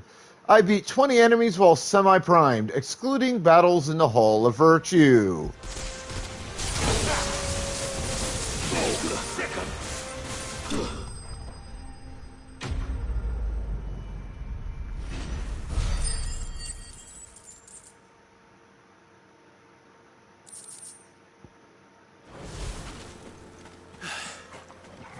Peace at last.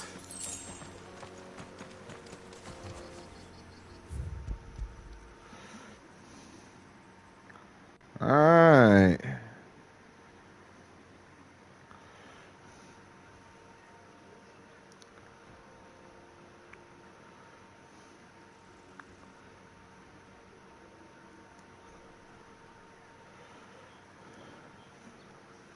So, this next one, it's like it's down here.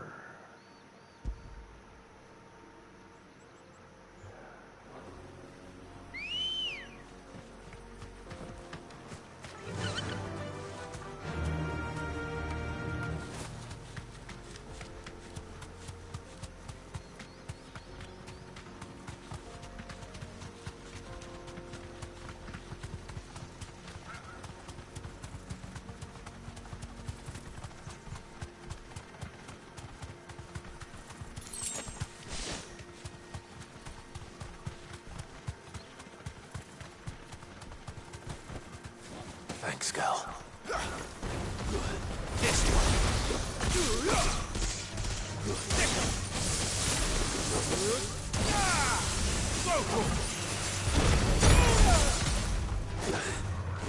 This one.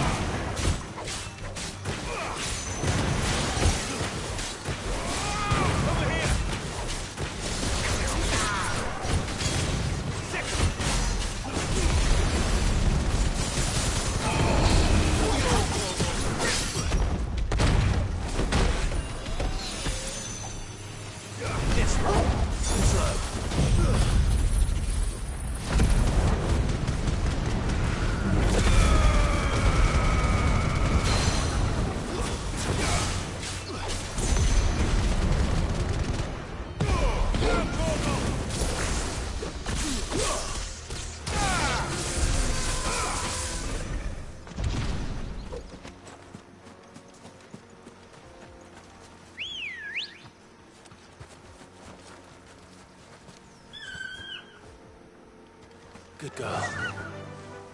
Hello, Ambrosia.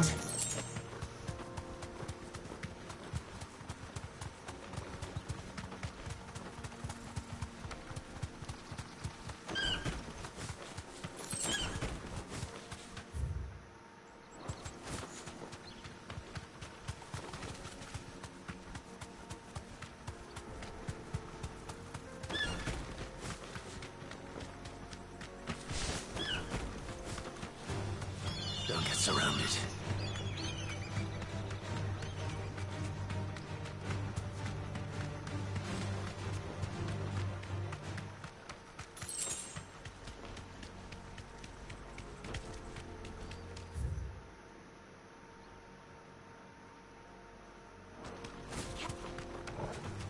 This might take a while.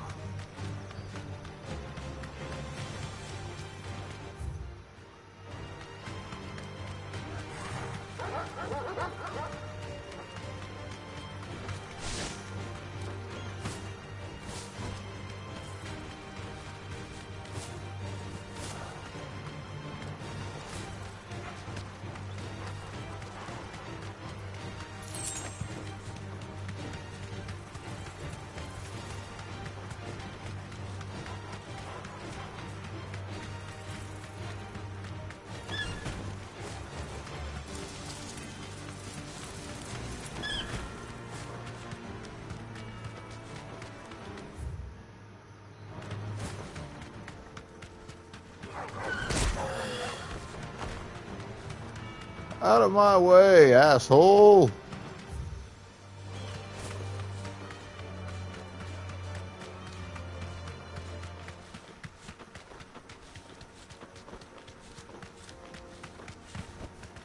Be safe.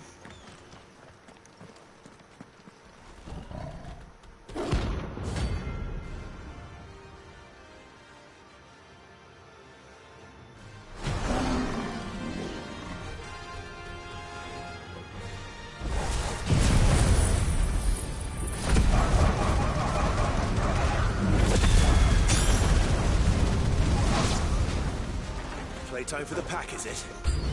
Let me introduce you to mine.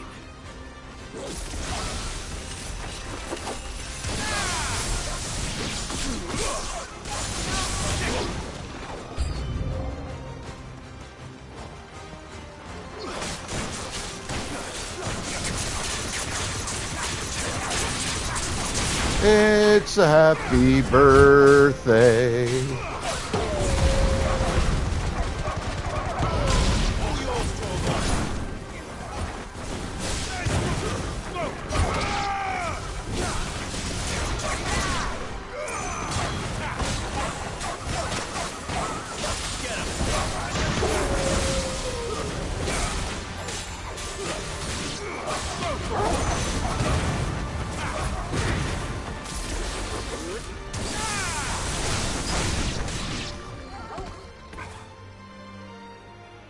And then there was one.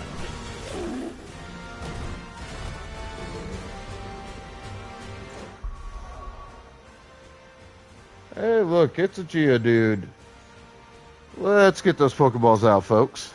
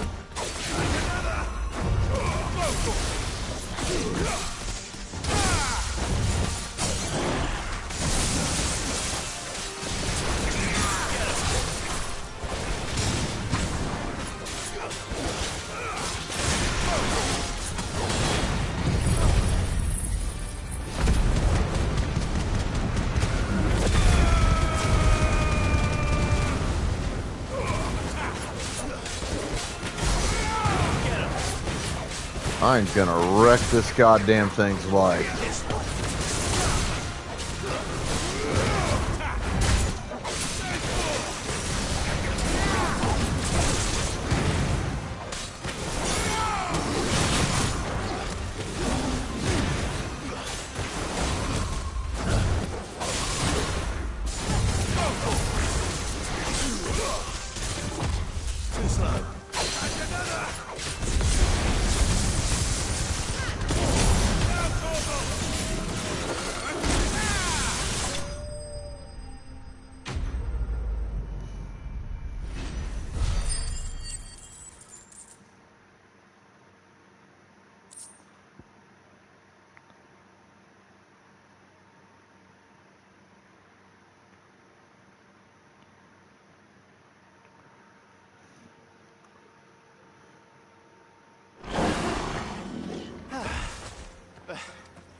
That wasn't too bad, was it, Torgal?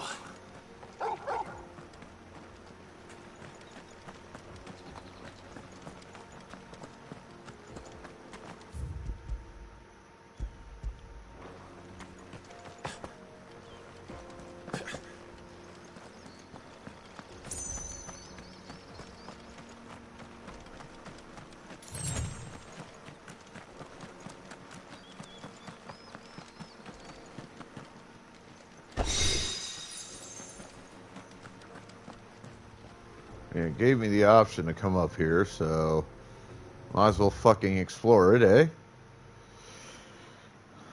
Let's see. Croc and Sambrake. Dragon's Airy Obelisk.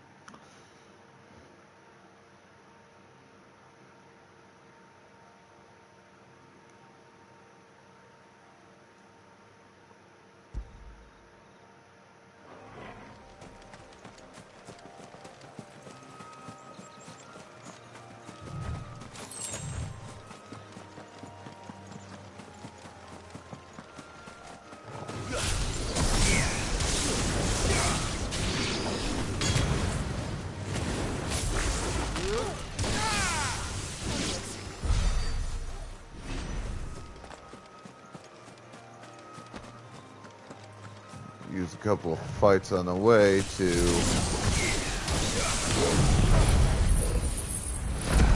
up my health a little bit, get my semi-prime stuff back to maxed.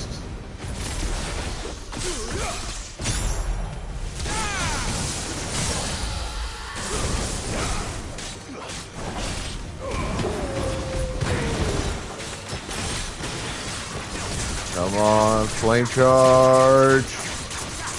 It's not going to give me my flame charge. Not before the stagger was ended. Unfortunate. But I got a dragon talon. That's very good. It's been something I've been trying to fucking make. And that's been my one ingredient I've been needing.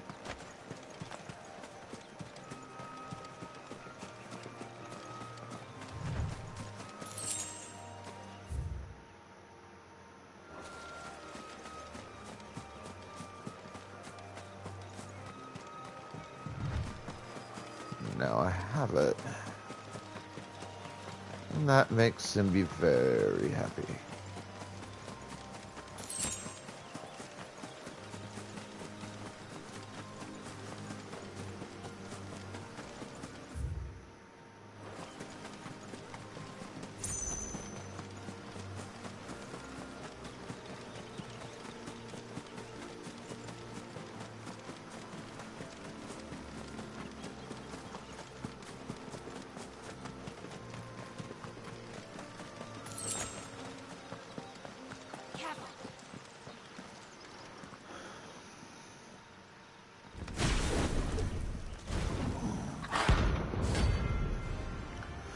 That'll do, pig.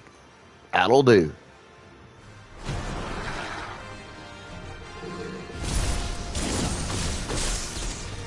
What we have here? Greetings, Your Majesty.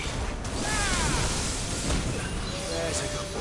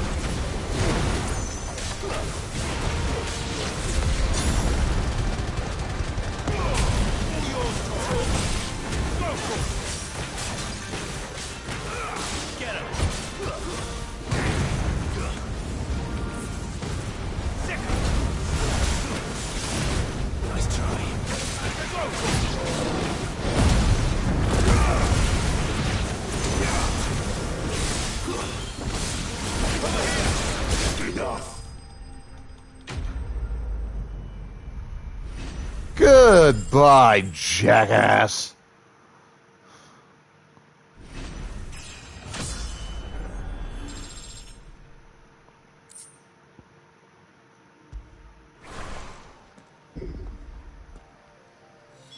Your reign is over. Now to collect the ash. This looks like the stuff. Let's see if there's any more.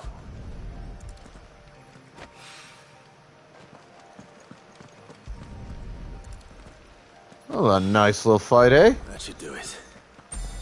If the wine needs more than this, he can fetch it himself.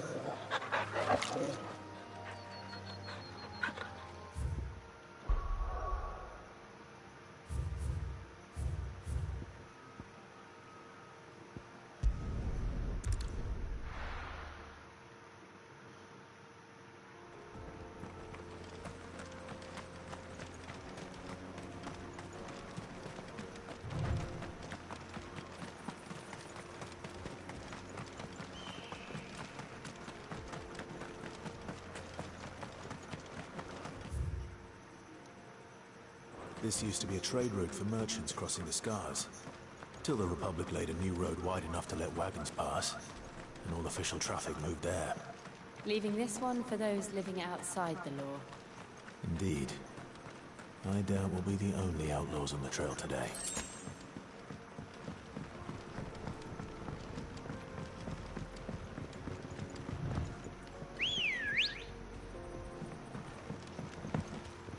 My faithful Ambrosia.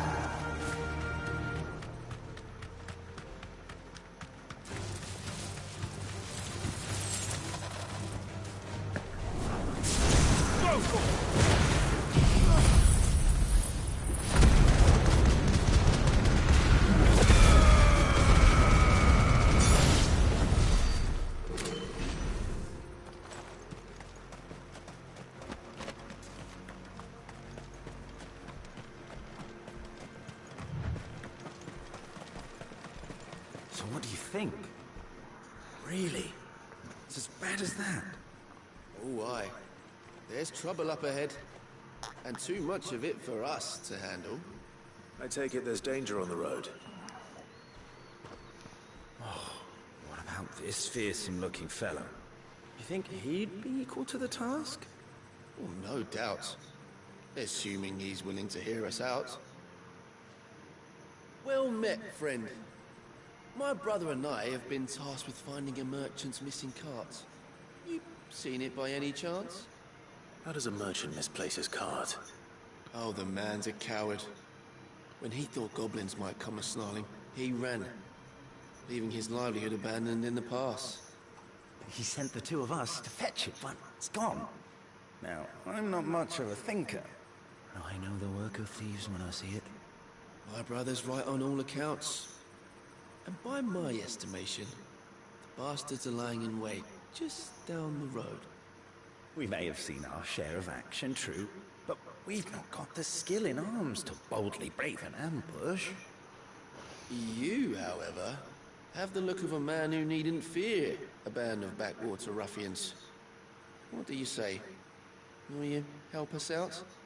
Chances are they'll come for you either way. But if you promise to lend us a hand, at least you'll pocket a reward for your troubles. Sure. Let's do it. Anyway. You've clearly got a fine head on those broad shoulders. We're lucky you came along. Now, hoping to make a heavy purse in Boklad, our merchant friend loaded his cart with as much as it would carry. Reckon he won't be forking over the rest of our fee if we don't find those goods. So, while you're seeing to those bandits, you keep your eyes open. All right. Just don't expect me to drag the cart out of there myself. No. You can leave the cart to us. You just put an I don't trust these two for some reason. Direction. You do that, we'll take care of the rest.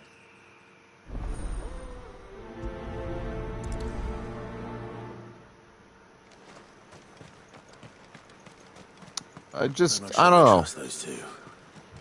But if there are bandits lying in wait, I should probably take them. Look lively, yes.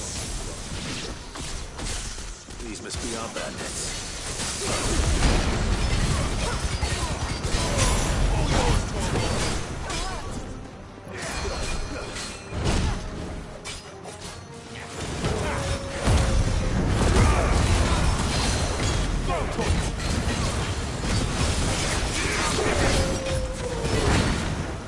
Let me show you what true power is, bub.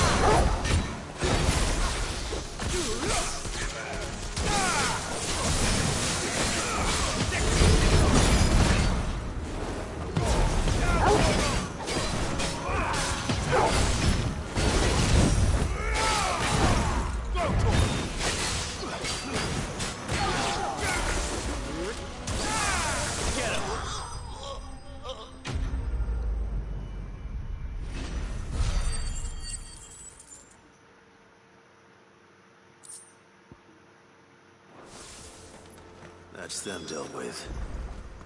Now, where's that cart?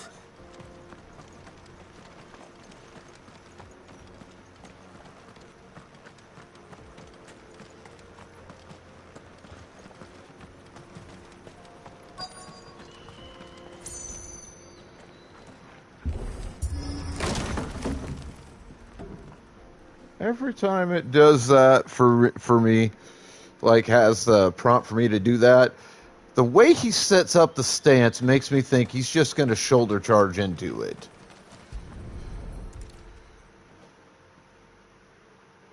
Getting all of this out of here will be a nightmare. Seems we found ourselves the right man for the job, wouldn't you say? Found the cart and didn't leave a single bastard breathing. Our merchant friend will be delighted. And how exactly will he be getting his goods out of here? You leave that to us. After all, it'd be wrong to make such a fine warrior haul cabbages to market. You've done your part.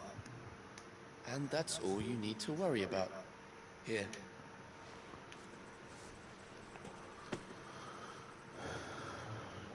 It's been a pleasure. Now piss off. There's no need to be so rude, brother.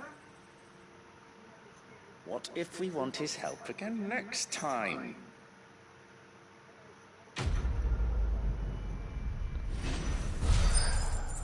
I don't trust those two idiots. I really just fucking don't.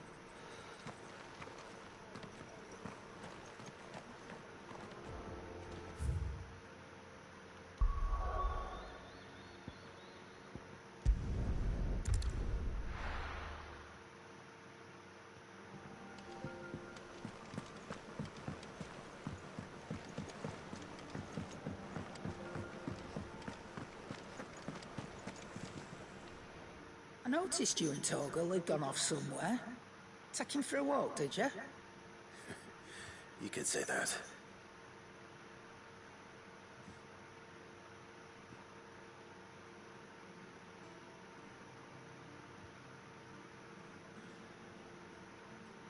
So, Molly's leftovers weren't good enough, eh? That'll teach me for treating you like you're still a pup. All right, no need to shout. I know what you're after. I can see about getting some in. Speaking of which, I brought one for later. Can I leave it with you?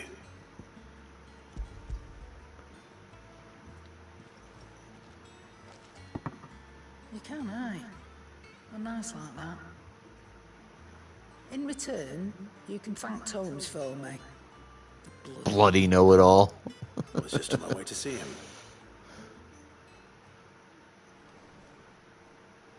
And what can I do for you? I don't know many fleshers who deal in cuts that size. Well, that doesn't mean I don't know some. Go on, then.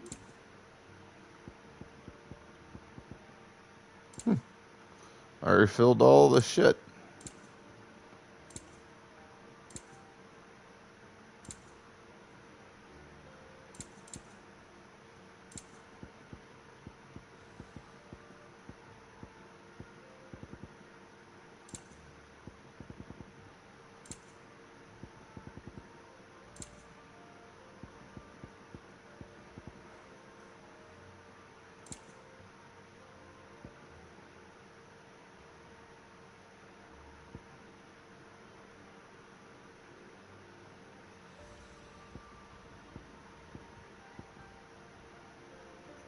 Oh, that's expensive.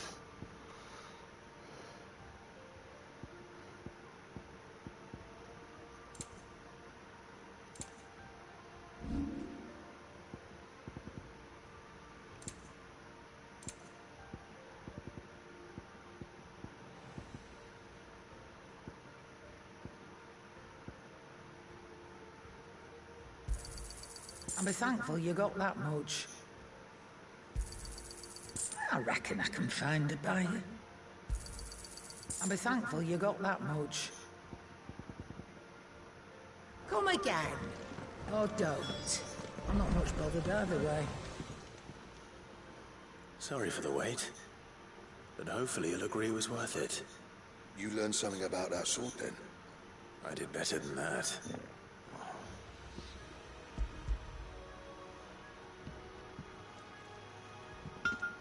A whetstone? Yes. But not one you'll find anywhere in Valisthea.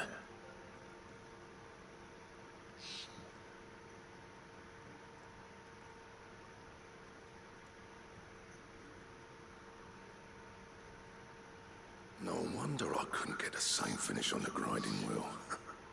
One hit and all done, eh? Might not be so bad if all you ever fought were duels. Good luck on the battlefield. Your second opponent would be your last, no matter how good you were. Even so, is there some way it could be used to give the Cursebreakers an edge? I think so, yeah. With this whetstone and the right kind of steel, I could probably even make a twin of the blade that rattled me. But there'd be no replacing this little rock once I worn it down to a sliver. I reckon I get a dozen swords from it, if that. Swords that the Cursebreakers wouldn't know how to wield properly, and that would see them through a single fire piece. Nah, no point trying to copy that thing. Be about as much use as a wax anvil. But finishing our blades with a whetstone this fine, now that's something to consider. And what's finer than fallen masonry, eh? Or more hard-wearing, for that matter. Just imagine it. Good Valisthean steel with an edge as sharp as any found in the Outer Isles. I won't make a copy now. I'll make something much better. I'm sure the Cursebreakers will be delighted.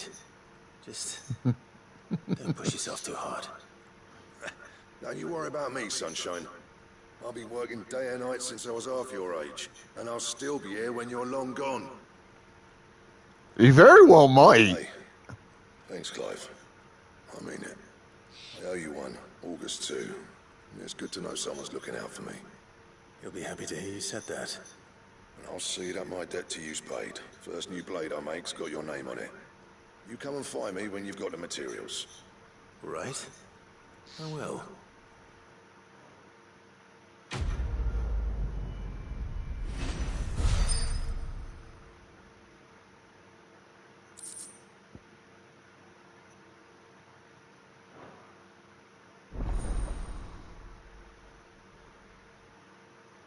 Cool.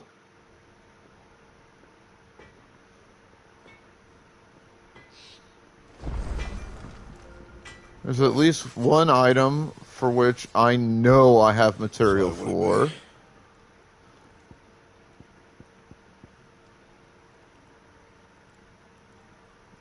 I need some Warite. I actually have the mats for that too.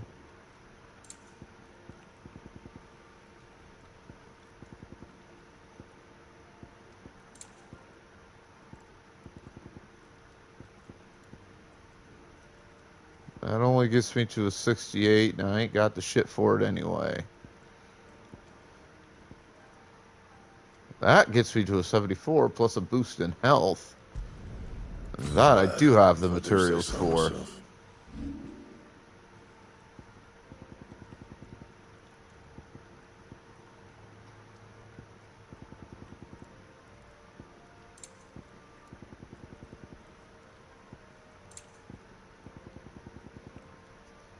Wait a minute. Huh. I still need that fucking bone necklace, don't I? And? Let's go buy somewhere, right? Is it business or pleasure? If you're gonna buy something, be quick about it.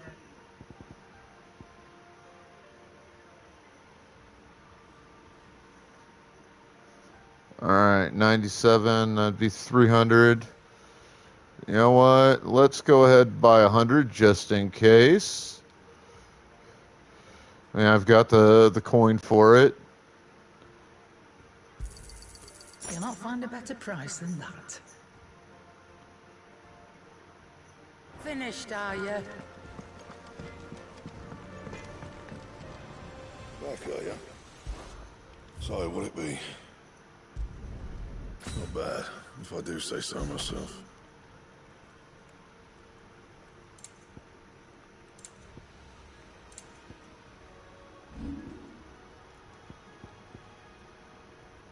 That's what I thought. I don't need to worry about doing the Enhancer +2 now because my newest blade is going to be considerably better.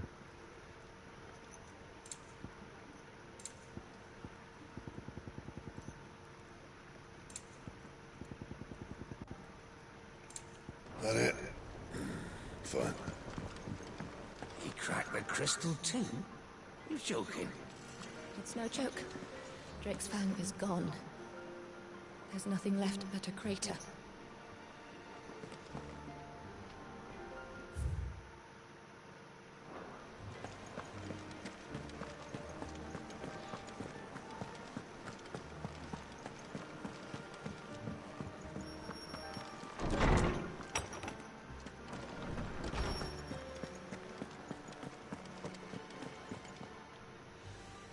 Ah, Clive. Were you able to locate your quarry? We were indeed, Lawsman. You pointed us in exactly the right direction. And Torgal's been a very happy hound ever since. Very good, very good. Lady Karen sends her thanks, by the way, for your part in solving the mystery. Ah. But that reminds me. After your last visit, I found myself pondering Torgal's talents. Do you recall our conversation concerning Lady Jill's role in Torgal's transformation? About how she somehow woke the power within him. Precisely that. A reasonable conclusion, I thought. But one which raised certain questions in my mind. You see, the Fenrir of legend served Shiva and Shiva alone. And while the powers attributed to him are certainly impressive, the records imply they are somewhat different in nature to those you described Torgal as having used. Are you suggesting that Torgal may be the beneficiary of more than one Icon's power? Consider that in addition to Lady Jill, he has served as a loyal companion to you, your brother, and even the late Cid. In short, the Icons hitherto near at hand, or should I say at paw, have been diverse and plenty. And that number has only grown as the realm's dominance have fallen to your sword. One can but speculate as to how all of this has affected Torgal. he has seemed more fierce of late? And if I'm not mistaken, he will grow fiercer still. We are fortunate indeed to be able to count him amongst our allies and not our adversaries. Oh, he's more than an ally. He's a friend.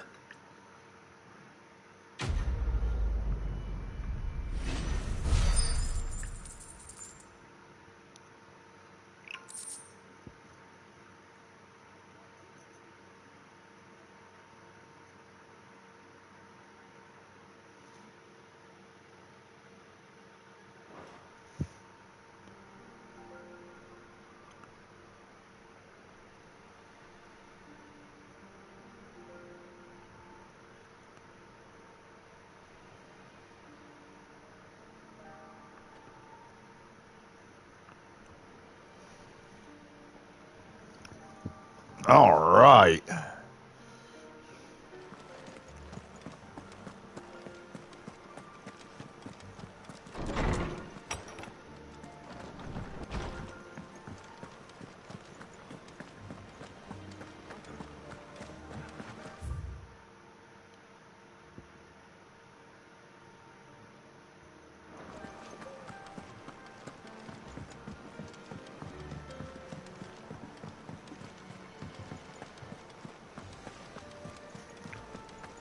Is that the thing Tomes helped to build? Yeah. He said it was some sort of chimney stack. Must be quite a fireplace. Not a chimney stack, kids. Nick told me she was building a ship. Really? That's a ship. Let's sail it around the lake.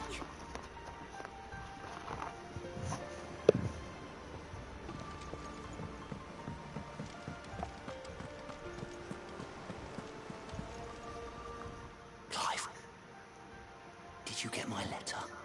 That's why I'm here. Shh. Otto won't be listening. Is this better? little. Listen, I've some bad news. It turns out the Hideaway may be slightly behind in its payment to certain lenders.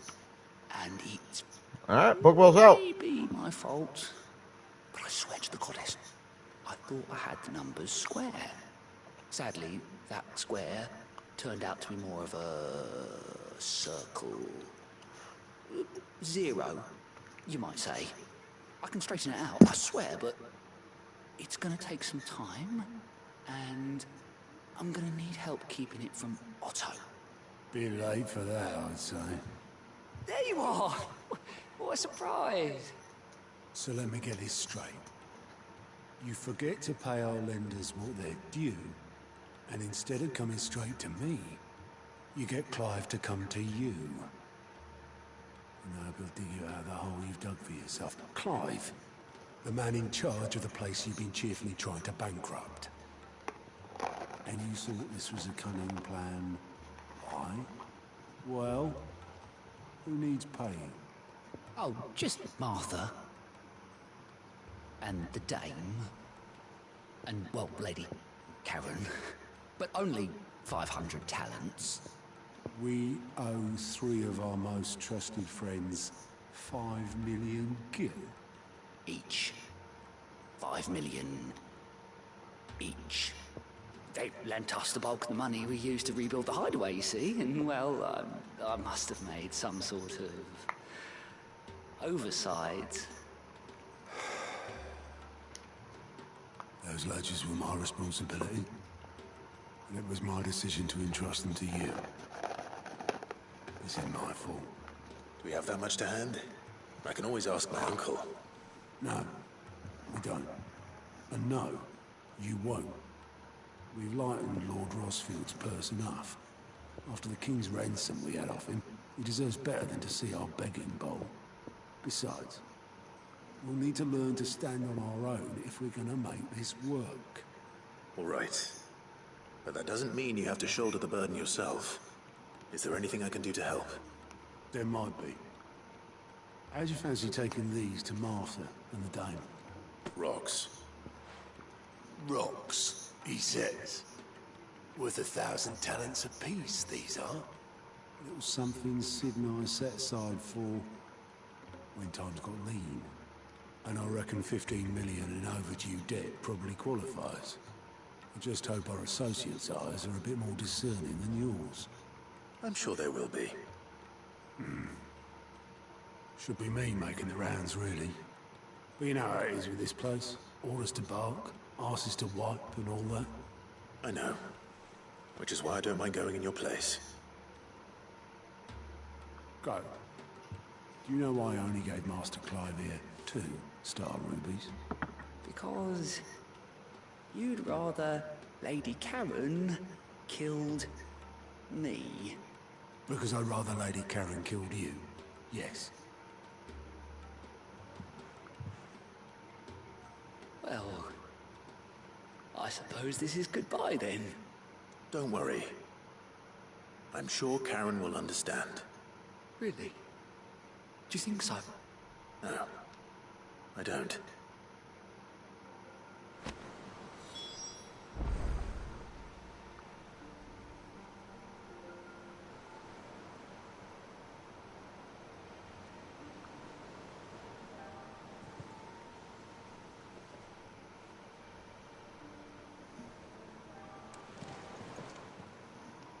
How may I help you today, Clive?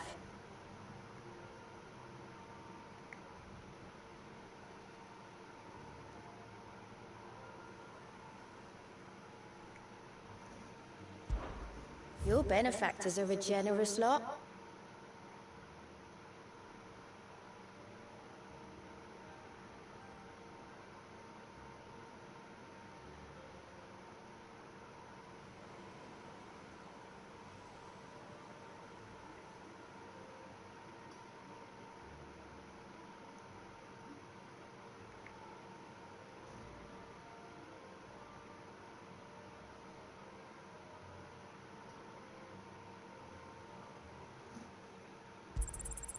You earned this.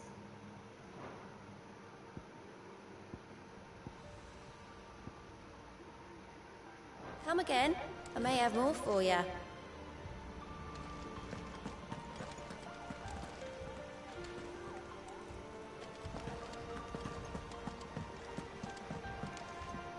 Here for another of my lectures?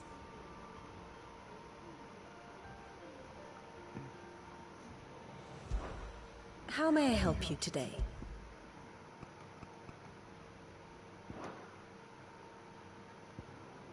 Study it well, Clive. Very good.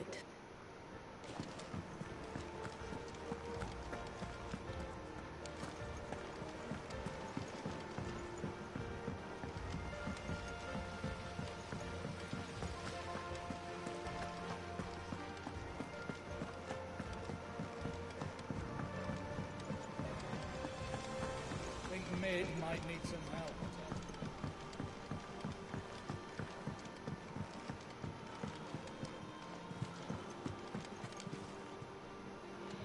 All right there, Sid?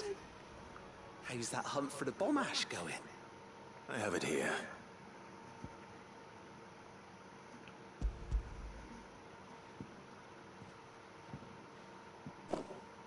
That's the stuff. And plenty of it, too.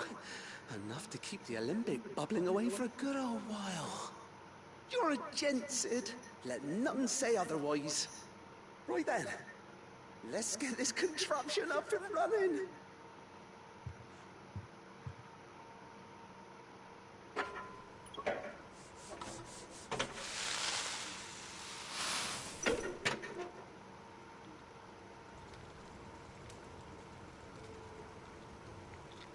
There we have it. The Telemon Malembic. And it works just like the chief said it would. Very impressive. Says the man who cut down a burning boulder. Speaking of which, I still haven't returned the favor. There's no need. The good it will do for the hideaway is reward enough. Don't be silly. Why don't you let me take a look at that bag of yours? The one you keep your potions in. Reckon I could work some magic on that. What kind of magic? Well, we happen to have isolated a substance in our test run of the Alembic that I reckon will make even the toughest leather supple as anything. Thought we might use it to breathe new life into old boots and the like. Save the hideaway a few gil. Ah, I reckon if we slap a bit on your bag, it'll loosen it up enough for you to squeeze in a bottle or two more. Well, it can't hurt to try, I suppose. That's the spirit. Leave it with me. I'll only be a mo.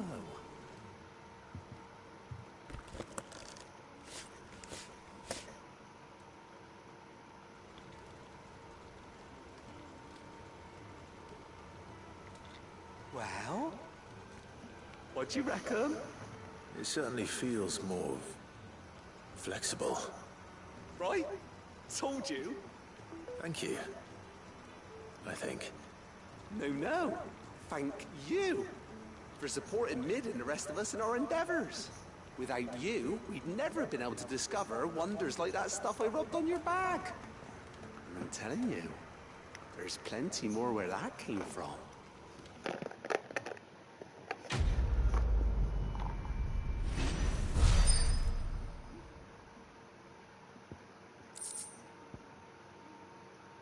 Okay.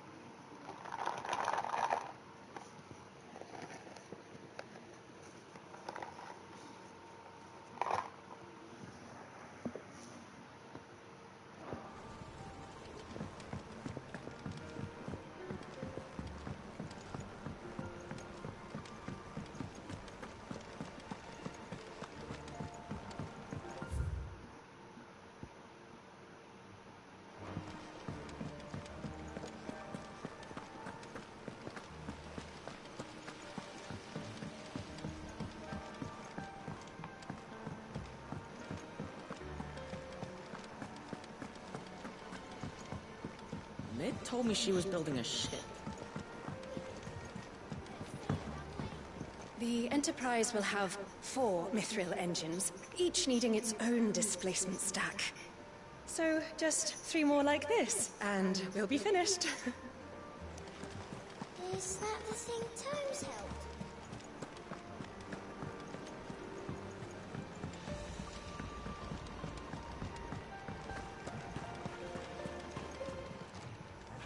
Well, don't just stand there gawping.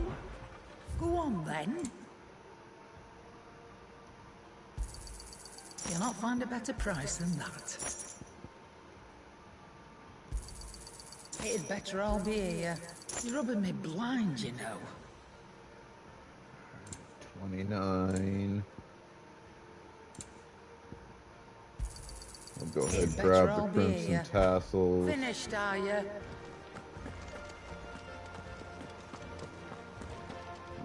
Here.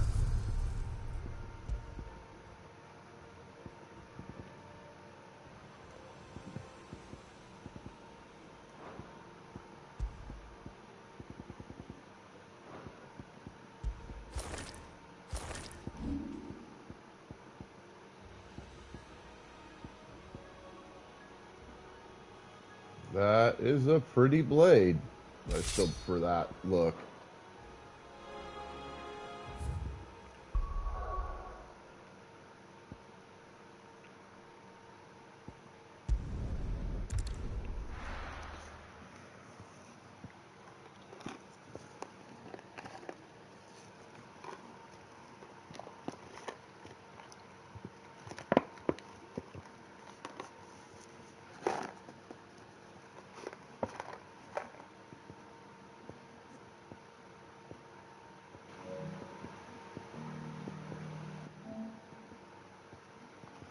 God damn it.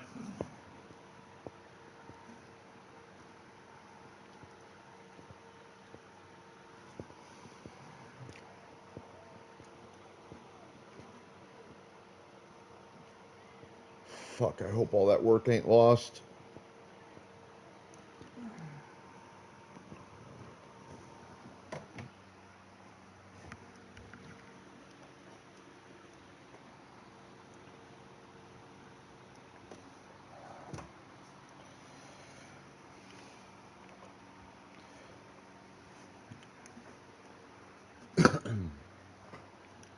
Well,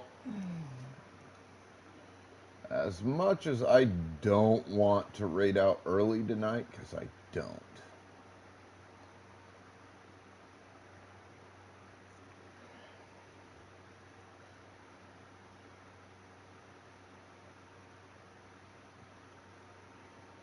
Seems I'm going to be forced to it.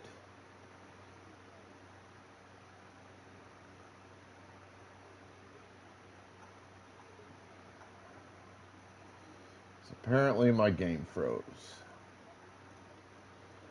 So, we're going to go ahead and raid out. I'm going to start the raid. We're going to raid out to Lokes, who's playing COD Warzone.